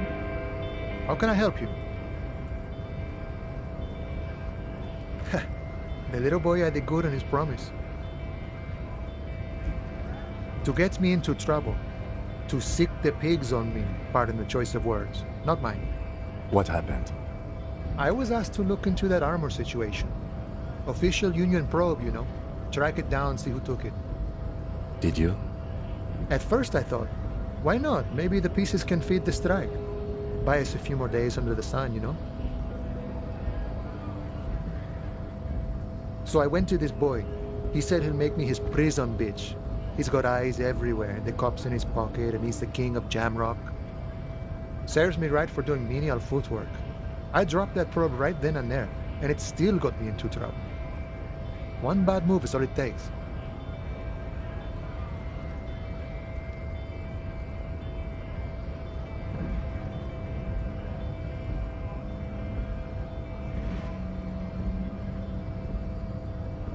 I learned that people don't want to talk to a drunk Union man about some armor. What else? Not much. Technical stuff mostly. That was the interesting part. It's a minor nuisance. It's all good.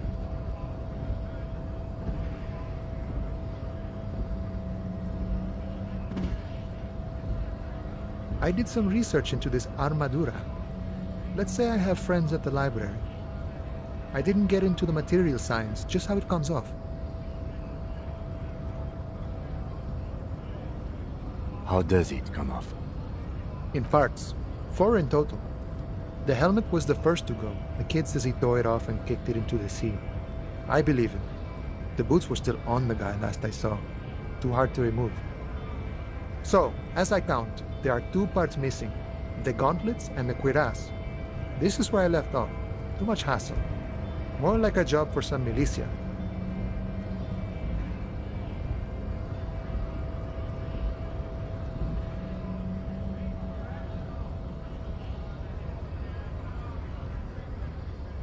Oh, they're just gone. They don't exist anymore, if they ever did at all. Forget about them. I do.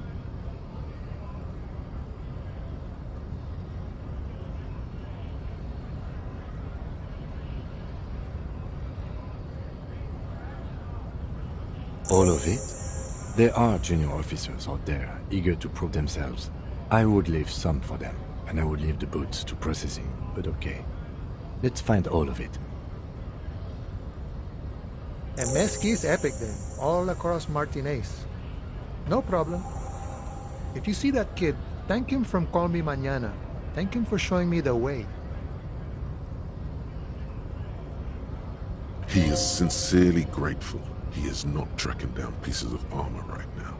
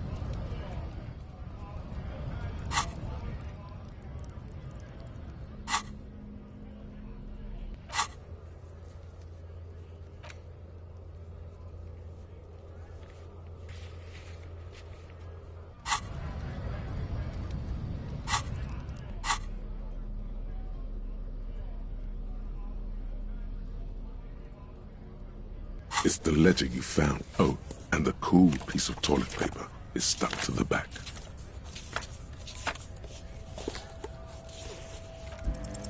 Just relax. The two sides of the board are slightly misaligned, like a drawer that's come off the slides. All you need to do is bend the plastic on your knee, slowly. The slides snap back into place. It should be possible to just, you know.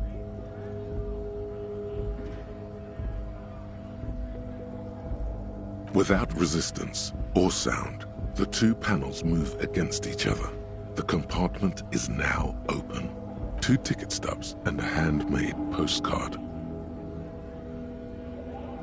2 octopuses are smiling, reaching their tentacles toward each other in the colored pencil drawings.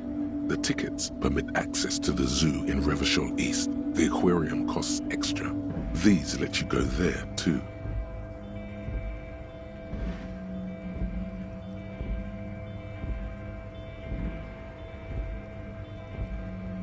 Thin wax paper has been glued to a piece of cardboard. Sounds like leaves rustling when you pick it up. You see violet flowers, floral patterns, patches of glue. It smells of chewing gum, apricot flavored. A touch of cinnamon, the end of summer. You think the label says Tutti Frutti. Familiar handwriting lines the inside of the card. Looped, round letters in a woman's hand. A young woman in her 20s.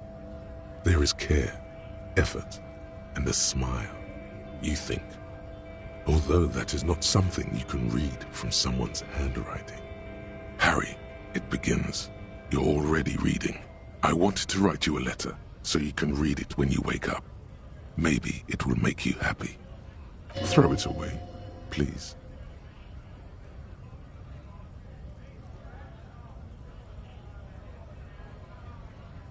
A merciful wind blows in from the Bay of Revachol, dusting the ground at your feet and raising newspapers far away. You feel the card slipping into it. Your hands shake, holding onto it. Every morning when I step out and you're asleep behind me, it says, I find a little piece of sadness in me. I carry it in my chest, down Voyager Road. Every step I take, it grows. By the time I reach the fuel station, it has filled me entirely. I step onto the light rail and look back. Sparks fall from the bow collector. I know it will be like this until late afternoon, when I get off the 42 and walk back to you. You. Every step I take will get lighter.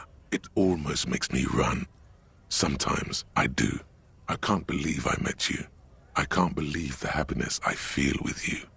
You have a vast, vast soul, and I will always, always, always come back to it.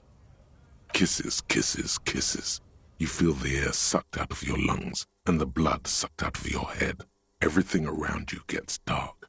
Small white dots appear. You feel the ledger slip from your hand. No, no, hold on. To what? There's nothing. Detective, is everything all right?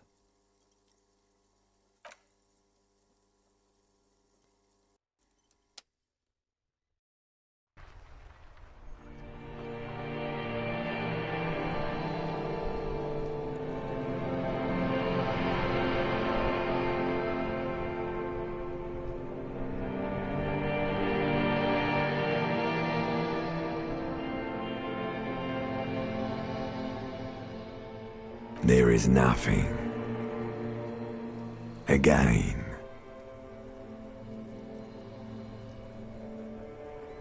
Nothing sad, brother. No treachery, just blackout.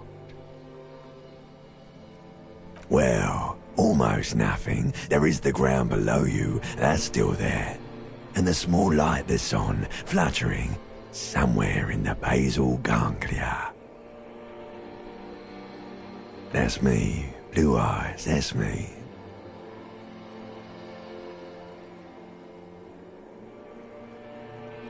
Who was what? He speaks of the sickening longing, the unwell emotion. Even in the darkness, he's grasping for it. Still trying to hold on to the great sorrows slipping in the water. Slimy.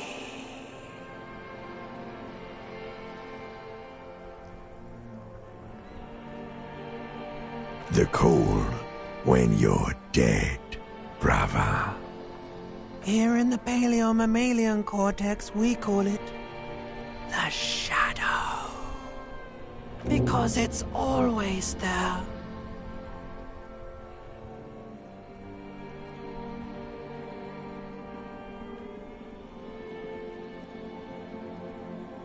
Bloated corpse of the past resurfacing. Beautiful. Believe me, stupid ape, its lack of beauty was not the problem. There is no Voyager Road. There are no... You think they would let you? Until you disintegrate into biomolecules? No. Someone is breathing on your face now, inspecting your pupils, stupid idiot. Yes, they're pouring something on you. It's in you. And It's delicious. Glowing lights on a dashboard emerge out of nothingness. In the upholstered cabin of Lieutenant Kitsuragi's motor carriage, seated in the driver's basket, the air is thick with leatherworks and heavy fuel oil. Cold water runs down your chin.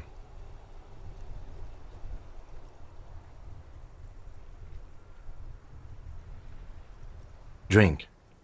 Water. The water is cold, silvery, the stuff of life itself. As it pours down your parched throat, the pounding in your head recedes.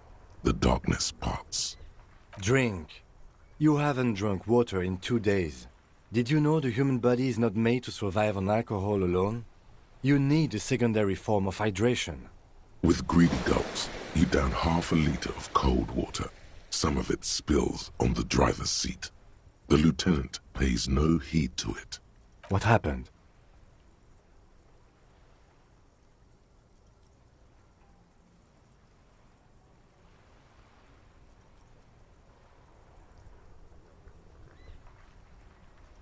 That does sometimes happen. You dropped these.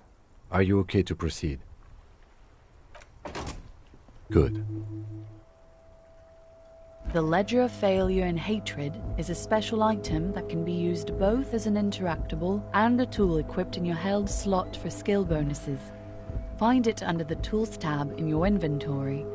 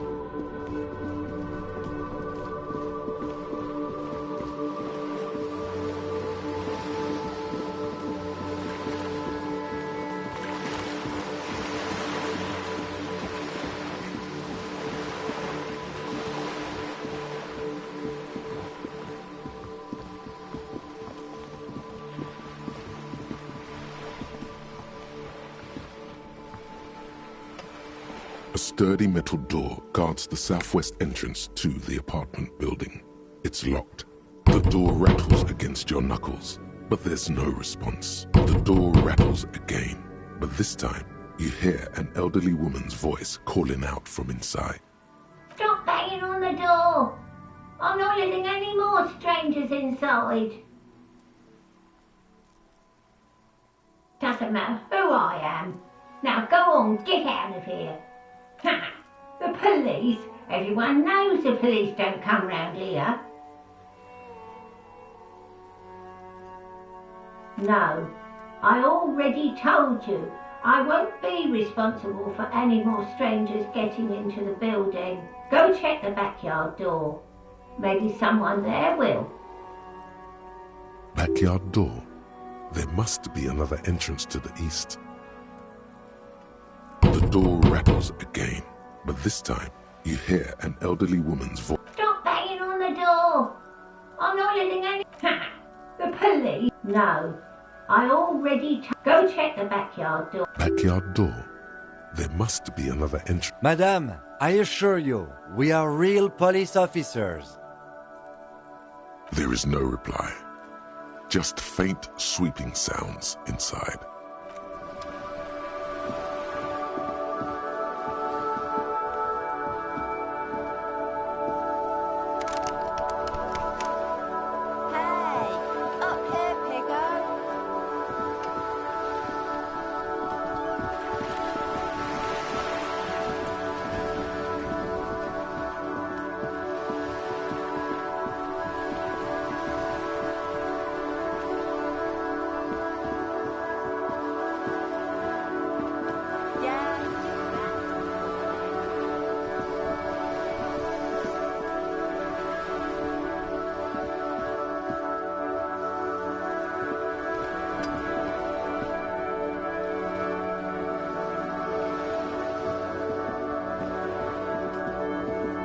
The streets will flow red once more.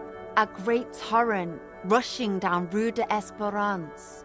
You wait and see.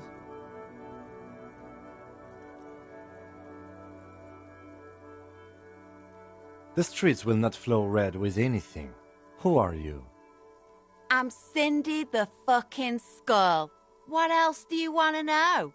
Date of birth, blood type, the last time I was tested for Hep C.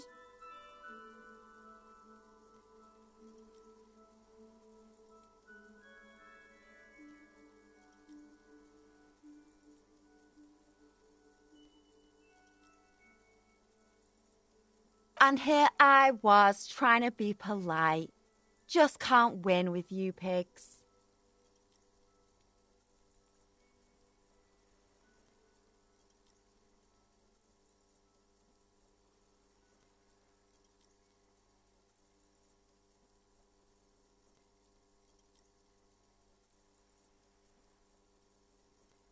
The lieutenant furrows his brow at another one of your eccentricisms.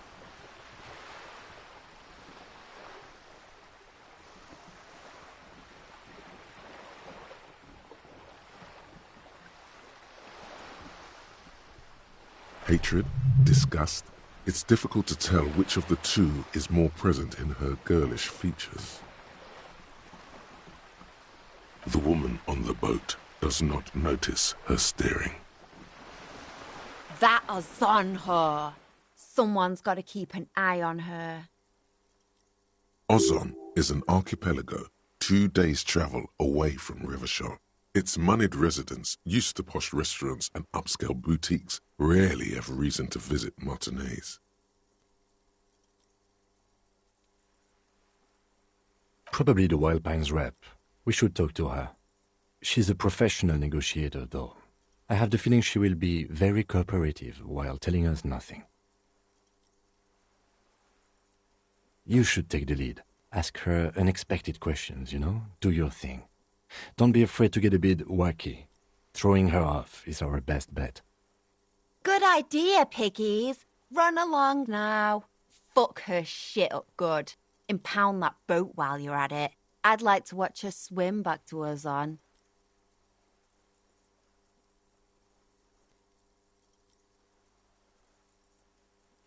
Can't you tell? I'm painting a beautiful mural, an aereo graffitio visible from low orbit. I haven't really started it yet. I'm waiting for the right words.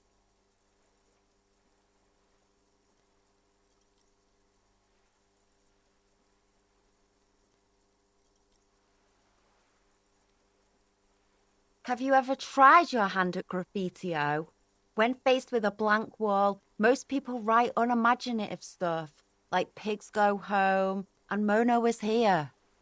We rarely see pigs round here, though. Just union cats. And my name's not Mona, so... She wants it to be something true and total. Yeah?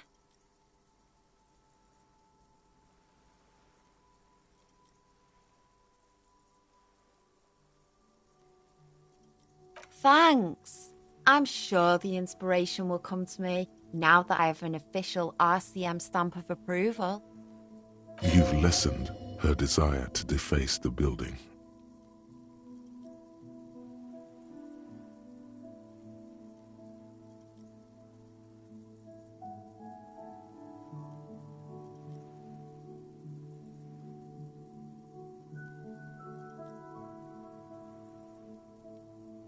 Can't you tell? I haven't really started it yet. I'm waiting for the right word. This place is so... I thought I'd mix it up, you know.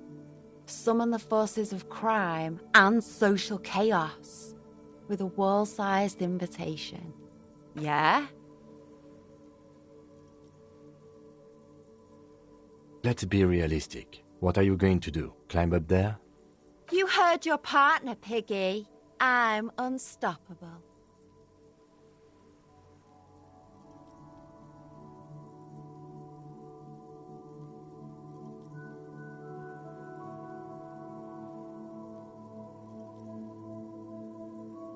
I ain't no snitch, Pigstein. Go forth and forage in someone else's shit. No shortage of squealers in these parts.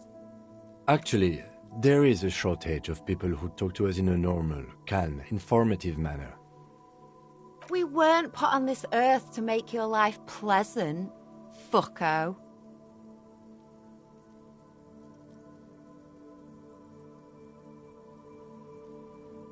What do I care about some fucking tin eggshells?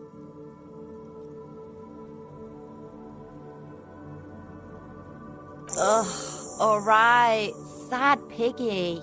I'll give you this one. I saw a little girl in the fishing village running around with military-grade handwear. Looked cute as hell.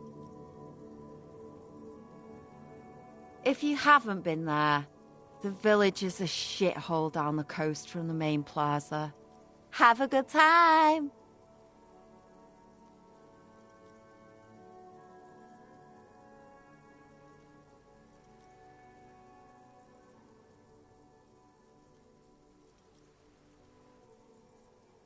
Piggy, I have no idea why I just told you that. You look like a shaggy dog left in the rain for too long. I have a weakness for animals.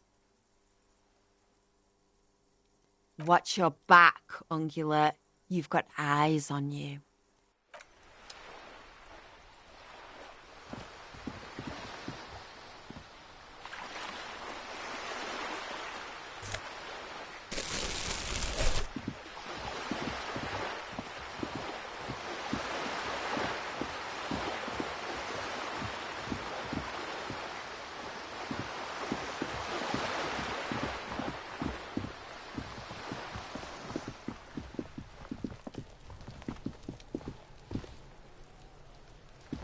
This is a wall on the side of an apartment building.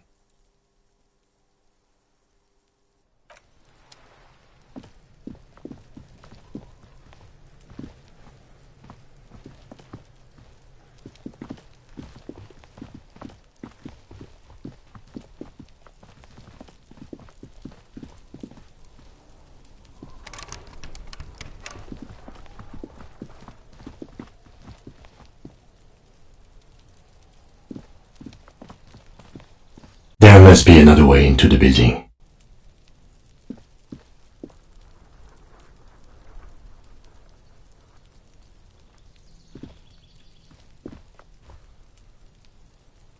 It's been a week and now they show up?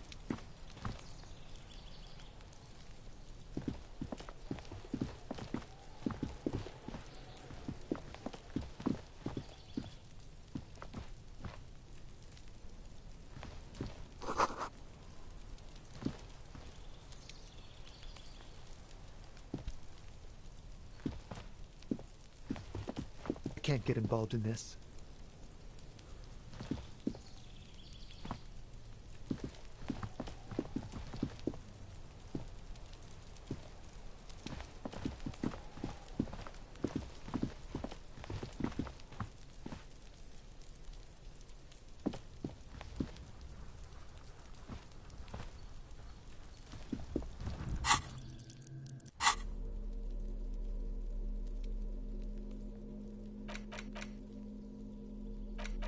So much for a quiet smoke.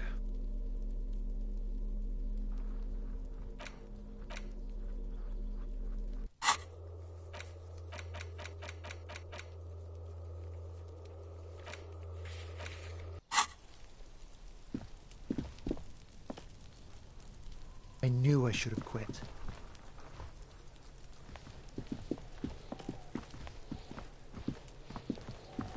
Trying to sneak up on me again? Trying to snuff me out?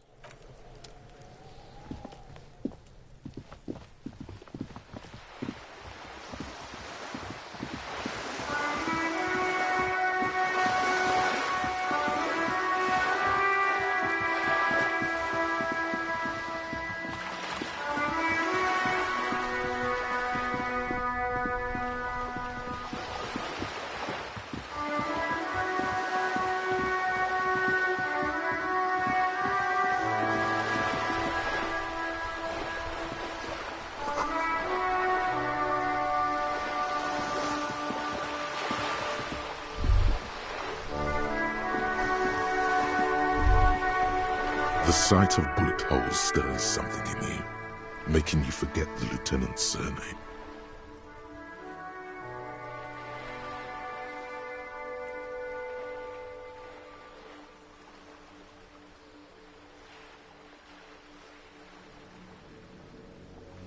The faded marks are too degraded to draw any forensic conclusions, just chips in the sandstone. They look pretty ancient. Where?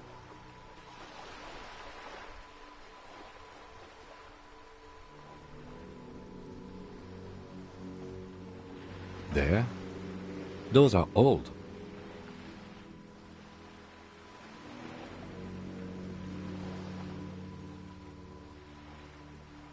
Yes, the one that happened half a century ago. Those bullets were fired during the revolution and do not warrant an investigation by officers of civil law. Not much. I don't have a fresh perspective on it. Shall we go?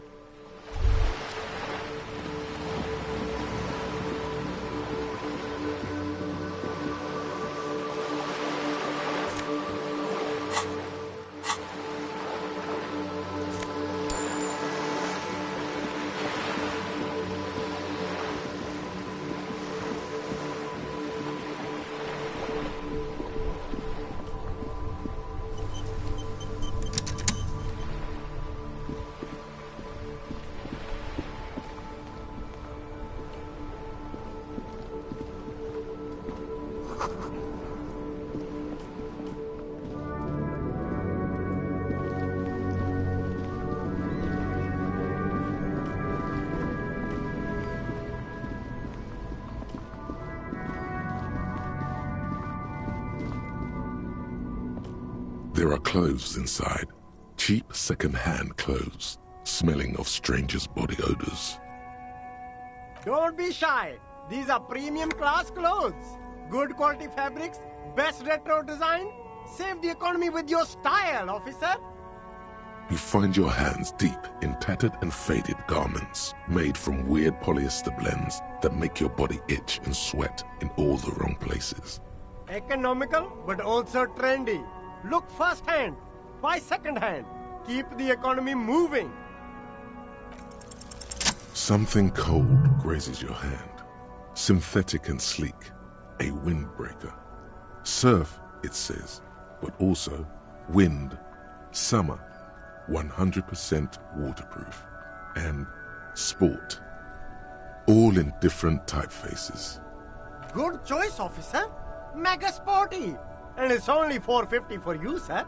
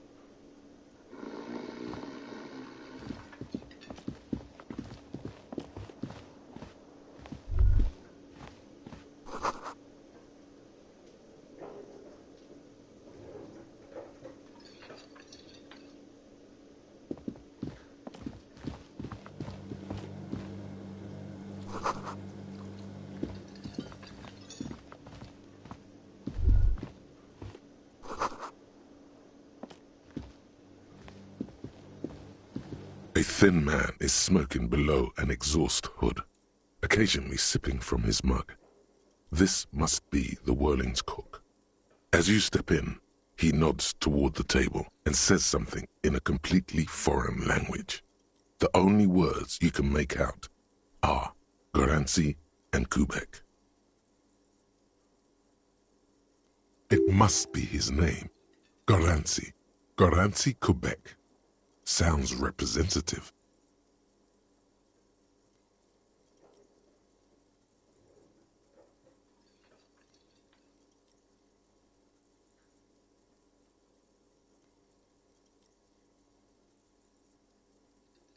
The man puts his cup down and replies something, his left hand drawing arcs in the air.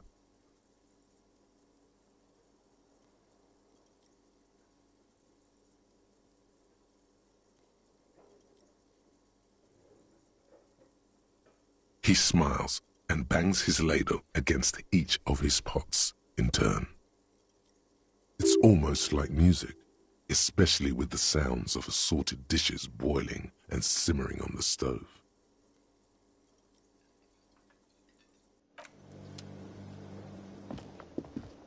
You see a heavy steel door with a prominent dimple lock. It's painted blue. You immediately feel drawn to the color. Blue is for mystery.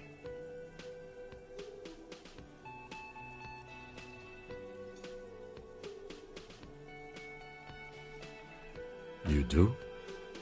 It's a door in the back of the kitchen. Why do you care where it leads?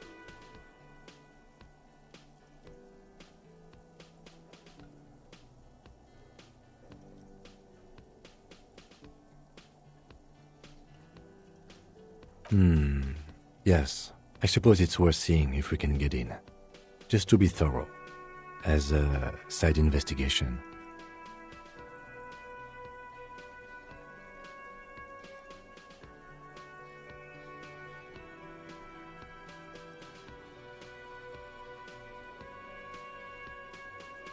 Gart is the person to ask about this, the cafeteria manager.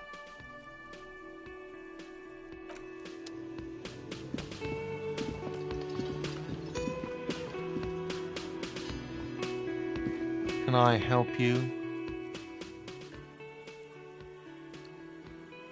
Thanks. I hope you found what you were looking for. How strange.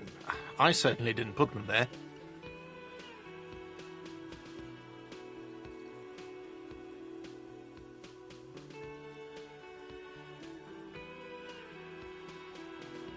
The trash collection service? CS Municipal. I don't see why they would put anything in the trash, though. Ah, the elusive CS Municipal. I doubt we'll be able to track down who was sent here last and when. This will have to be one of those little threads that solves itself down the road. Thank you anyway.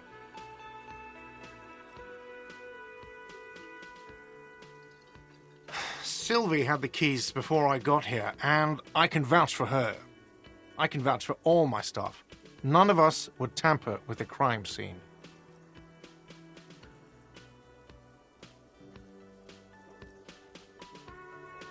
Yes?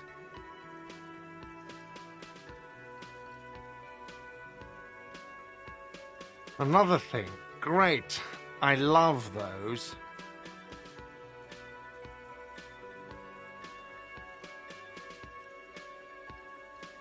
Oh, yes, that door, sure. There's nothing mysterious about it. It's just a door. No, I don't have a key. I don't know how to get there.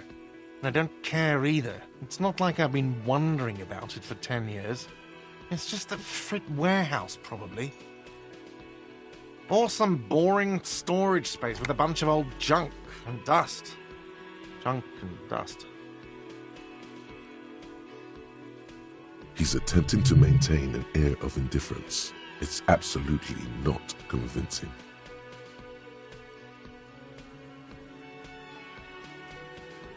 Fine, okay, a little. But my job doesn't leave me time for wondering about one locked door in one of the cafeterias I manage. So I haven't opened it. I have cleaned the whole place 100 times over, though, after the animals. And I haven't found a key, so good luck with that.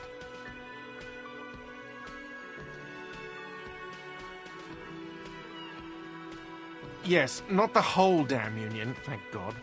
Just the nastiest and loudest faction. They come here in the evenings. Dumb, unruly types. Think they're big shit. But they're good customers. They place big orders and always pay on time. He hates the Union, but grudgingly recognizes its power over him. So he's directing his frustration at you instead. Retaliate.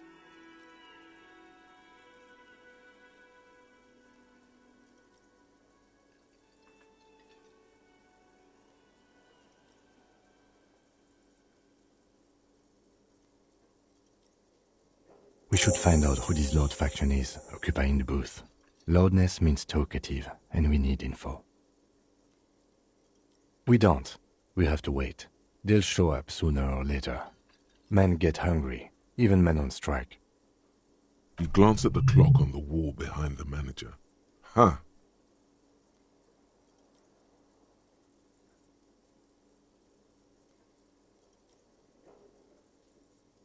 Good question.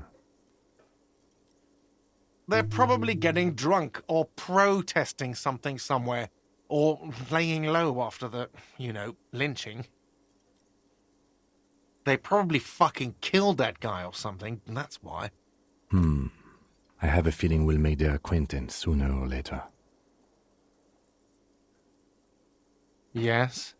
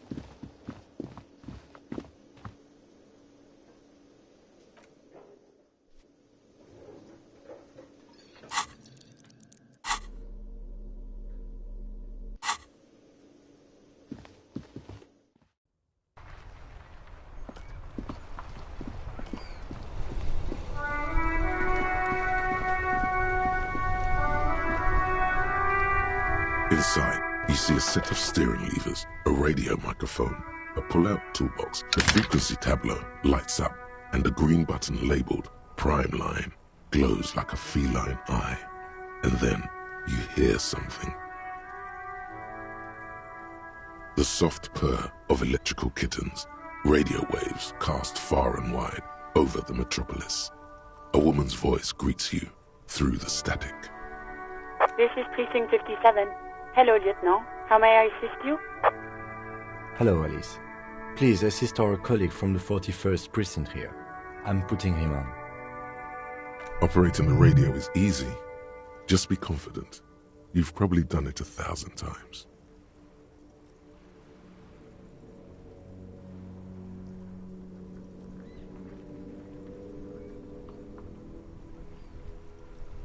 This is Officer Alice Demetri, Precinct 57. How may I assist you? Under the green Prime Line, a yellow saved button catches your eye. You wonder what the Lieutenant's default radio station is.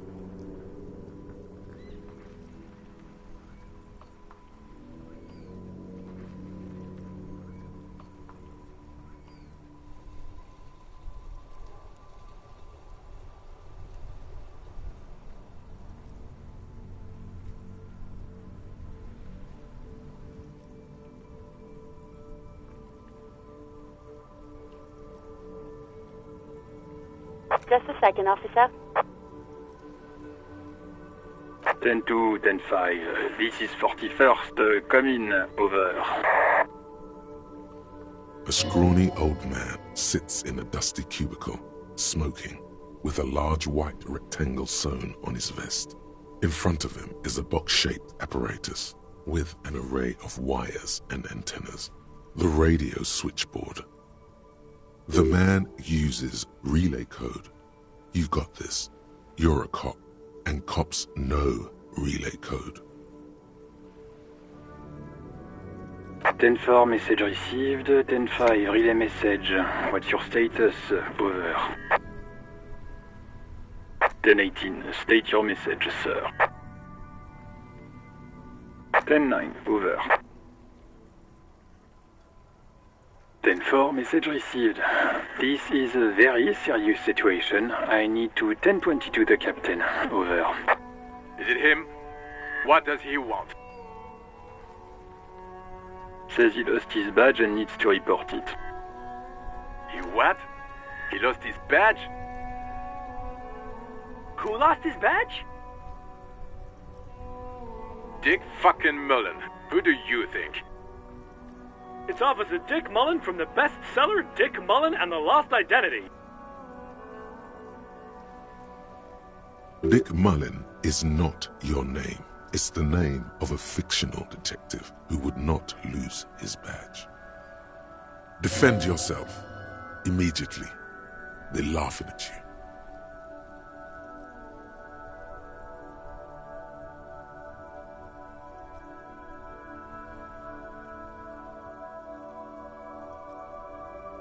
He says this has probably happened to other policemen before him and laughs sarcastically.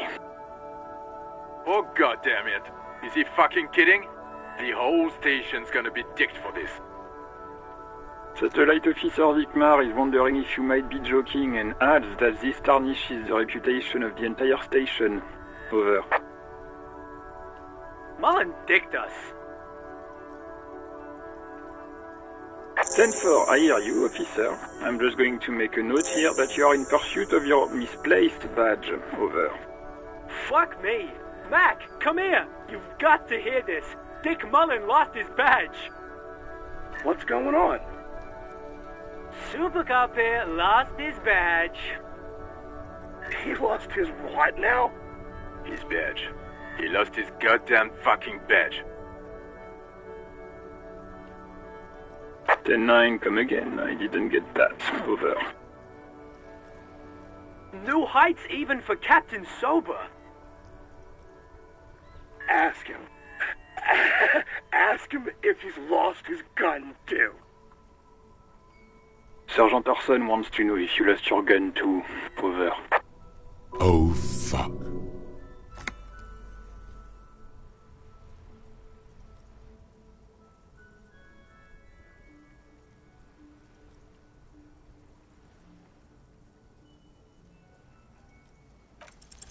Even before you can get the words out, everything gets scrambled in your brain.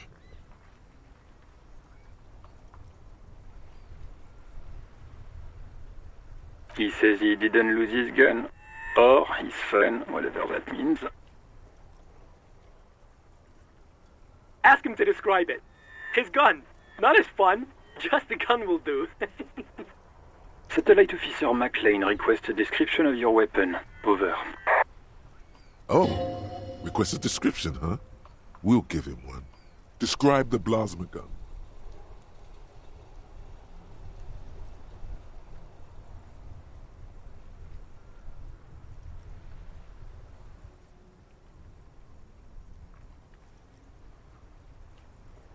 It's a single-shot kill A9. An Armistice, to be precise. Says it's a kill 9mm Armistice. Armistice? What, is he a fucking... Clearly he doesn't have his Villiers anymore. Dear God, he lost his gun? Oh my, I can't. This isn't really a laughing matter.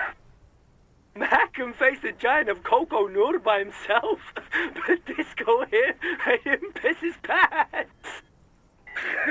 Oh, I can't. Fuck. He lost his... Ask him if he still got his wiener. Oh, man. I'm not going to. Ask him. Sergeant Orson here is wondering if you are still in possession of your genitalia. Over.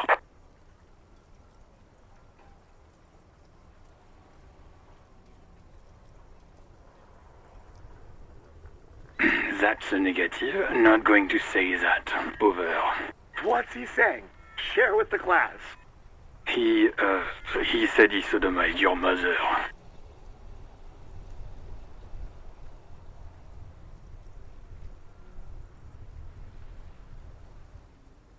The prick ate Mama's vanilla waffles at the captain's birthday party. Some nerve he's got. Sure her vanilla waffles were the only thing he ate? Shut up, Chester. This isn't funny. This is my mom we're talking about. Tell him to apologize right now. Sergeant Orson requests that you apologize for the claims that you made about his mother. Over.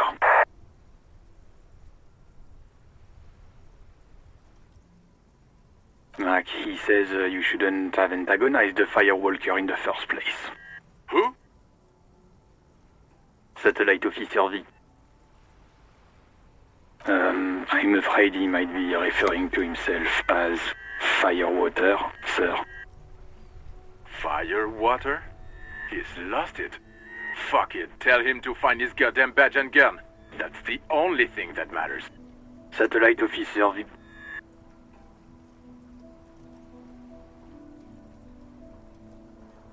Ten-4, affirmative. Officer is in pursuit of his firearm.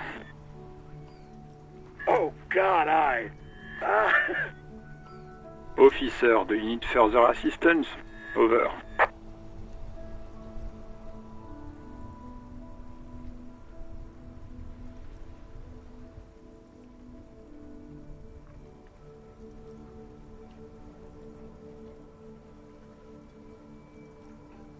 Ten-4, I hear you. I don't have the authority to grant your request, but... What does he want now? He's asking for money. Is he fucking kidding? I don't think he is. Don't give that asshole anything. He's just gonna drink it all.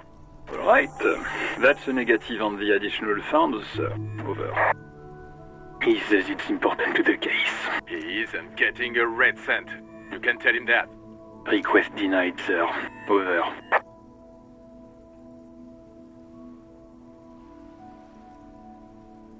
He says he's in trouble. Doesn't have a place to sleep. Well, I guess he'd better crack the case before sundown then.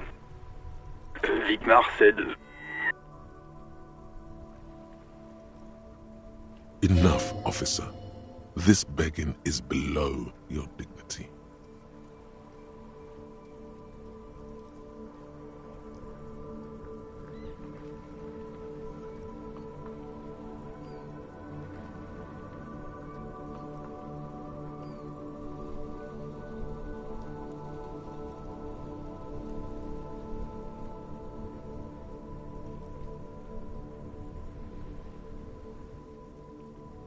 Anything else, sir? Over. Okay, 10-4, sir. I hear you. Relay your question. Over. Wait. Before you say anything stupid, think it through.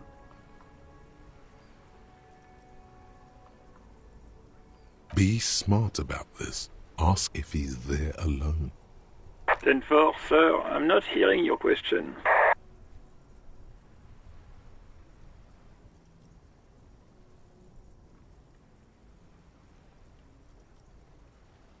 What? What is it? He's still on the line? He wants to verify the information on his badge. But of course, it says Dick Mullen, High General of the Revacholian Cavalry Force. Tell him to stop wasting time. What do you need, sir? Over.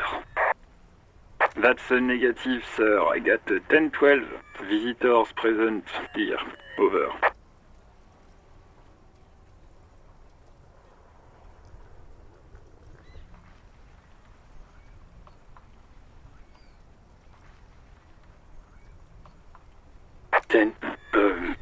Excuse me, sir. Over. You probably don't want to continue on this road.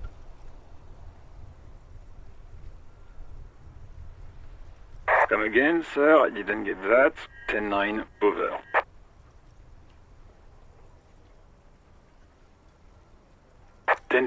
Well, that's, Does he actually want something, or is he hell-bent on disrupting our work? He asked if he ever told me about his days before joining the RCN. For God's sake, cut this shit out! Tell him to stop wasting time and be a goddamn policeman for a change. Sir, Satellite Officer Vicmar says... So, was there anything else?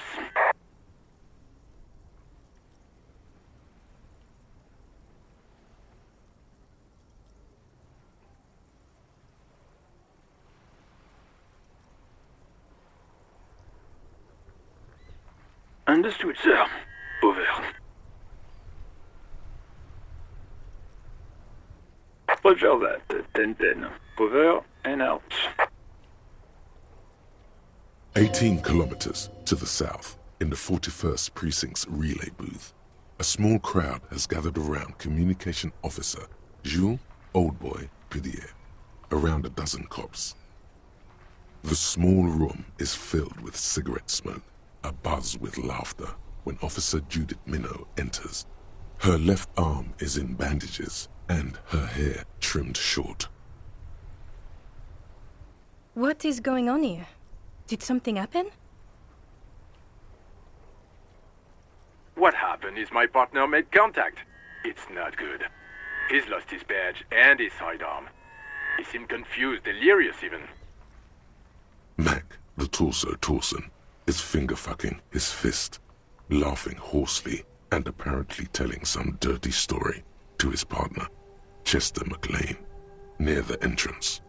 Yeah, Mullen was fucked, alright. Sounded fucking drunk to me. Yeah, Mac's right. This was some gnarly shit there. I mean, before he started begging for money, it was... Enough! None of this is funny. It's fucking sad.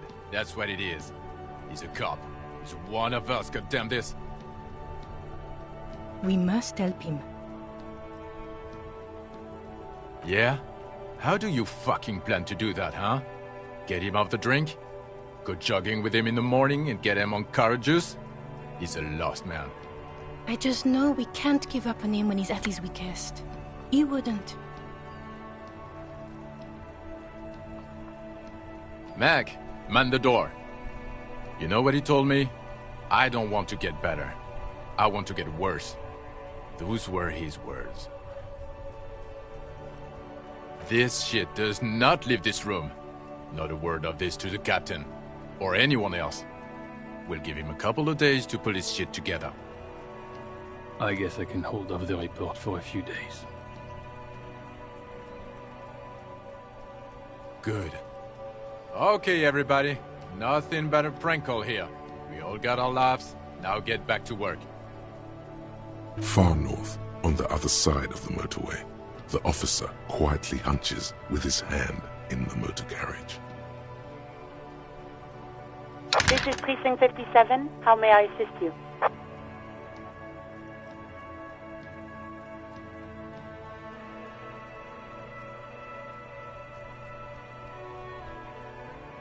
It will take just a moment, officer. Her voices fade out into the familiar radio static. Gottlieb, what you want? He's carelessly chewing on a piece of hard candy.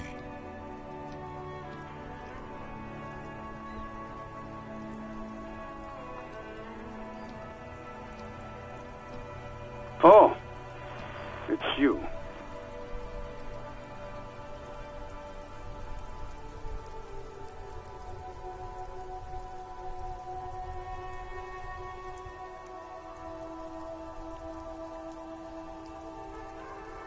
With all the damage you've been dealing yourself with drugs and alcohol, I'm not surprised.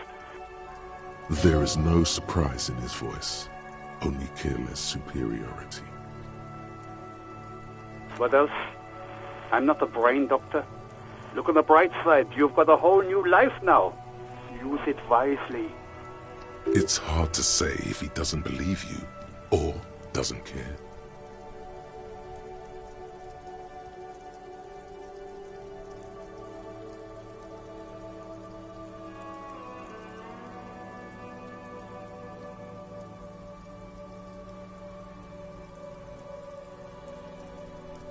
Hard to tell exactly what it was over the phone. Could be a combination of peripheral neuralgia and high blood pressure.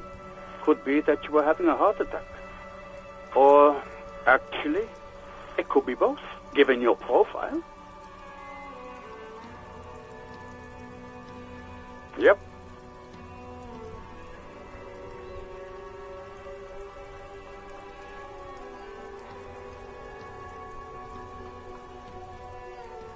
Yes, probably in more ways than one. He sounds very careless about it all. Positively breezy.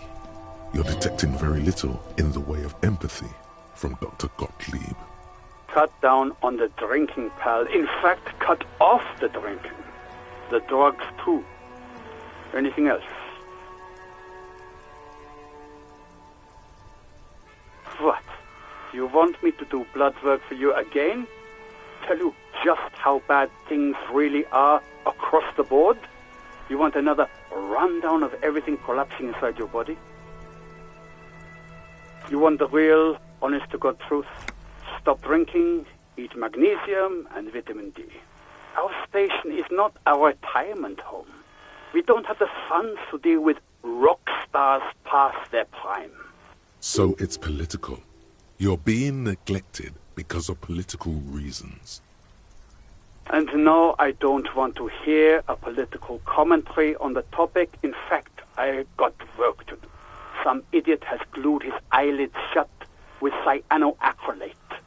It looks like Mactorson.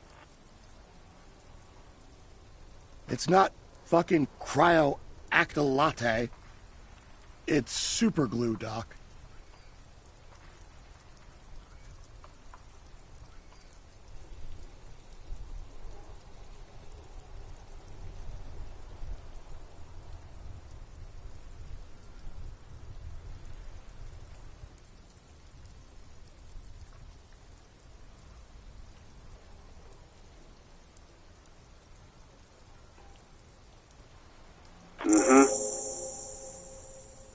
Anything else I can help you with, officer?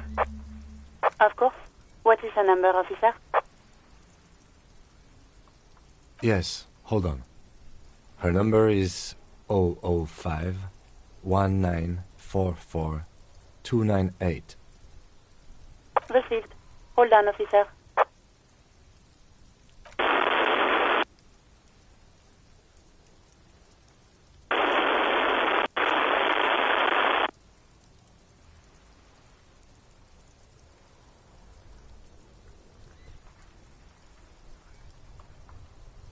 Lieutenant Kitsuragi slowly begins to tap a little rhythm with his right foot.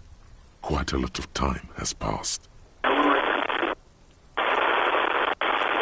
Officer, I have Sylvie Malaika on the line for you. Yes, hello?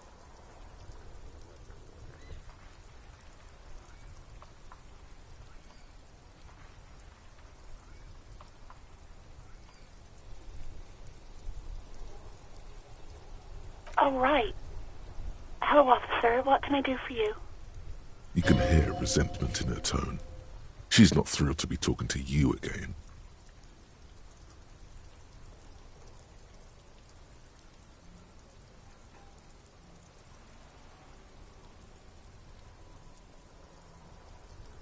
You mean, why did I leave the bar?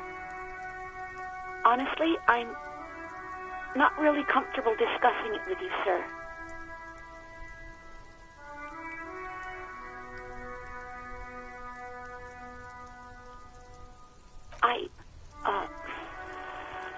Let's just say I left because I needed to get away from someone. You know whom? You think you hear a sliver of accusation in her words. Don't be paranoid. She's obviously talking about someone else, not you.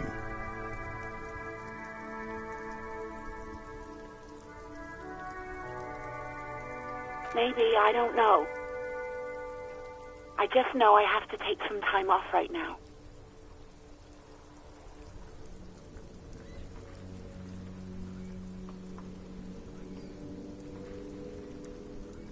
No, not me.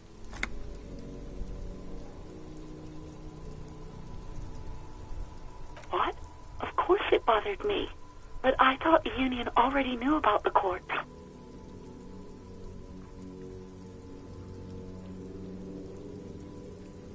no one calls the police, the Union would get angry. You know, what the Union says goes. People listen to them and they take care of their own, which is like everyone here.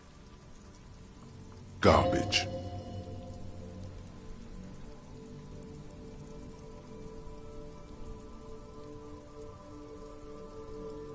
Legally, no. In reality, yes. Martinez is de facto policed by the Dock Workers Union. Words are not necessary to feel the lieutenant's discontent for the situation.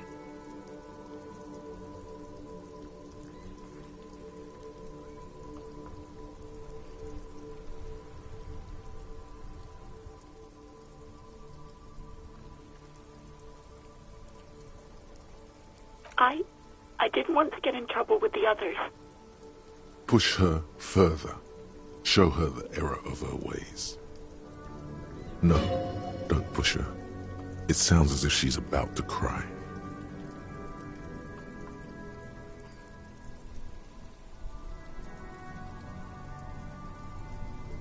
You do? Oh. What else can I do for you?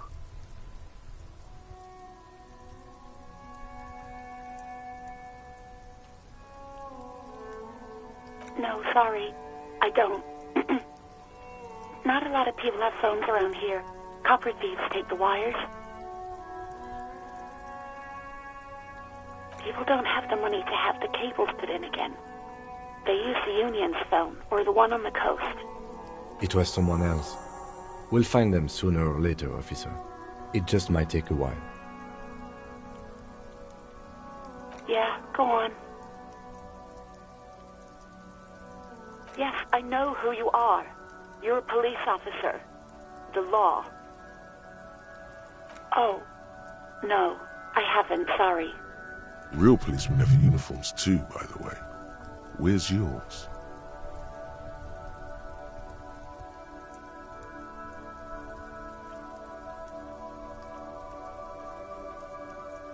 He's in plain clothes, voluntarily. It's different from not knowing where your uniform is.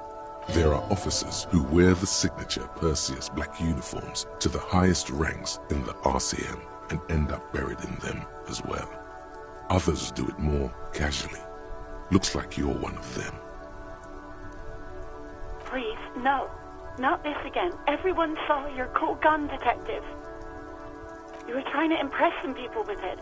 Everyone was eating and...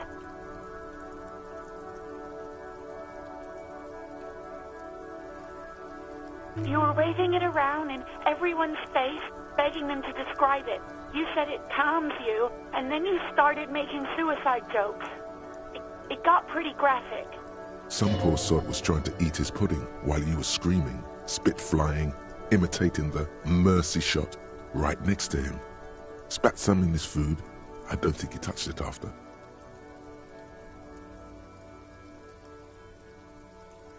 Me neither.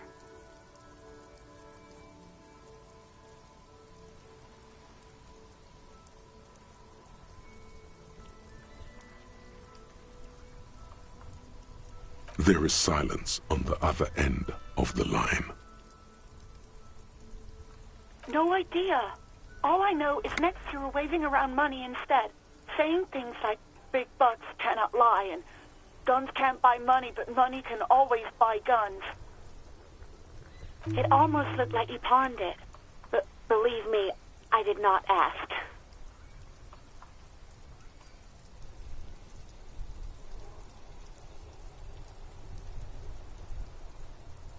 Uniform? I never saw you in any uniform. You had your things on, the disco things. Well, you tried to jam it down the toilet, sir, clogging it completely. After I had unclogged the toilet and retrieved the paperwork, I threw it out in the trash, thinking you didn't need it. I am sorry about that. Anything else, Detective? I do hope so. Please, don't call me again. Bye. Yes, you have obviously done something to upset her at the Whirling in Rags. when she was still working there. I'm not mad, it's just... You were so drunk and so emotional all the time, and then the skua thing happened. It just made me want to quit. The stuffed bird, the great skua. You threw it against the wall while screaming, "Fuck that bird," and laughing like a maniac.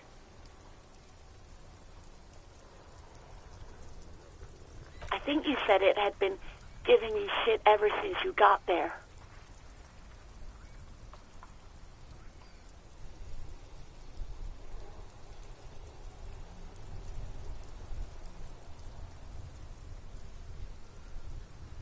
It was a pretty bird, there since I started working in whirling.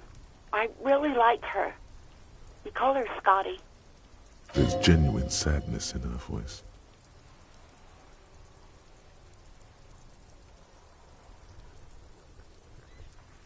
Yes, obviously. You were the worst client I've ever seen.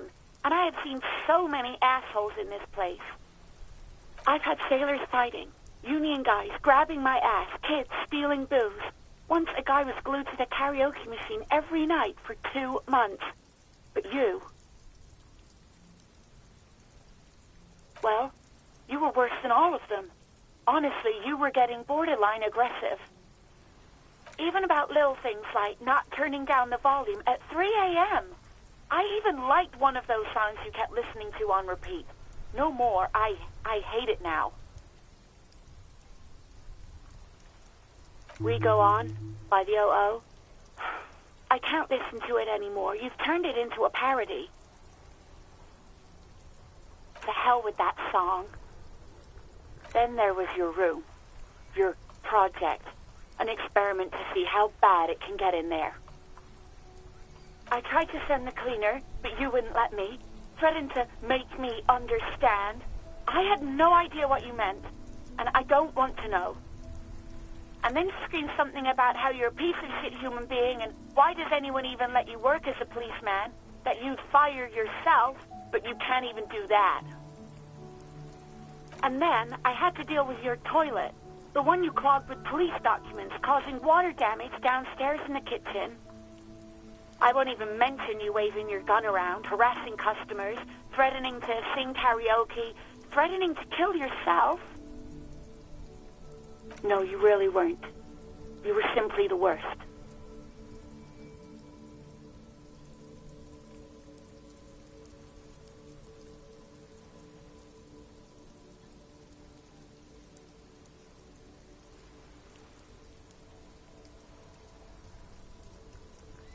God, I knew I shouldn't have brought it up. Just try not to call me again, and let's pretend it never happened.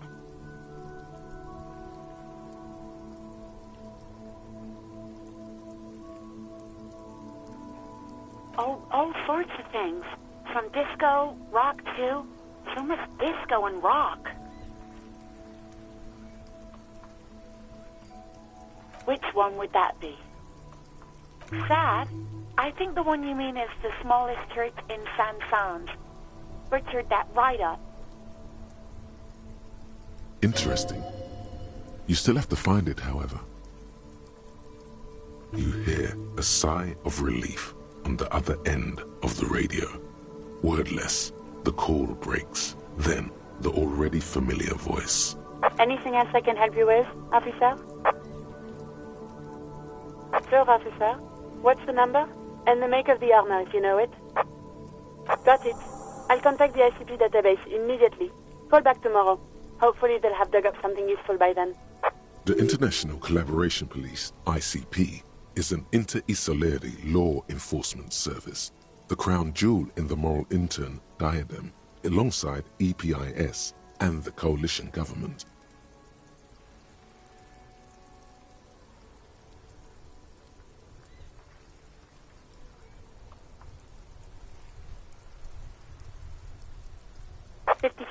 Over and out.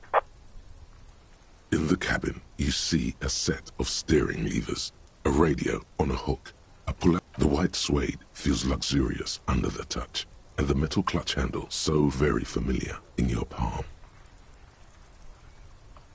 As you tap on the gauge, The indicator pin jerks as if startled.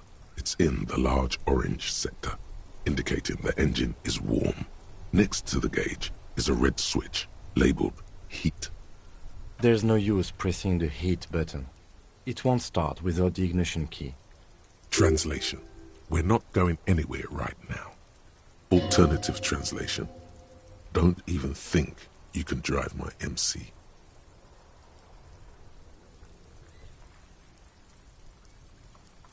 This is the Kupris Kinema, my motor carriage. You can use the toolbox and the radio if you'd like. Motor carriage, motor carriage. Something bad with a motor carriage. A dark lump rises in your throat. Nothing, nothing. It's probably nothing. Forget I brought it up. Please proceed with the carefree lollygagging.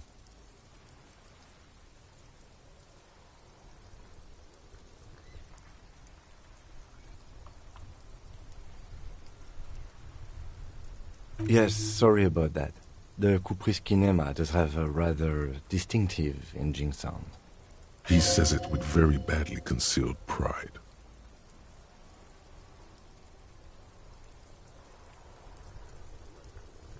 The Kupris motorcar does provide most of our patrol vehicles, yes. But this is different. This is a sports model. You're right. I didn't take you for a motorcar enthusiast. Do you also like Tip Top, Detective?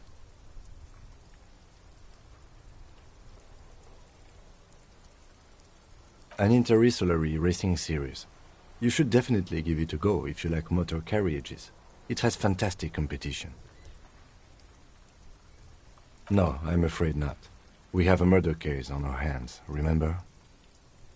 In the cabin, you see a set of steering levers.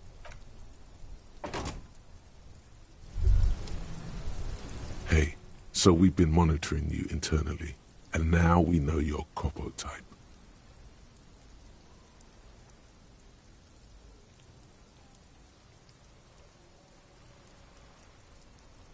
Guess.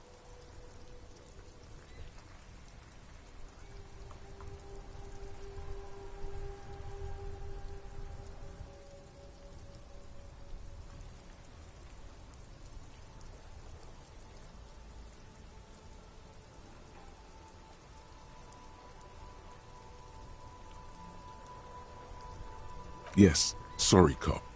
The cop who's sorriest. Let's make it official then, shall we? Huge lack of enthusiasm going on in here.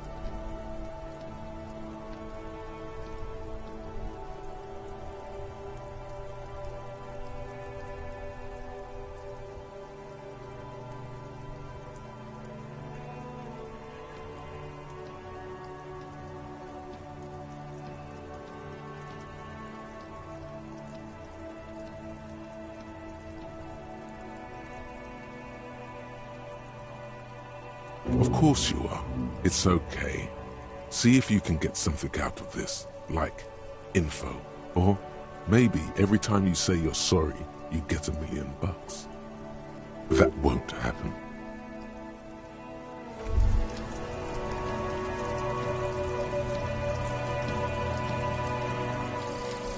Aces high. For the rest of the world, the Aces High is just a cool Revachol thing, politically neutral. In Revachol, it still holds revolutionary connotations. Also, have you looked at Lieutenant Kitsuragi's clothes? He wears a bomber jacket, just like the ones worn by aerostatic brigades, and those cargo pants could store tools for hotfixing your aerostatic. Maybe you should ask him about this.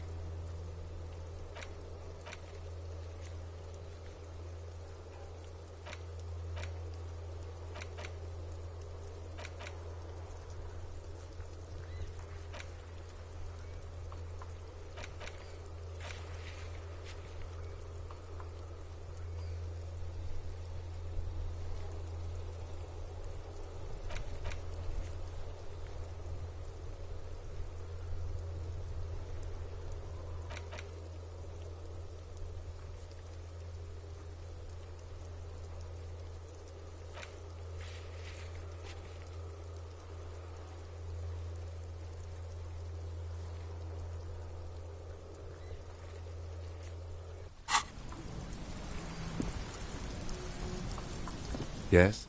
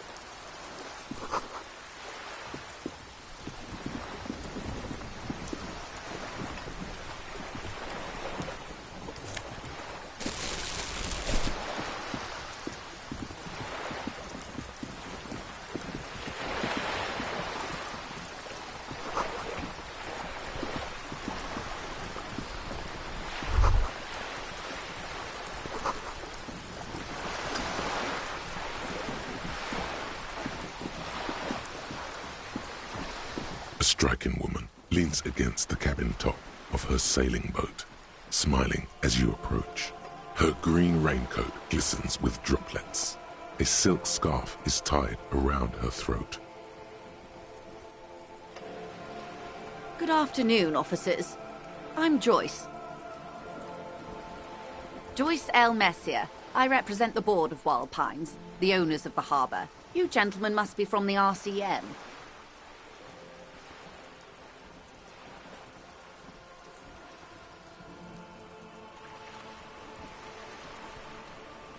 Nothing, honestly. I've said it to every drunk in town, and you're the first one who's responded.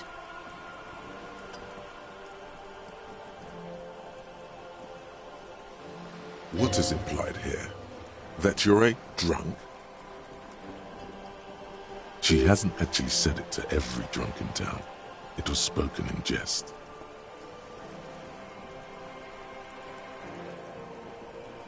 Baton, my maiden name.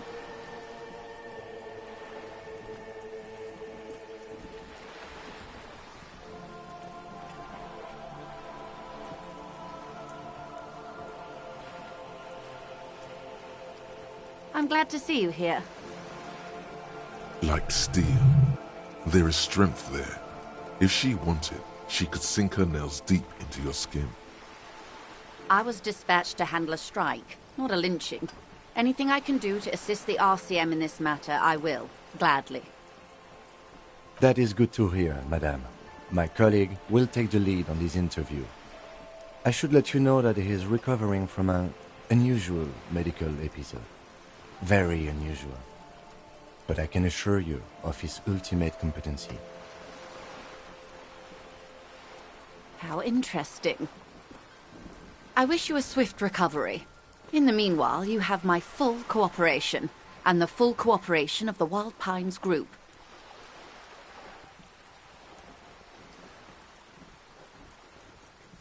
Why, yes I am.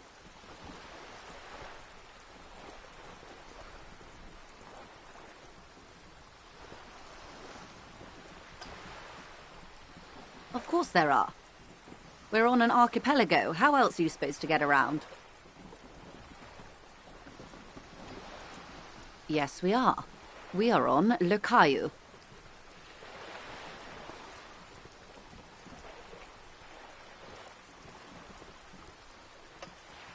I haven't seen anyone else drive a souped-up Capri Kenema motor carriage either. Actually, that motor carriage has been specially issued to serve as a patrol and pursuit vehicle. It's for crossing long distances in the greater Revachol industrial harbor. It's not a toy. Neither is this. A toy, I mean. It's a machine for crossing long distances in the Bay of Revachol, between the city and the islands. She's having a good time arguing against the law. Too good, perhaps.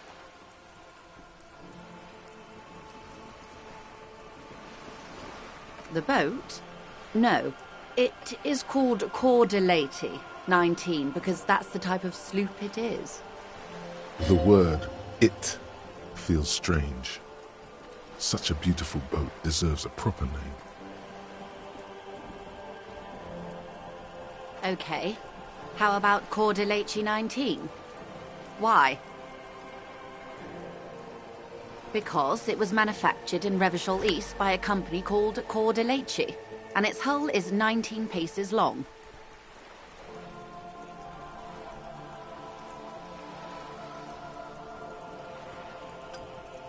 Why Dolores?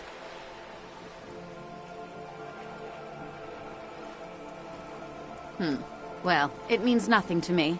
I think I'll stick with the factory name. But thank you for the suggestion.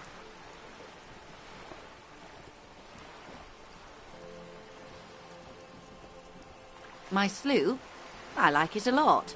It's the eel's hips, baby.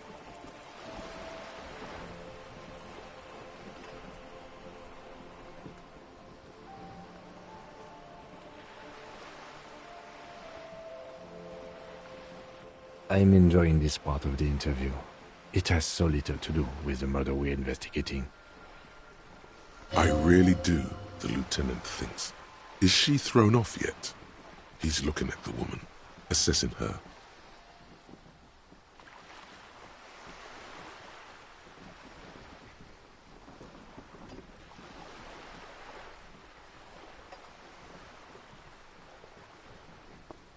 Officer, I assure you I'm a highly qualified pleasure craft operator.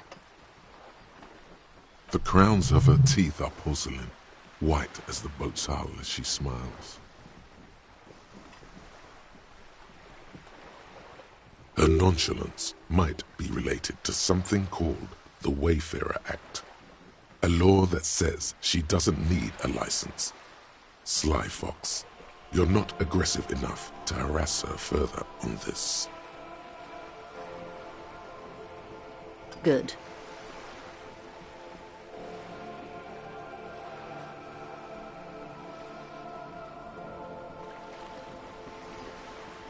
What we do? I'm afraid I don't speak for Wild Pines as a whole. It's a giant undertaking. The Pines' core competency is logistics. Container shipping, freight, that sort of thing. See those airships there, blinking? Those are the shipping side of things.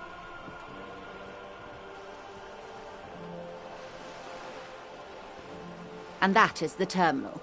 Another subdivision deals with energy, oil and gas exploration, offshore platforms. The Wild Pines Group is one of the original Revacholian Indo-tribes. Companies awarded royal monopolies by the king, the suzerain himself, centuries ago. The king is long gone, but several of the Indo-tribes remain.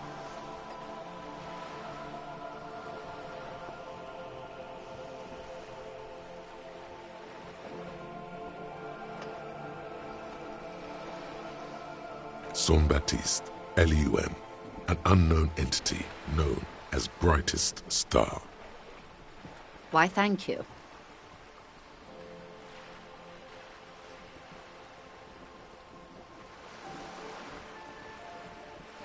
She nods.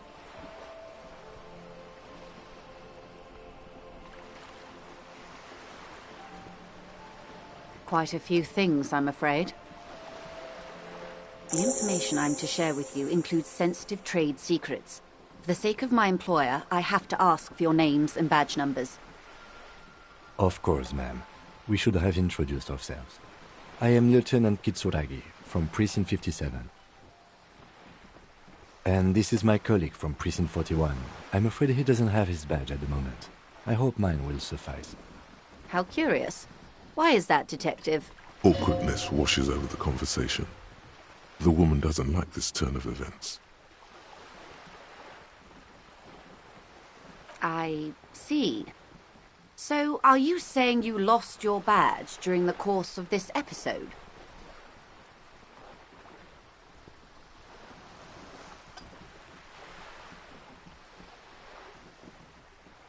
Oh dear. Some kind of encephalopathic amnesia. I don't even know how to respond. I do believe you, naive as that may sound. I simply can't imagine what you gain by faking such a condition. As I said, ma'am, his technique may be very unconventional, but he is an officer of the RCM.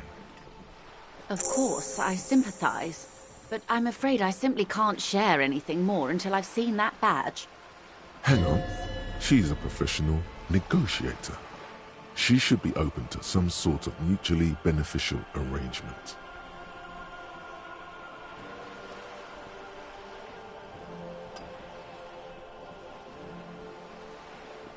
I mean, favors for favors. A dirty alliance of some sort.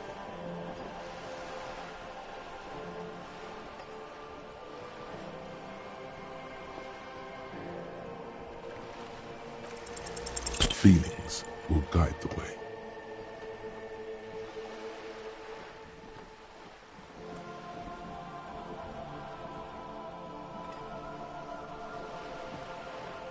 I assure you, it is no small matter for me either. We all share the responsibility for disarming this situation. I hope you have a badge for me as soon as possible.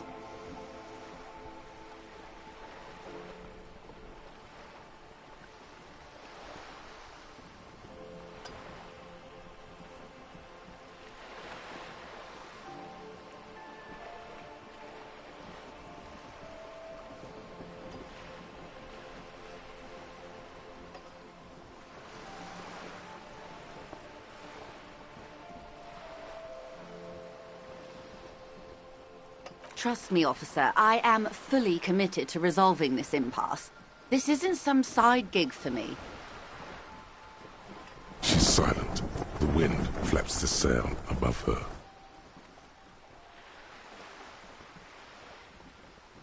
Officer.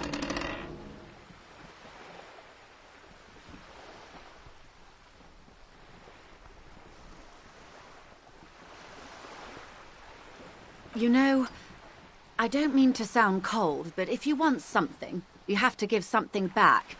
More than just guilt. You're doing it. Despite your own best efforts, you're still getting in. Somehow. I'll be frank with you.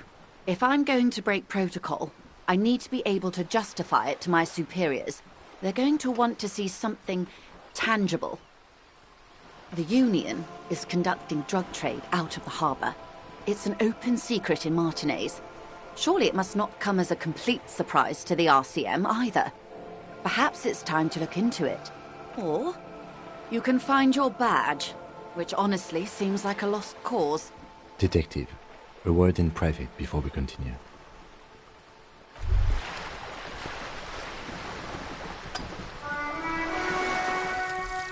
Lonesome, long way home. Here we go. Home awaits. Walk past Station 41 and through the market, past the Boogie Street spearhead to the other side of the lake, the frozen eye at the center of the district. Then past the video rental store on the corner. There, at the end of a street lined with pine trees, a small house no larger than a matchbox. 11 Voyager Road. You no longer live there. Those times are gone. And so are those people. Why did you come here? Why are you still here? And where's the dealer? You have to get back to work. That's all you have now.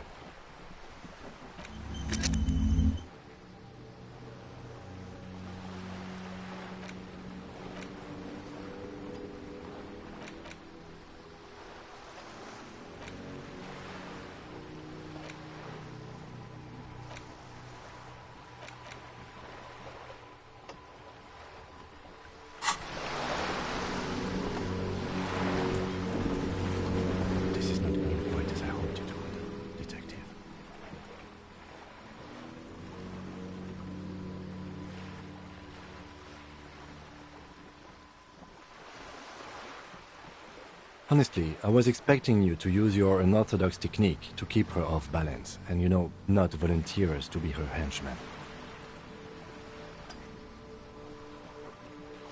This woman is running circles around us. She might have known about your misplaced badge all along, or she's simply an adept improviser. Either way, we've played straight into her hands. He doesn't let it show, but there is a limit to how much the consequences of your unprofessional behavior can cost the investigation.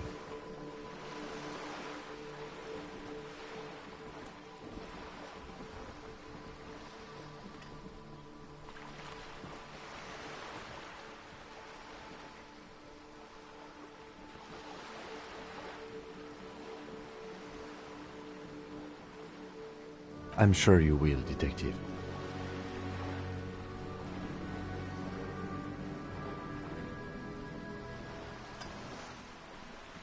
No. If there is reasonable suspicion, we must investigate. Otherwise, she could claim we are siding with the Union, or that we are on their take. We'd never hear the end of it. What I propose is, we ask her, then we investigate, briefly. But do not share the outcome of this investigation with her. We tell her it's done and demand for her information on the lynching.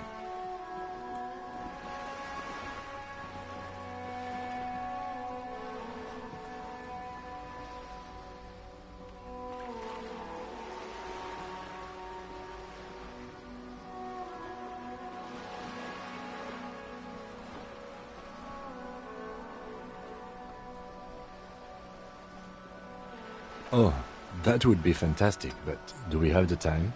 The world is large and your badge is 8 by 6 centimeters. You could request a new one from your station, but that would literally take months.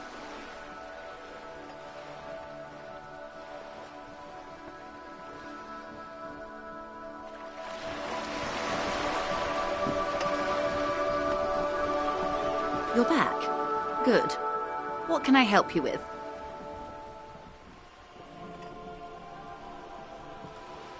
It's quite straightforward. Someone is using Terminal B to smuggle raw ingredients from the Samar and Isola into Revachol with the Union's blessing. Wild Pines has suspected it for years.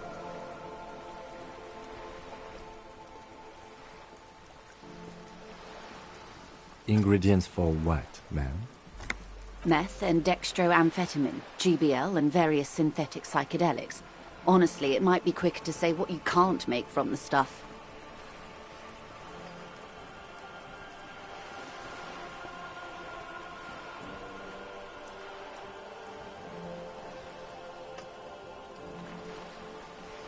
Yes. After they clear the terminal, we lose track. The actual production is taking place at various sites in and around Jamrock Quarter, north of here. Wild Pine seems to be well apprised of the local drug trade, ma'am. Do you mean to say the Union also produces the product? Sells drugs, I mean? We're in logistics. It's our business to know. And no. As far as the company knows, the Union does not produce it. They transport the ingredients for a cut. Yes, but you won't get anything out of Evrat and the Dockworkers Union. Still, every chain has its weak link. Unlikely, officer. I'm talking about the lorries. Once the ingredients reach Jamrock, they're distributed to a network of local manufacturers, well beyond our grasp. But in transit, they may be vulnerable. How convenient that they're stranded like beached whales at that roundabout. Perhaps you've noticed that a number of lorries are tangled in a traffic jam at the roundabout just now. Interview the drivers who are still hanging about. One of them might be waiting for a crucial shipment. I'll be explicit. If you find this driver, I will share company secrets with you.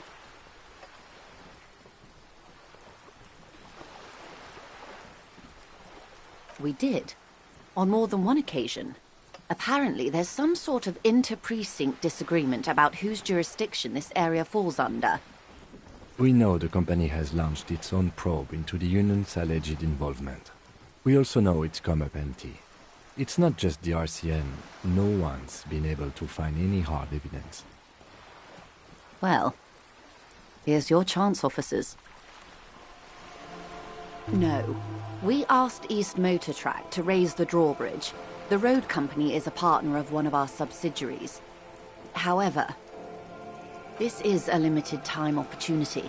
Once the complaint has been processed by the Trade Committee, They'll have no choice but to lower the drawbridge, and the operation will continue. Thousands of litres of raw ingredients will pour onto the streets of Revachol.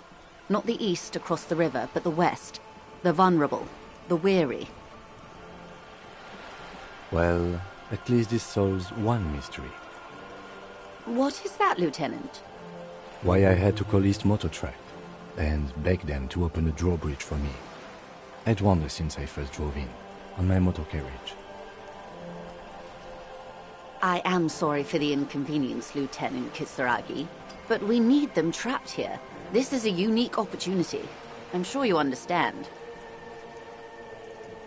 How do you think they're financing this strike? There are thousands of unpaid dock workers going strong for the 4th month straight. There was a shakedown of local businesses preceding the strike. Many were squeezed to bankruptcy to fund it. With all due respect to these desert cacti, the contents of a few cash registers cannot provide for 2,000 men. The local businesses can scarcely provide for themselves. Precisely. Smuggled out of that very gate at night, most likely, then loaded onto lorries and driven to Jamrock. You simply need to find one driver who will open up to you.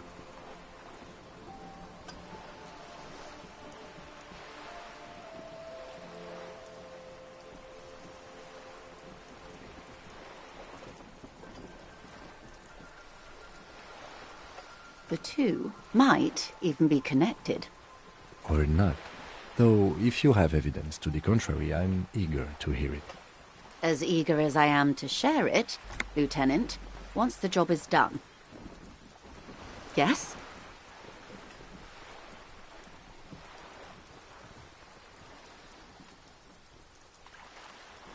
Excellent. According to my reports, there are at least 3 lorry drivers lingering near the roundabout. Hopefully one of them will know something. It may come to nothing, or it may just blow the case wide open. I can keep the drawbridge up for a few more days at least. You should have the time you need. In the meantime, let me know if there's any other way I may be of assistance. That's the man who was killed. I'm afraid this is a discussion for once we've cleared the lynching question.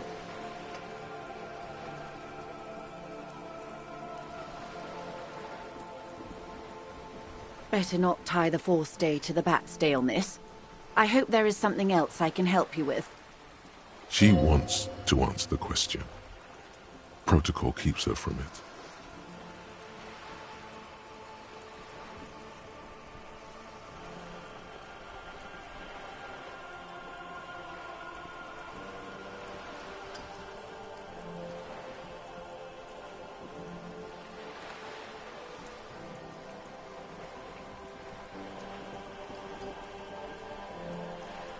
Of course, Detective. Take care.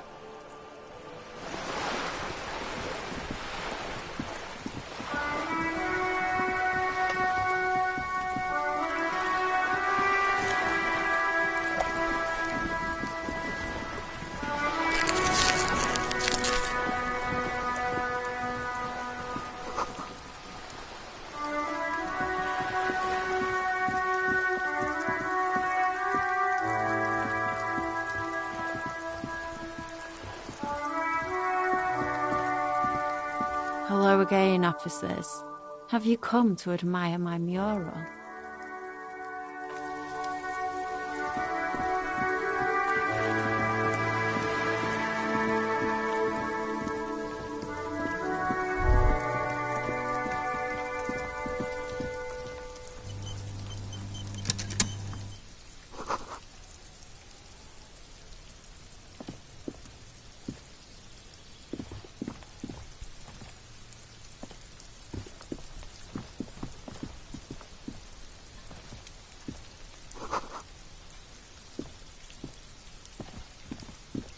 What's that noise down there? There must be another way into the building.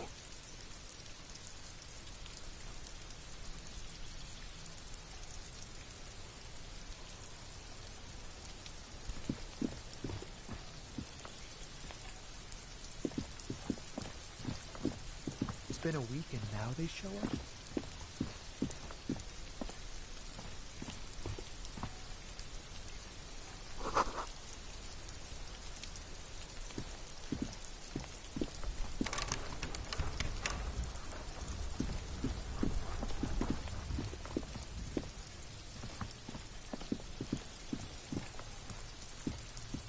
Yes?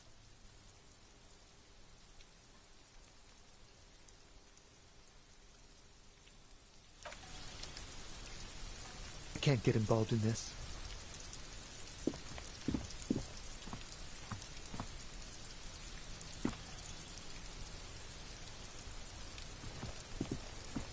You see a young man on a balcony nursing a cigarette.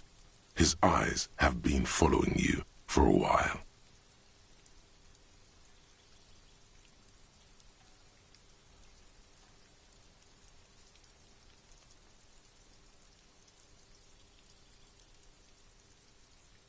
Not looking for any trouble, officer.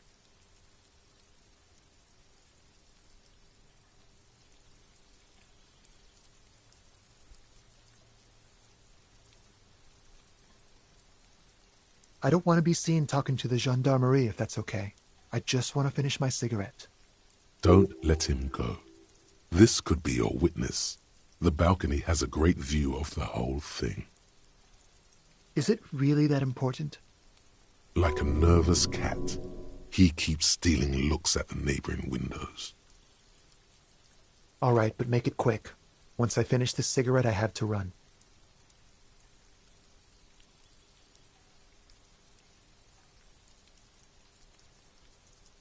Help you? No, sorry, gendarme. I have to run.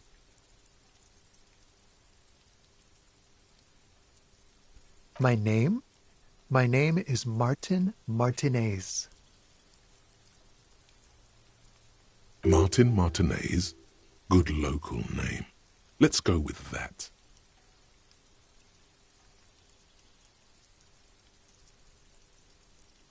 I can tell that you finally got him down. Thank you. It was quite a disturbing sight, even by Martinez standards. What were you doing last Sunday? Oh. You already asked me that, didn't you? No, not you. Some more muscular type. And when did you speak to this more muscular gentleman? Last week? I don't know. Look. It'll take more than rain to bring this place back to life. You didn't answer the question. What were you doing last Sunday? I had a friend over. It was my Sunday friend. Makes sense. Friends are nice on Sunday. You don't have to work. You can just spend time with pals, watching rugby and drinking beer.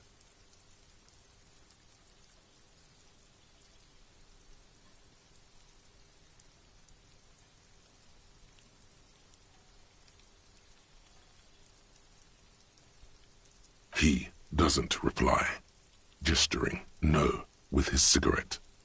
Under the grey sky, the neighboring windows are streaked with rain. No. We won't. Now, if you'll excuse me, I really need to get going. This isn't the place or time for questions. Who knows who might be watching from the distance, hidden behind the curtains?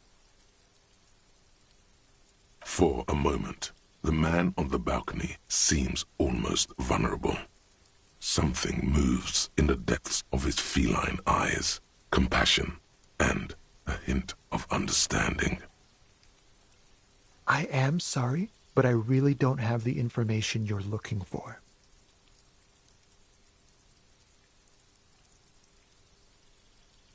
But, hold on, what's that? For a split second, his hand lingers, as though gesturing towards a stone placed right next to the front door. It's a sign. Good luck with the investigation.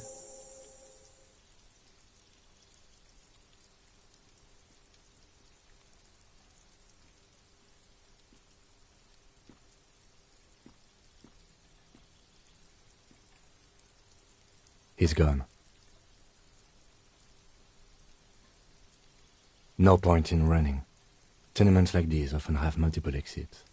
If he doesn't want to talk to us, then he'll know how to hide himself. He could be a witness. Him or his Sunday friend. Either way, we need to look into that muscular type who's asking about our case. He did leave us a sign. Did you see that? He wanted to draw our attention to that stone right over there. If we find a way inside the building, we can ask around for his apartment.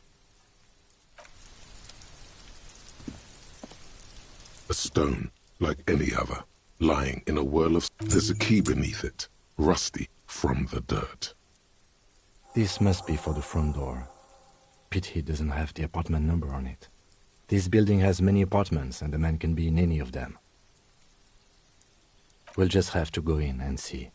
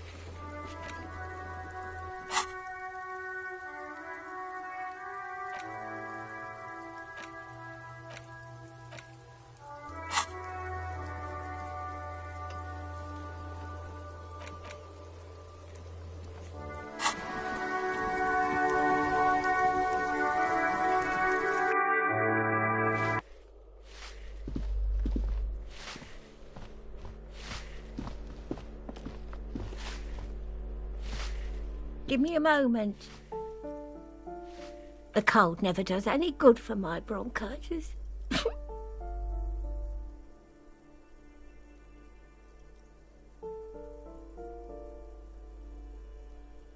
I'm fine.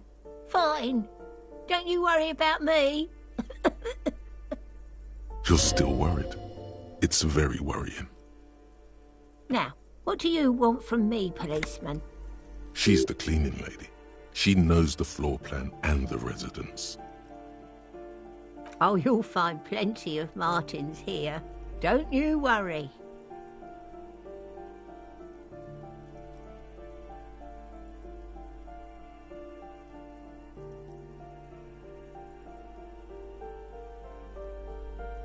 Pea-brain. Someone played a trick on you. Martinez is a name for anyone who comes from Martinez, like Tim Jambrock or Raoul Ravachol.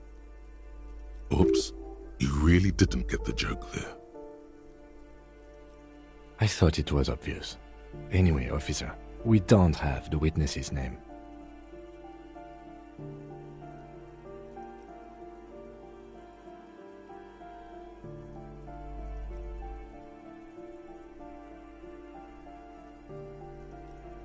Yes, I know who you mean. The scrawny boy who's always smoking like the devil, right? Somewhere in the building, a child starts crying. You hear a radio tuned to a talk show and someone taking a shower.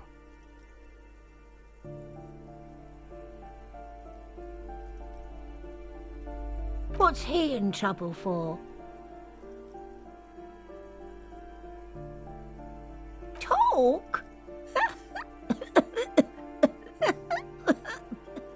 He lives upstairs in room 28. Go to the balcony. It's one of those doors there. He's usually home in the evening. Thank you. We should go check out his apartment on the balcony. See if he's home.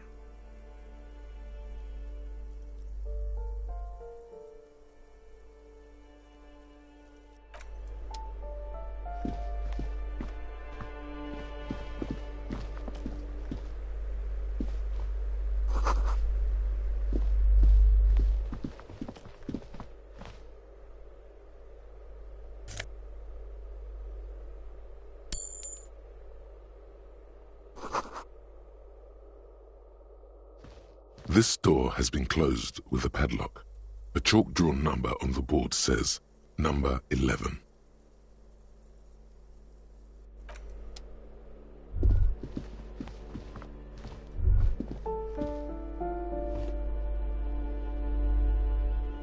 that isn't just a five-pointed star. It's an inverted white pentagram cradled in a wreath of antlers, the iconography of communism, in other words.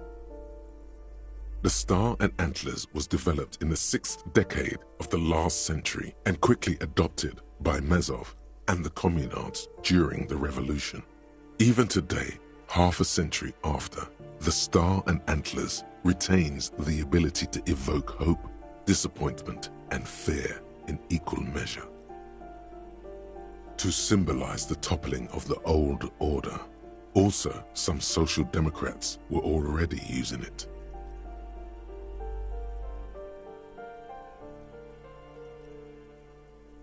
The wreath of antlers represents a natural crown. It was about building a society that could exist in accord with the natural world, and at the same time above it. Because white is the color of peace. Gone is the glory of hope. Only the scribblings of impoverished students remain in dirty hallways.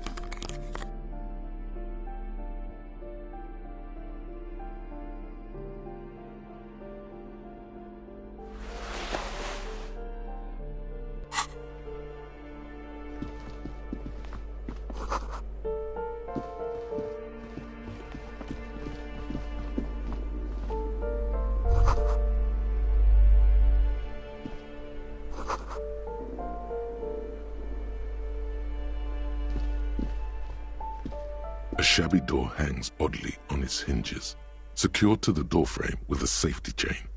An unpaid energy bill is attached, threatening to cut off the electricity. It's addressed to Mr. Uno Doroita.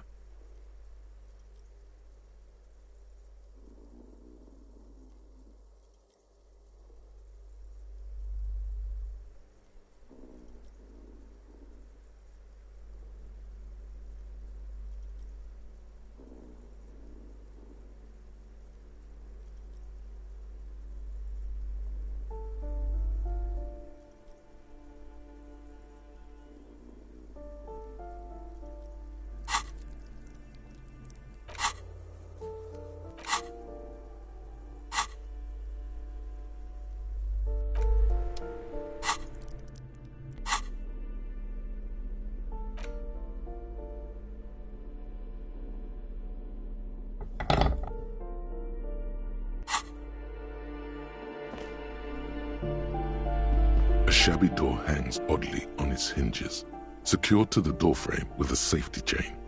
An unpaid energy bill is attached. It should be easy, but it's just an awkward angle, okay? The door doesn't really open wide enough to really get the cutters through. You can't get the leverage you need, and the cutters are blunt. And the chain is just super strong, okay? It's not your fault you can't cut it. Trouble with the chain, officer?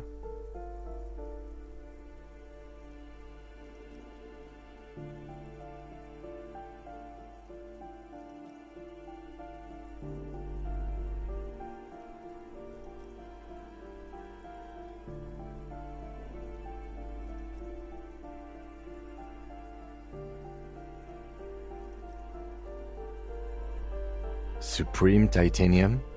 Sure. The door inside this complex has super hard, super expensive chains. You can't stand for that.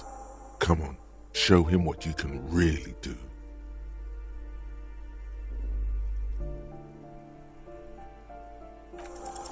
Snip, so much for that goddamn chain.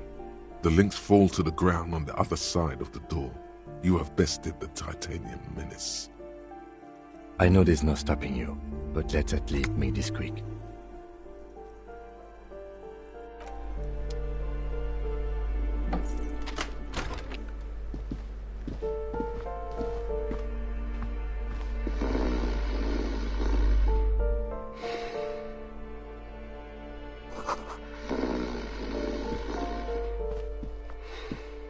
A phone book lies open on the table, covering a stack of utility bills.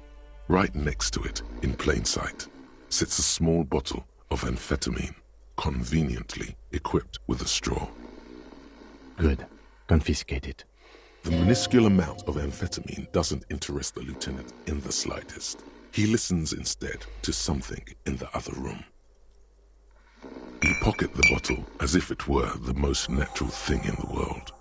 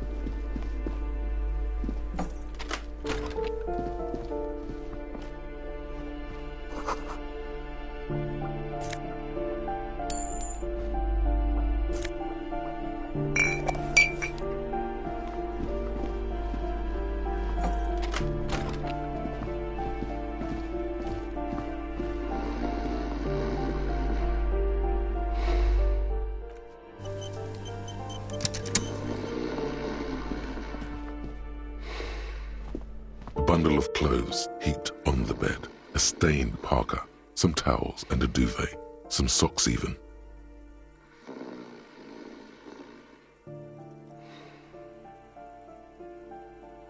Something underneath there is breathing. It's not too late. No one's going to blame you for backing out. You don't have to do this. Just get out.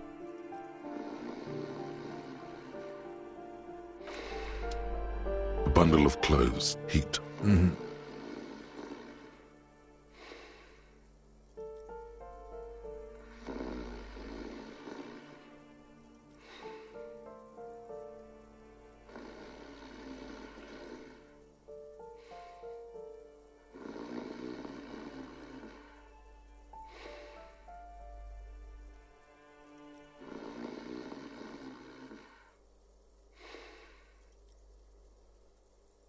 Something underneath there. It's not too late. No one's going. Your hand touches a greasy duvet covered in cigarette burns and ketchup stains. You hear a growl. There is something alive underneath it.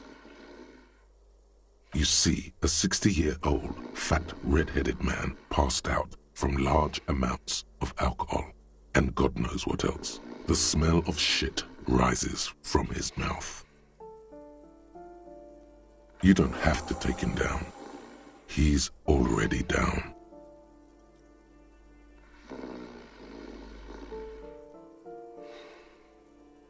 I'm afraid it is. Look, it moves.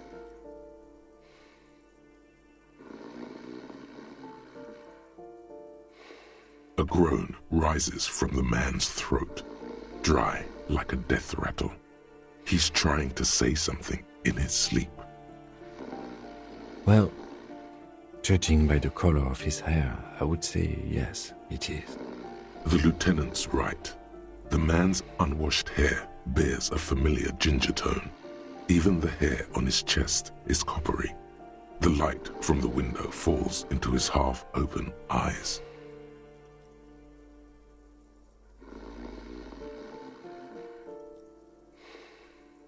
I think he's still quite bad. I mean, what he has come to. This man won't be feeding his family anytime soon. Not that he was, but at least he won't be beating his son. A pair of half-open bug eyes is staring back at you from the dark, empty, and frozen. It's clear that the person behind them is not awake.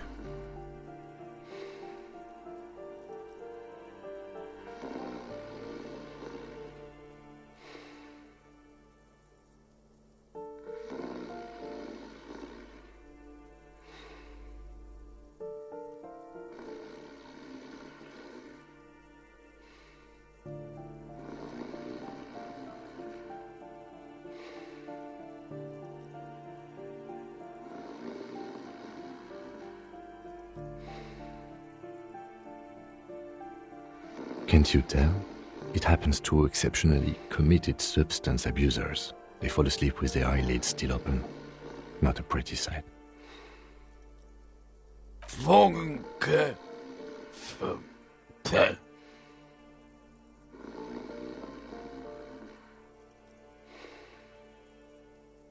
Look, he's trying to communicate.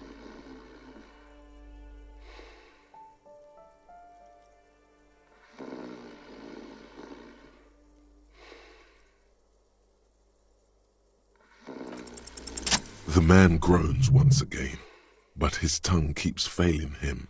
It's impossible to make out the syllables. A hand emerges from the blankets, trying to gesticulate something. And then it dawns upon you, clear and surreal. Pigs, he says. He's trying to call you pigs.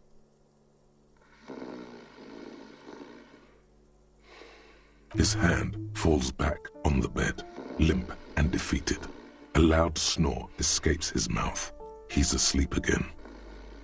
At least he got to say his piece.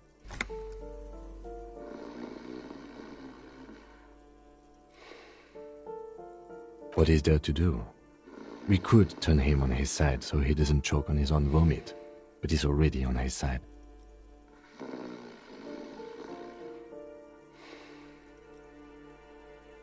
We could take him to Remedy or Saint-Baptiste, but he doesn't have money for medical services. The almshouse would turn him down. They don't do charity for people who are trying to kill themselves. Besides, he'll be dead in a few. The pile of blankets grunts miserably.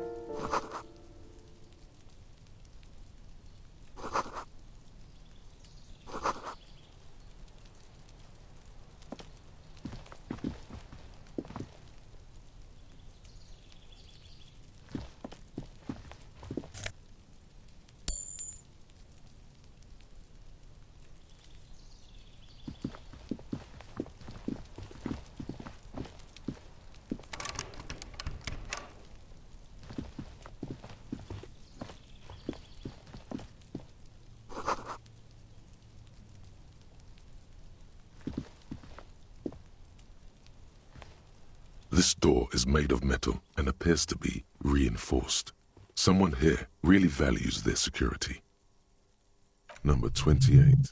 This is where the cleaning lady said the smoker on the balcony lives. Let's see if anyone's home. No one answers.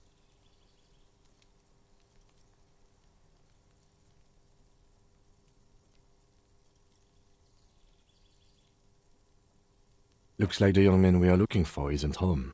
I think our best chance to catch him is in the evening. We should return tomorrow after we have finished with our day's work. How about 9 p.m.? Sound good?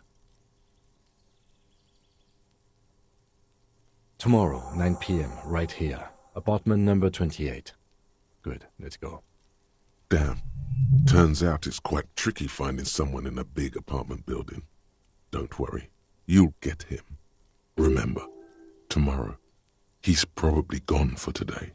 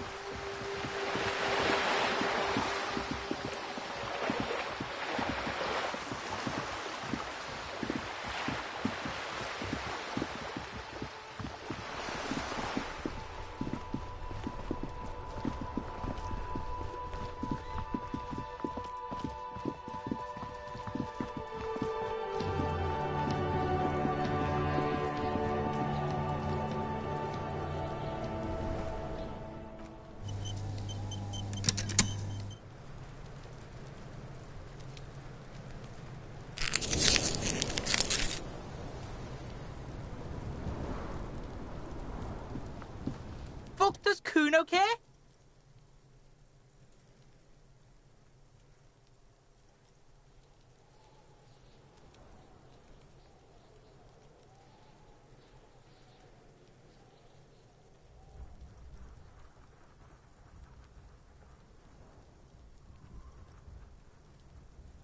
So?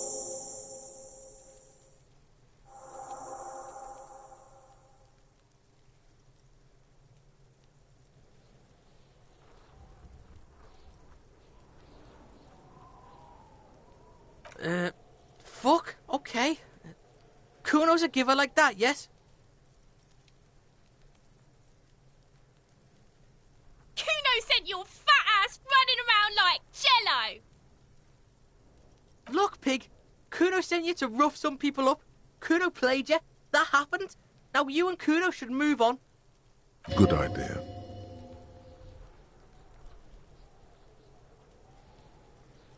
Yeah, that's what Kuno said. Don't be saying what Kuno said back to Kuno. Get the fuck out of here, Patterson Kuno. After this shit, you better have something real interesting to say if you want to stay in Kuno's face. Yeah, real interesting.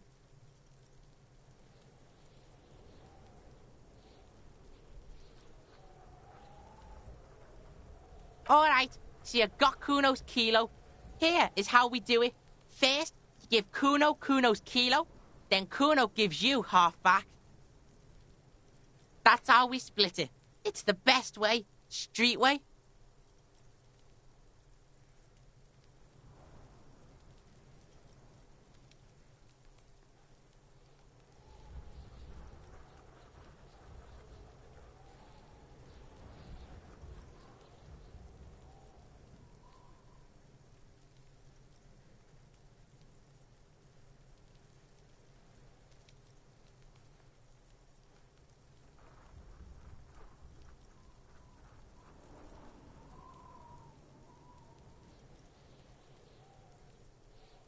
Word on the street is, you sent your little friend in dressed as a hooker, distraction style.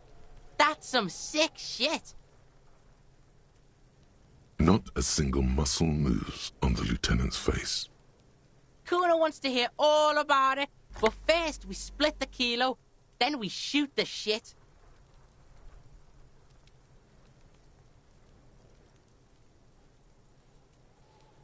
All right. Kuno knew you'd try that sneaky pig shit on him. Tell him, Kuno. Kuno's got brains. This shit doesn't surprise Kuno. So Kuno's gonna give you one more chance. Know this, pig. Shit is major. Major fucking choice, pig. Kuno won't take this shit lightly. The pieces are moving, pig. This is fucking domino shit. It's hard to see how not giving a boy a bag of amphetamine would cause some catastrophic cascade response. Hard to see, but easy to feel. Somehow, this will change things. Tick, tick, tick, tick. Decision time. What's it gonna be? You gonna fuck the Kuno?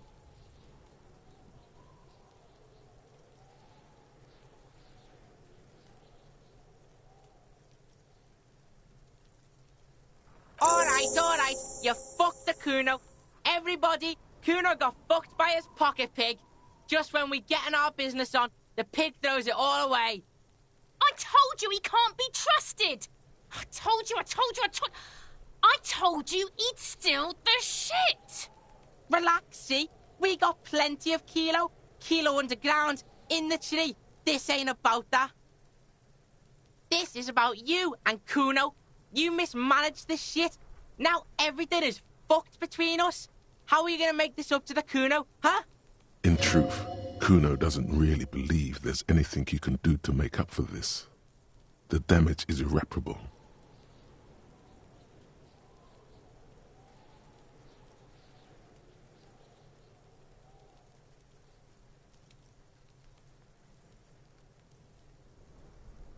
The fuck do you know about Kuno's life?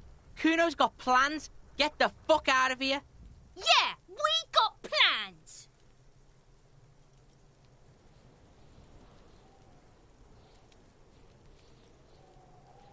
Fuck right there were. Fucking 3 years or some shit. Yeah, that's right. Kuno's dad doesn't give a shit about that electricity and light shit. Just wants to pound on people and drink.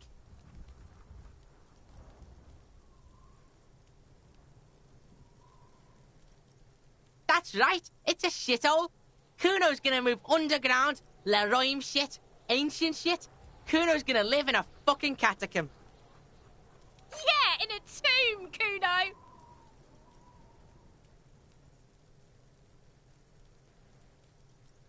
Yeah? How the fuck are you still alive, pig?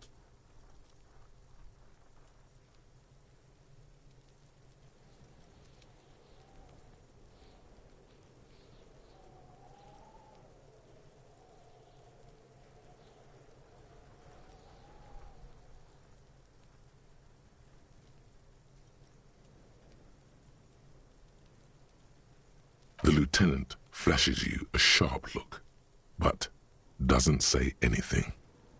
Only his tightly closed lips betray the effort keeping silent takes him. Fuck out of here. Kuno made that shit up to demean you. Look, pigs. Kuno gets it. You don't want to talk about it. Close quarters combat shit. Kuno doesn't want to talk about it either. Combat trauma shit.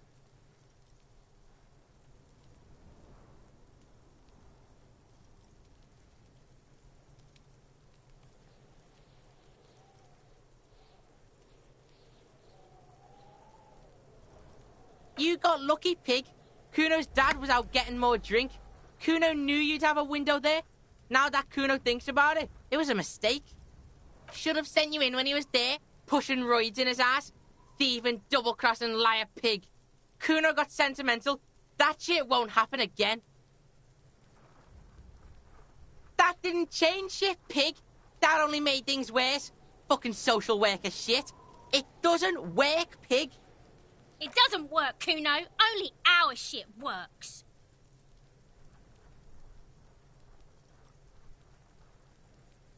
Kuno doesn't fucking care.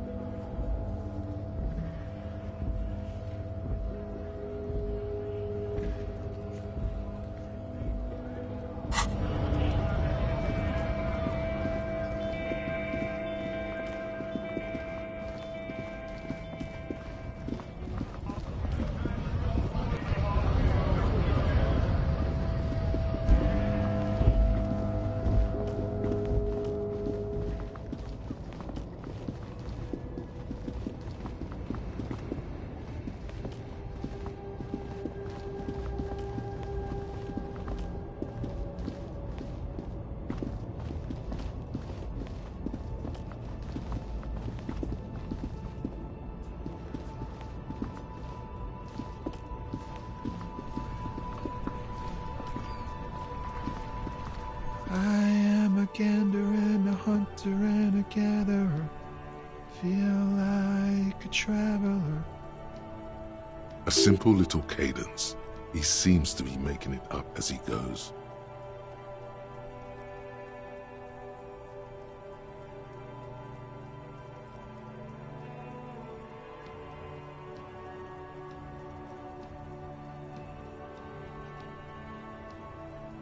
From another planet. Hey there.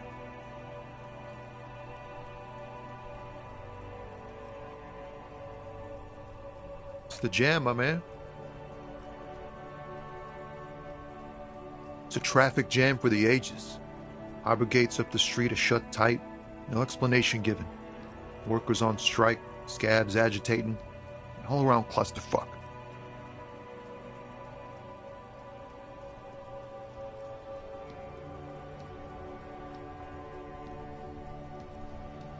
Meanwhile, we're all stuck here in long-haul limbo for days upon days upon days upon days.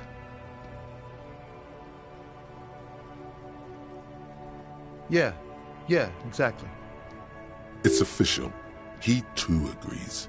This is the antechamber of the afterlife.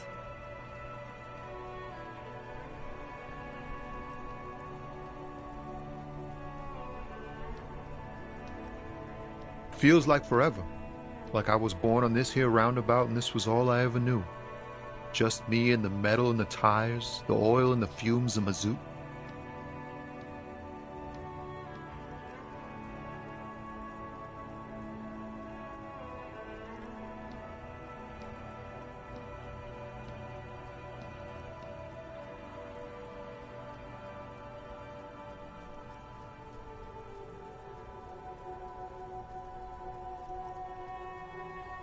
Yeah, imagine. It's been a whole week already. Behind the laugh, however, a touch of sorrow. So tell me, what do you need?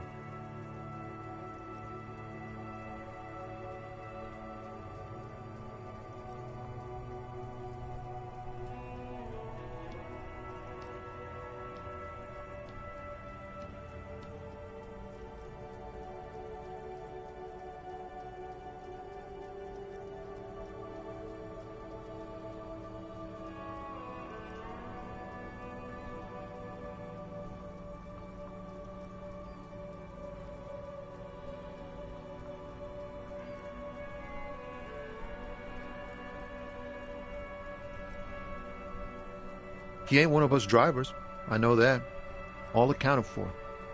Otherwise, I haven't really asked about that. Been wasting time right here. Keep him busy. It's easy to see he's telling the truth. He's kept his nose out of the dark stuff. Analyzing the fundamental structural and psychological conditions of being stranded in the midst of a sea of motor lorries and their sad, despondent chauffeurs. A sense of surprise there ain't more bodies hanging from more trees.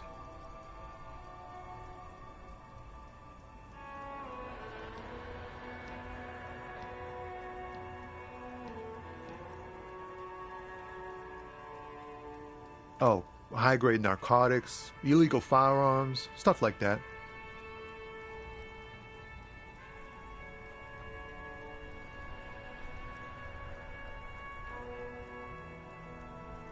Can't even get a few jokes past you, my man. I've got another haul of found cargo. Mostly sporting goods, tracksuits, and that kind of thing. They usually get shipped to Grodd in the Occident, though we've been making headway in the Il-Moran market lately.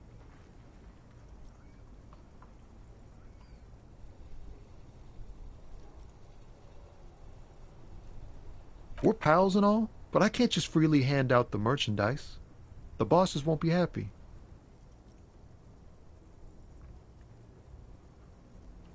This rockin' beauty. Sure is, like a rash you can't get rid of. You interested in heavy-duty cargo machinery? Neat. For carrying large quantities of cargo a long distance. These found tracksuits need to find their way to the kids way out in Wamrau and Loran Bird somehow. There it is again. A little touch of sadness beneath his cool. He thinks he's spent too long in this lorry. Not unless they've illegalized sports equipment while I was on the road. The man taps his fingers rhythmically against his arm.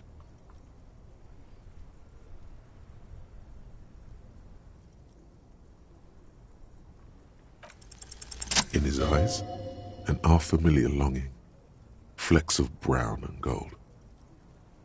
It's hard to say. His gaze wanders southwest, down... Excuse me? A flinch jolts his frame. The question has touched a nerve.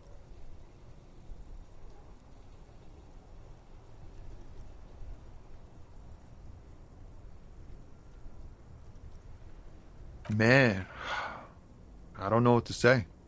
Not much anyone can do. There's no helping in absence, you know. I miss my family. They're all I have. My wife, second kid on the way, waiting all the way in Diora. And here I am stuck in this shit, so far from home. Diora of the Seven Seas. It's on the other end of Le Caillou, pretty much, on another island called Laurentide, off mainland. We've got a little place there. Can almost hear my kid laugh when it snows. What's it like? Good. And bad. An ache that brings you joy. I think of them a lot. I dream up these silly scenarios in great detail of living with them. It comforts me. What about you, Cop Man? You missing someone? Is that what it is? This feeling? No, it's scarier than that. You're pursued by a hunter, smelling of apricots and sorrow, and the past.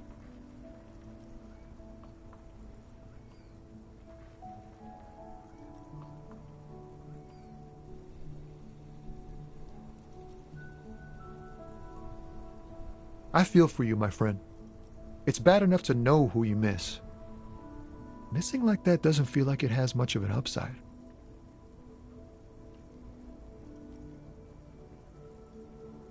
But, thanks for this. It's nice to talk to someone, and I know it wasn't easy to ask. I hope you find your way through your own troubles.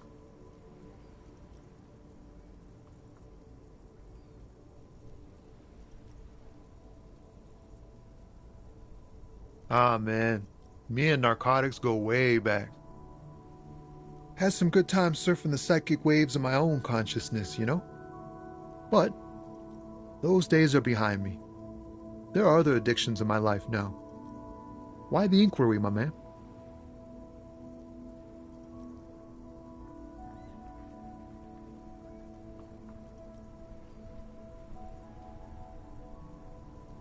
We have a credible lead, sir. Someone on this roundabout is waiting for a bulk shipment from the harbor to load it on their lorry and drive it to Jamrock. Not me, man. No way. I don't need any trouble. Shit's bad enough anyway. This jam's got folks up in arms, and I'm afraid it's headed toward a conflagration.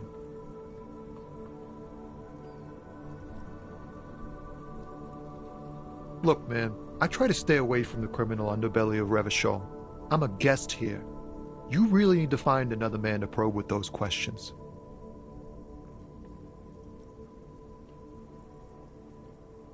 Don't be a stranger.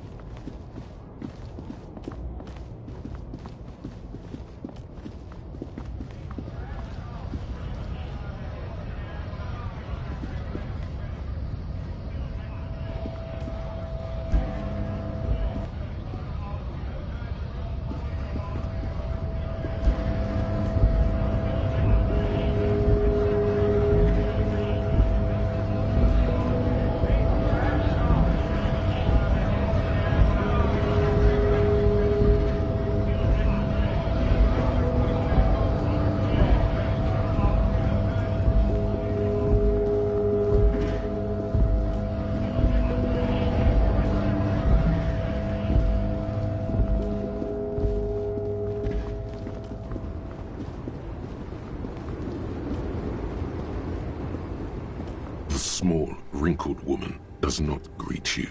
She nods along to something on her radio. A photograph is clutched in her hands, and there is a warm smile on her face. It's the warmth of a winter night's fire. Maybe she could give you comfort and shelter, some cigarettes and food money. Maybe she's your...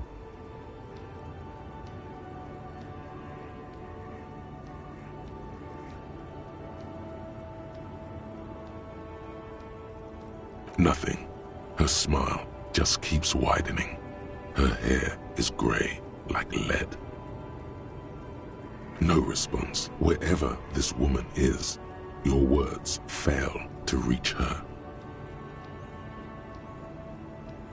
If you want her attention, you may need to be more forceful. Where am I? Who are you? The smile on her face has disappeared, replaced by the weary aspect of a cornered beast.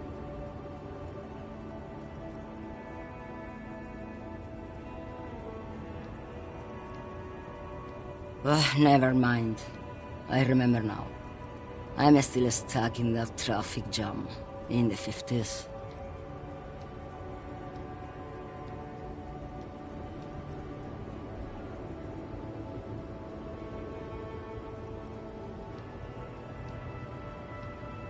Back in Methka, during the time of the revolution, the sidewalks and cafes are filled with young people.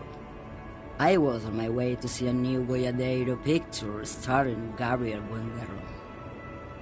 Until you came along, that is.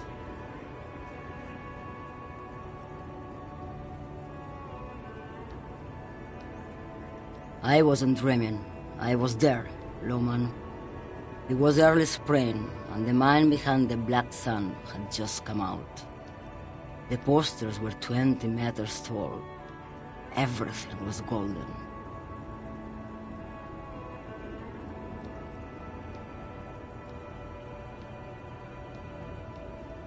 While you, people, were tearing each other apart over your petty little revolution, in Methk, it was a golden age. This is Gabriel Buenguerro. A strikingly handsome man looks straight at you, his head crowned with a wide brim hat. His hair is dark as an oil slick, and his jaw the most perfectly chiseled thing you've ever seen. He was the biggest star of his day. Girls used to faint in the aisles of cinema whenever he came on the screen, and schoolboys used to memorize all of his lines.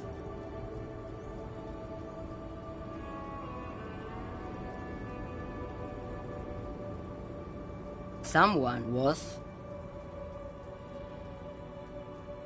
They are someone's memories, boy. They're beautiful. That is all that matters. Beautiful and true. And they will win. They're coming for this, you know? All of this. All of what? The world? The present? She seems to derive some bitter pleasure from this strange thought, as if the past will one day wipe the present away, like a tidal wave approaching.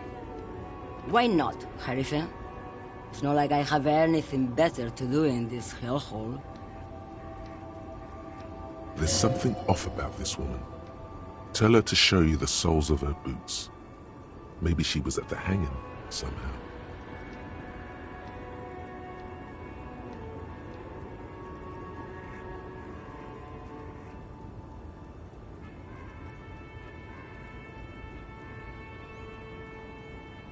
Diamonds? Of course not. But wouldn't it be marvelous if I was? Whatever stupid things they put in the lorry, I imagine.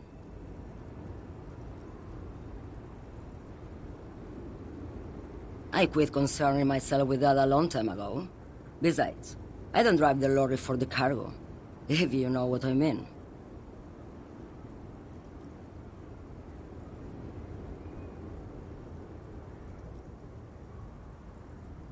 Then it's contraband, Loman. What? Do you want to take an old woman in? Be my guest. Lock me away like Bad Hand Hermenegildo. Bad Hand? Hermenegildos' bad hand strangled 300 people. What can I say? Some people just really like strangling people.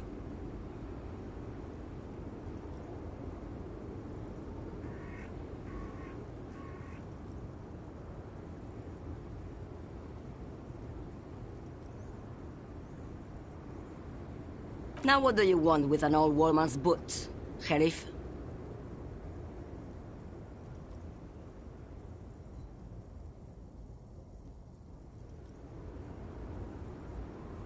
I'm starting to think you should let me get back to Gabriel Buenguerro. You are no Gabriel. She's wearing sturdy worker's boots, made of black leather. Buckles run across. The sole is also made of leather.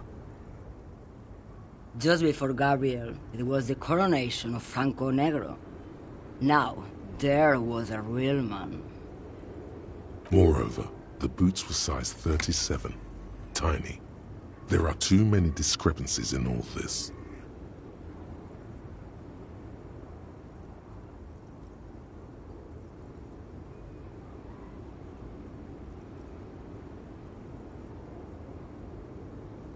I could have told you that from just looking at them.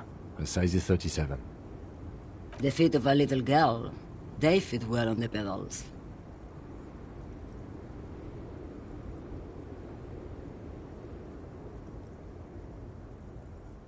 She's just a distracted old woman. We should maybe let her get back to her things. So he doesn't think she's a smuggler? You hear that, Lowman? I don't think your partner likes you spending too much time with me.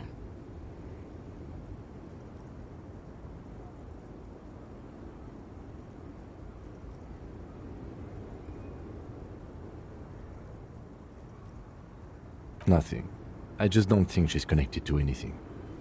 He doesn't want your frail mind caught up in something here. Something unconnected to the case. But connected to this woman tuning out like that.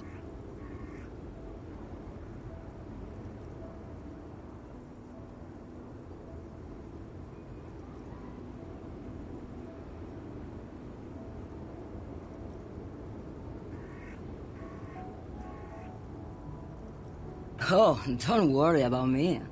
I'm one of the best camioneers around. I drive routes no one else will. Lomonosov's Land, Udashnaya Zemlya, the Western Plain, the Transcatolia Magistral, you for 1A, Adestradas du Mirador, all the good ones, the deep trenches, where the bluebirds fly. Irmao, I already am dust. What do I need drugs for, Lowman? What I see, what I feel, the great adversary, no drugs can compare.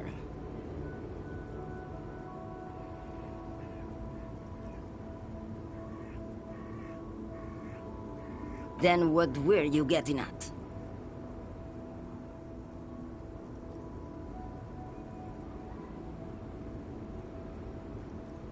You're man, Lowman. What of it?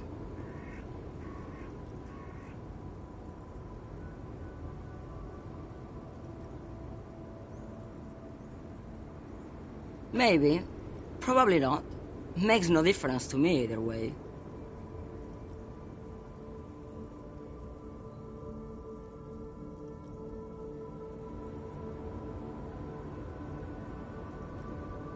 Just this month, I made half a dozen trips from Saramirizza to Grad, on the U41A. What do you think they take from Saramirizza to Grad, Lowman?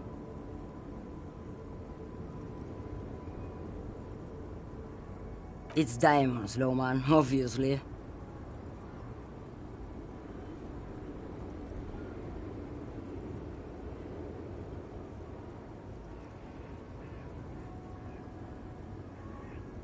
Easy. He's the skinny man who thinks he's a poet. Never trust a poet. Also, he's the only one I can see from here.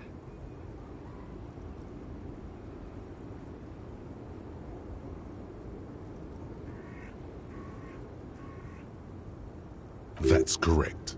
There is no visibility of any of the others.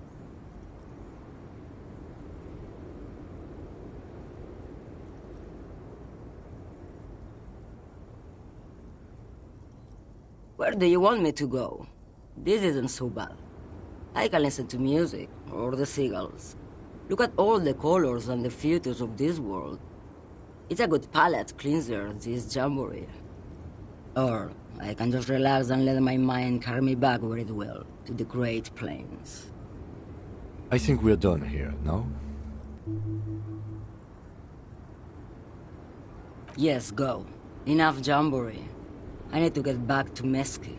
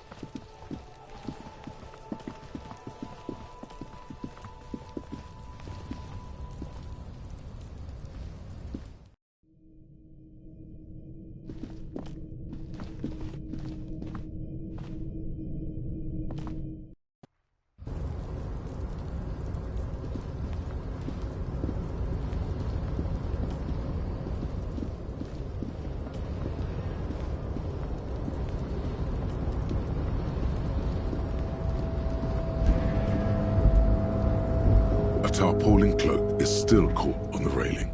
No one has claimed it for their own.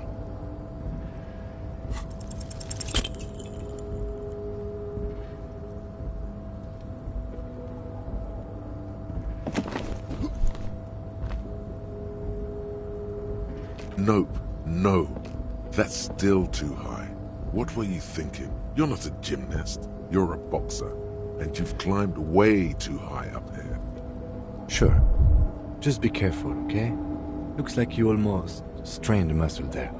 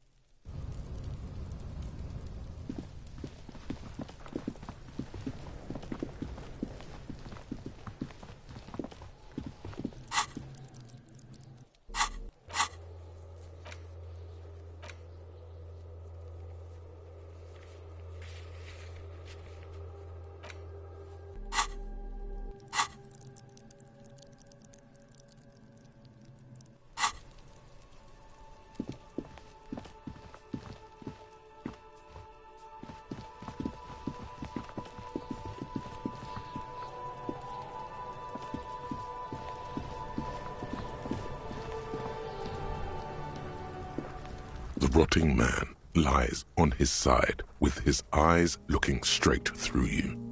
The belt is still around his neck. His body is supine and open to intrusion by autopsy.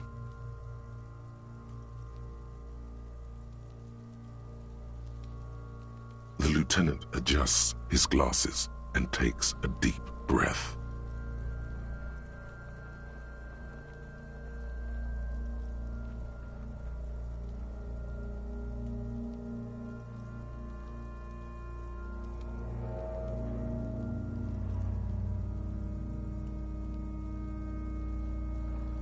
Come on, officer. You know what a field autopsy is. You've done 100 of them.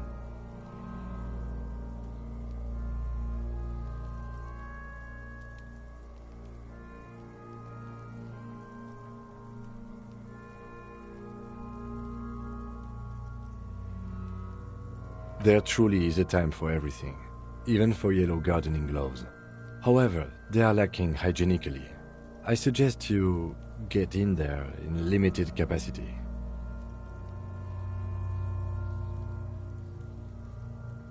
I'll ask you when I need you to.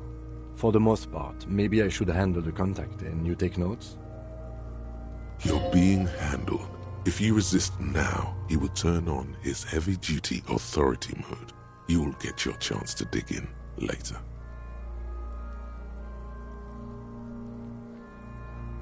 That's right. You knew it because you inspected your ledger. The lieutenant is relieved you know the protocol.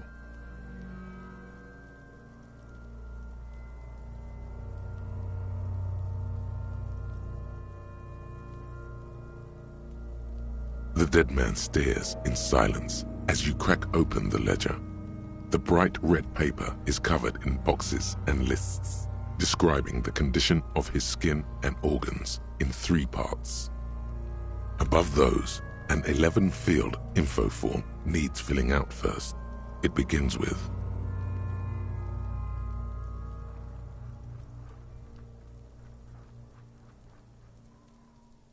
That's you. The corpse is indifferent to your scribblings, just lies there. The next box says, KK57, K-K-0803.0815. KK equals Kim Kitsuragi.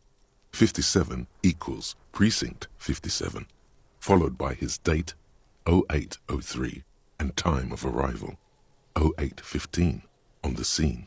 He's indexed the case after himself, not you.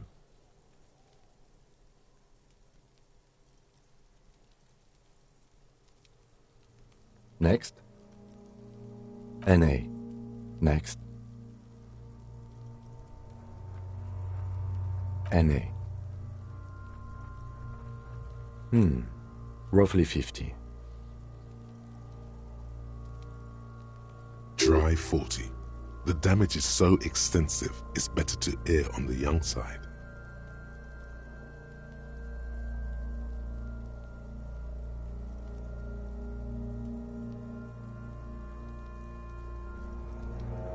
He nods. Mondial. The pudgy mess of curdled meat looks neither mondial nor anything other. Fucky, fucky!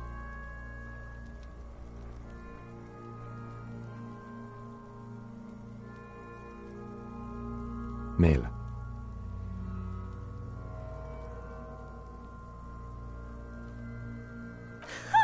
Pigs can have sex!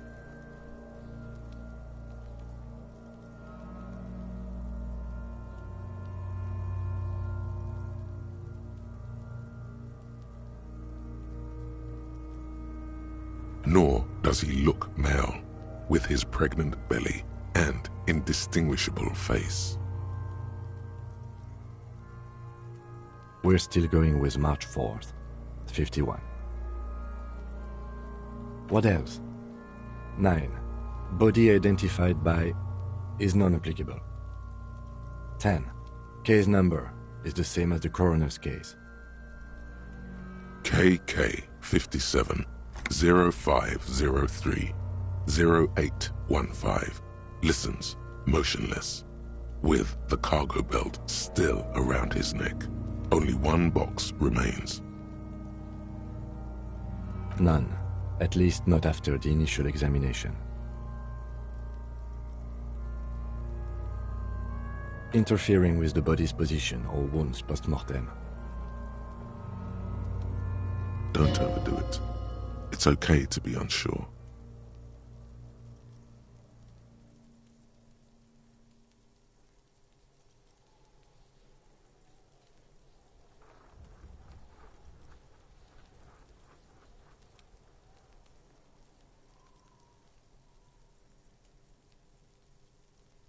They'd have to have incapacitated and carried him over. This man was more than a match for untrained dogwalkers.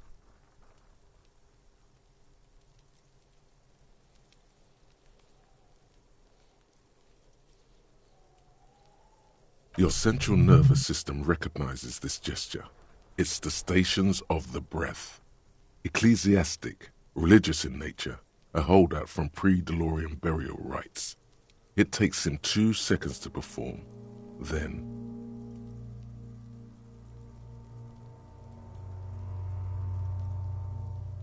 somewhere in Jamrock North, a small wood shed behind Rosencrantz Row, Lieutenant Nick Feuerbach puts his hand to the chest of a small corpse, no larger than a monkey.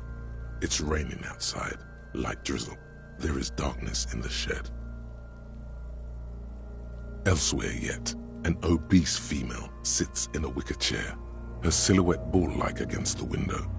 Outside, Grand Coudon. The day is turning dim for Sergeant Mac Dawson. Hand extended, he approaches, to make sure she is dead more than anything else. And so, all across Jamrock, Coal City, GRIH, 42 deceased persons found today. 42 stations of breath. We should start the post-mortem. The corpse cannot feel Kim's hand on his chest. It no longer meaningfully interacts with its surroundings. A thicket of boxes and lists on red copier paper tries to answer why.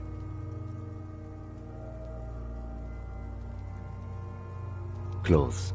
The deceased wears armored boots and white briefs. The make of the briefs is Babrodin, I think. Let's see. See, it's happening. Babrodin, yes. Inexpensive. Size M. Color white. The disappointment is palpable. The red-haired thing was expecting something more lurid.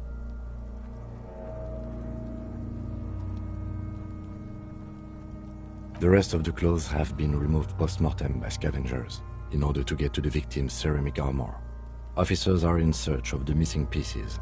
Removal of the boots is left for processing. It would be clever of you to omit the boots altogether, sire. If you are to keep them for yourself, as you ought to, you have deserved them more than anyone else. The boot has a serial number.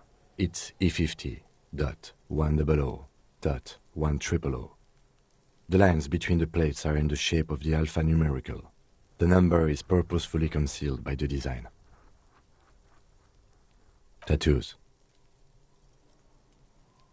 The upper torso is covered in a single, continuous tattoo, resembling a map of the night sky. It reaches from the right shoulder to the heart. The ink is blue and white. The assistant has a color photograph of the markings, to be added to the case files as document A1. The photo is taken on the scene, using a Trigat Mini. The deceased has a belt for airlifting cargo around his neck, tied with a hangman's knot. Color yellow. Length 3 meters. There is a buckle on the other end.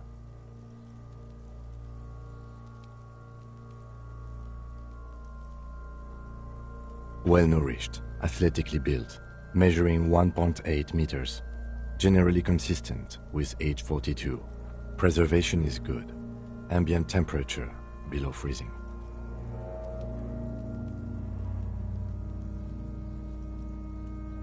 Body hair is light brown. Distribution is consistent with the age. The deceased had male pattern baldness. Hair is combed back, short.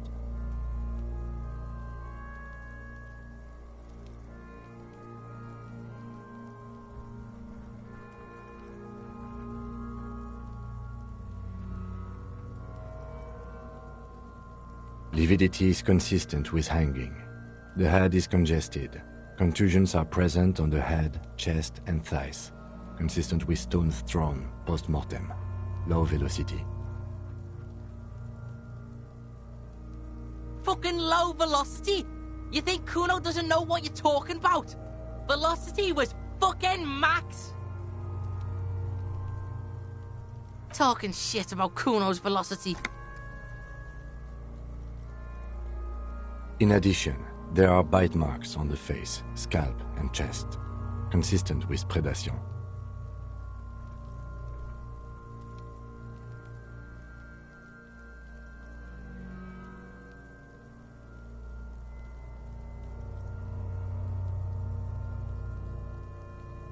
Ligature mark.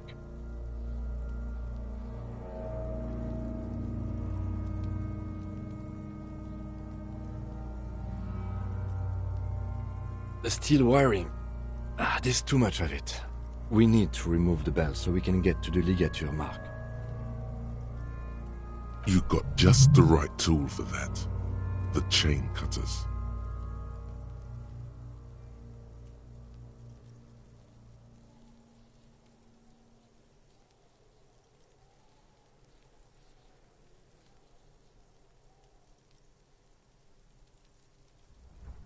The hanged man lets out a joyous little bubble of rot from his nose.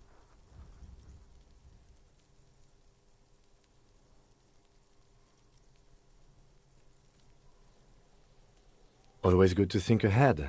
Now, we need to cut the belt to see the ligature mark below. Carefully, with as much precision as you can.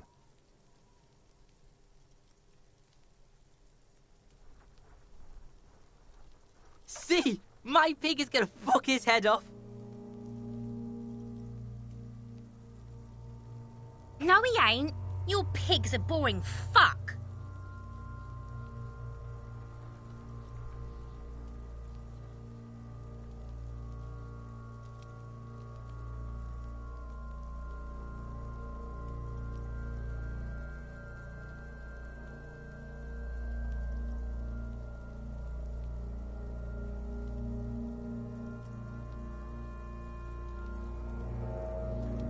The belt is equally tight around the whole circumference of his neck, swelling over the edges like white bread rising from the east. The knot is the weak spot. The chain cutters fit in there, steady now, like a flower arranger. 2 cuts and it should come loose. You are? You're Kuno's pig? Concentrate on the belt, not on who is whose pig. There is no pig. There are only the chain cutters and the...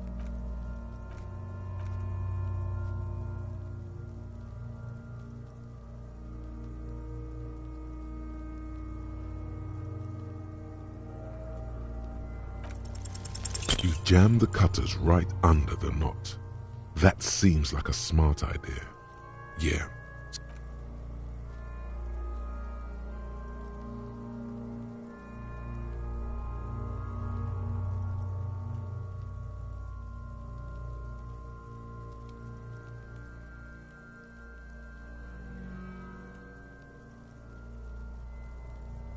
A really, really bad smell is coming from there now, and some kind of cracking sound. The lieutenant looks by, somewhat worried as you summon power words to your aid. Yeah, fuck him! Fuck that faggot in! Corpse fucking time! Told you my pig was hardcore. I should have a go first. I think I have a strategy.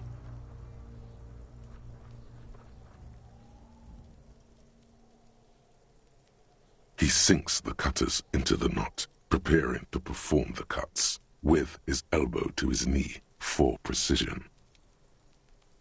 Snap! The knot is slashed. Another cut and the belt falls apart like a flower bouquet, revealing the dead man's neck and the dark red ligature mark around it. Here.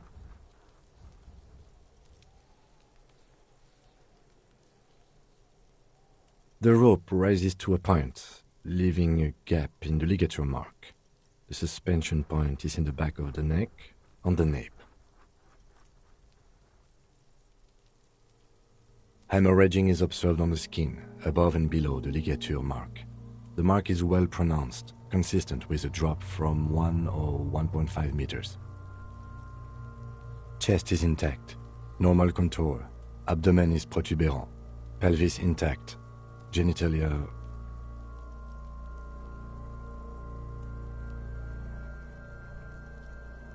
No! Let's get up and see! I fucking knew it!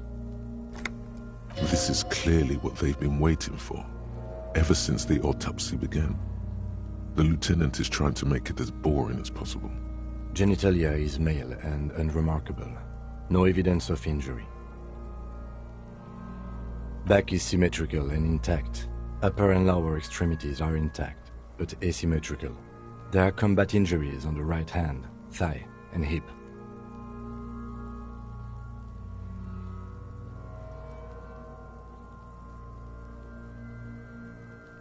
In addition, I see smaller, residual scars, too numerous to count, covering about 30% of his skin.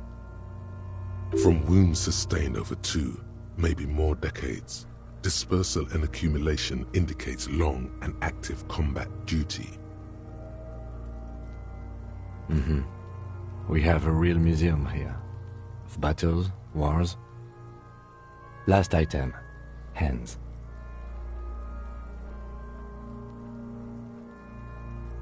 His flesh is cold, icy. Pleased to meet you. Where are you from and what's your name?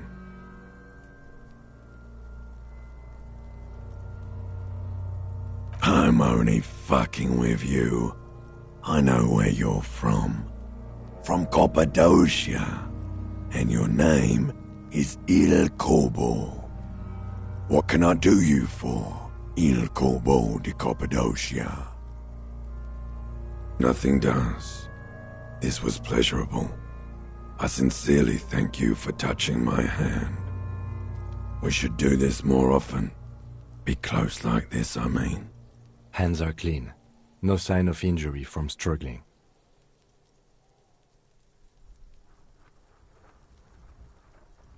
I was. Maybe I'm just not seeing them. Honestly, this stench is making it hard for me to think at the moment. Ooh. That's all for the external. Well done. What next?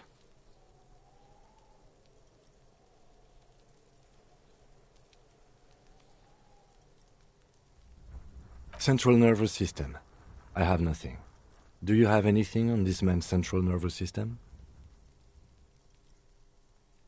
Of course, there is a moral to be drawn from it. A moral to this story.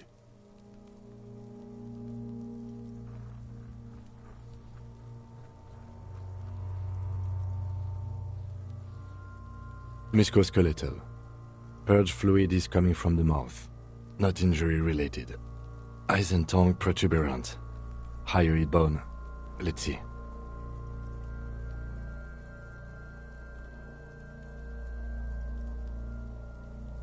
With his eyes almost closed, the lieutenant puts his hand on the dead man's throat and begins to massage it, gently. A rotting smell erupts from the mouth. Purge fluid runs down his lips, black and viscous. Yeah, jack that fucker off! The hyoid bone is fractured. The rest of the musculoskeletal system is intact. Unremarkable.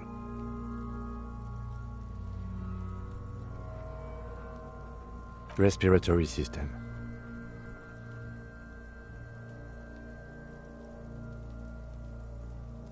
Oral cavity shows no lesions. The victim has received dental implants, possibly after a combat wound. Mouth swollen, hemorrhaging present in mucosa of the lips and mouth.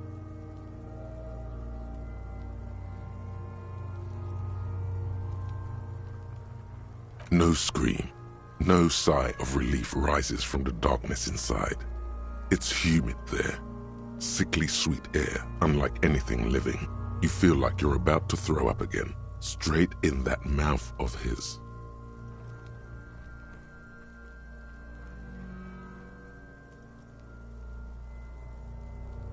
Hepatobiliary, NA.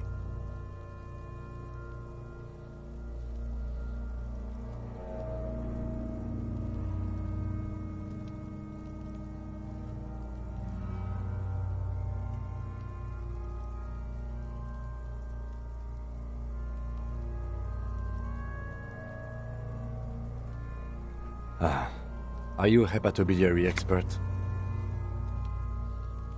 Neither am I.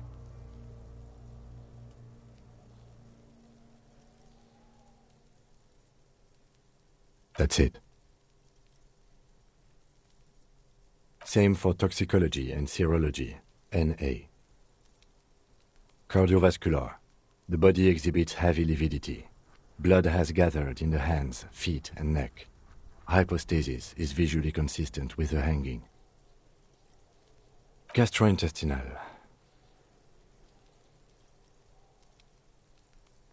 This will do.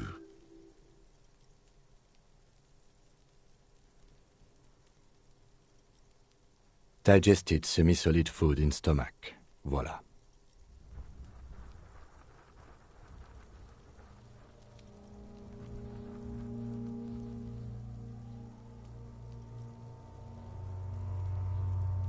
What's next on the list?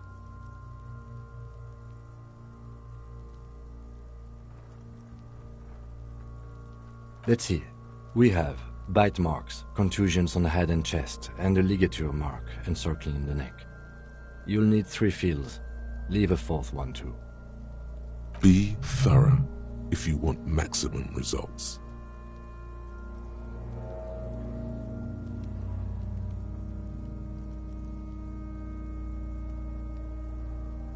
Oh, so we inflicted them?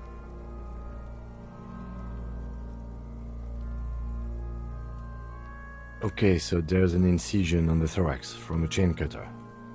I wouldn't mention it. Better not to muddy the waters.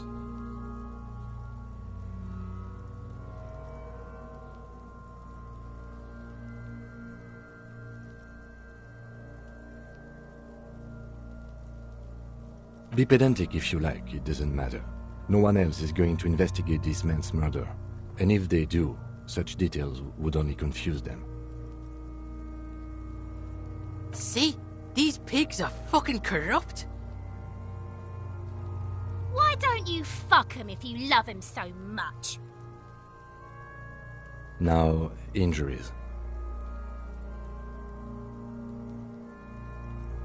Head, chest and scalp bite mark injuries.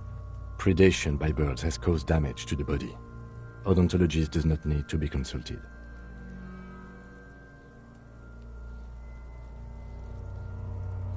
And your opinion, officer?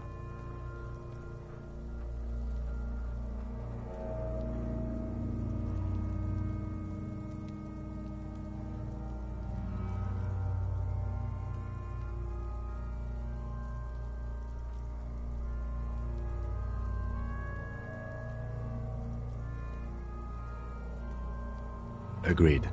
Next injury? So, the scalp bleeds from a post-mortem head injury, a stone. The injury does not have the rim of an early inflammatory response. The perpetrator on the scene has confessed to causing it post-mortem.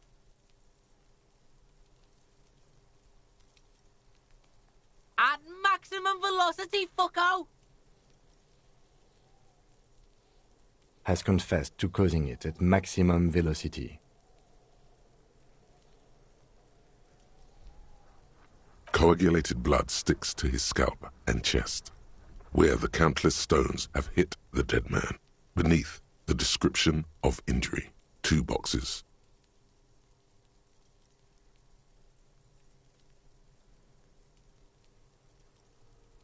Right.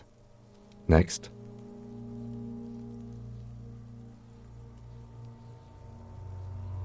Nothing.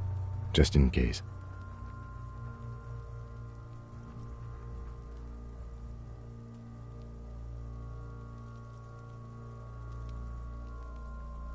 The corpse lay slouched to the side, oblivious to its surroundings. The field autopsy form describes his state in 3 parts.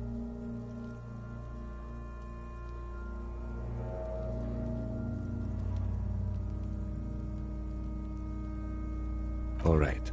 Bite marks, contusions on... Be thorough if you want maximum results.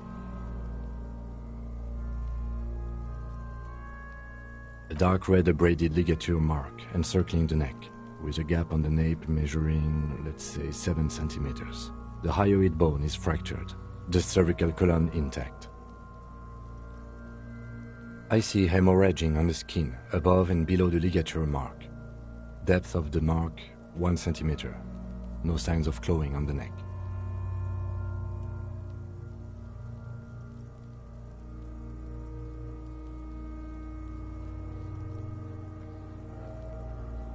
Below the note, 2 customary boxes wait to be ticked. The man's head jerks to the side. The ring around his neck is visible. Think for a moment. There's time. Don't rush.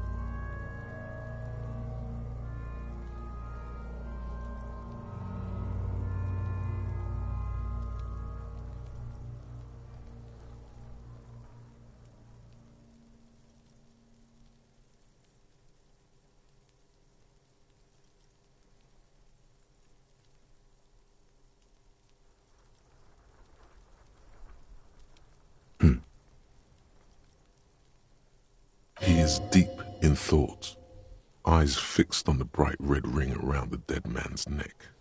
Why do you say that?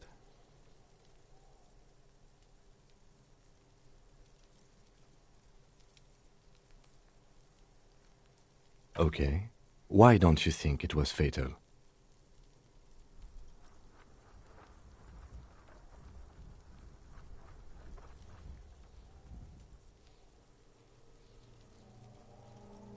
Honestly, I'm not sure there weren't marks on his wrist. That part got blurry for me. The stench. But you are right, I was ready to call this. Now I think we should leave it empty, at least for the time being. Let's wrap this up. I pronounce this field autopsy over.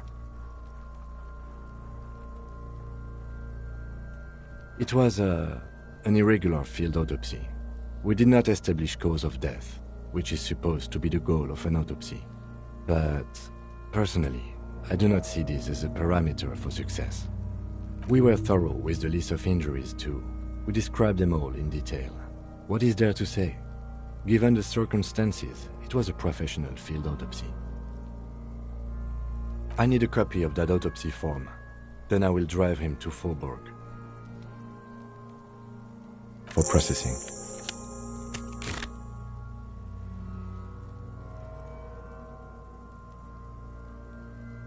He's thinking, did I miss something? You tilt your head, also looking at the corpse.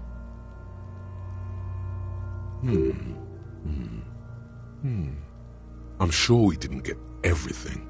There's always something.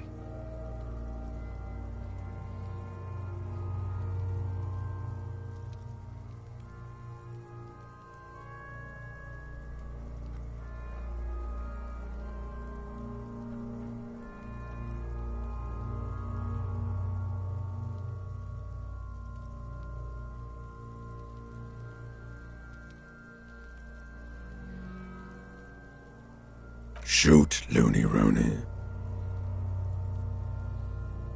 Come back later, Corpo. Amuse yourself with my frank manners and my memento mori features. If possible, also, see me in your dreams. I thought we decided to leave it to processing. Let's not turn this into some kind of circus. Damn it. This is turning into some sort of mega puzzle. Okay, so you can sneak out of your room maybe, after he's gone asleep.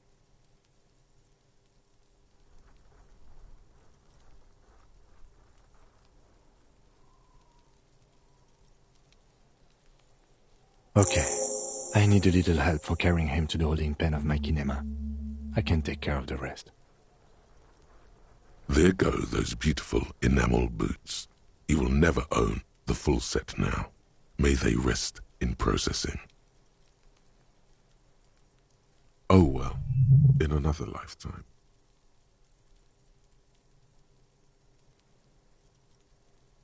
It's too late to take him into processing today. I'll take him first thing tomorrow.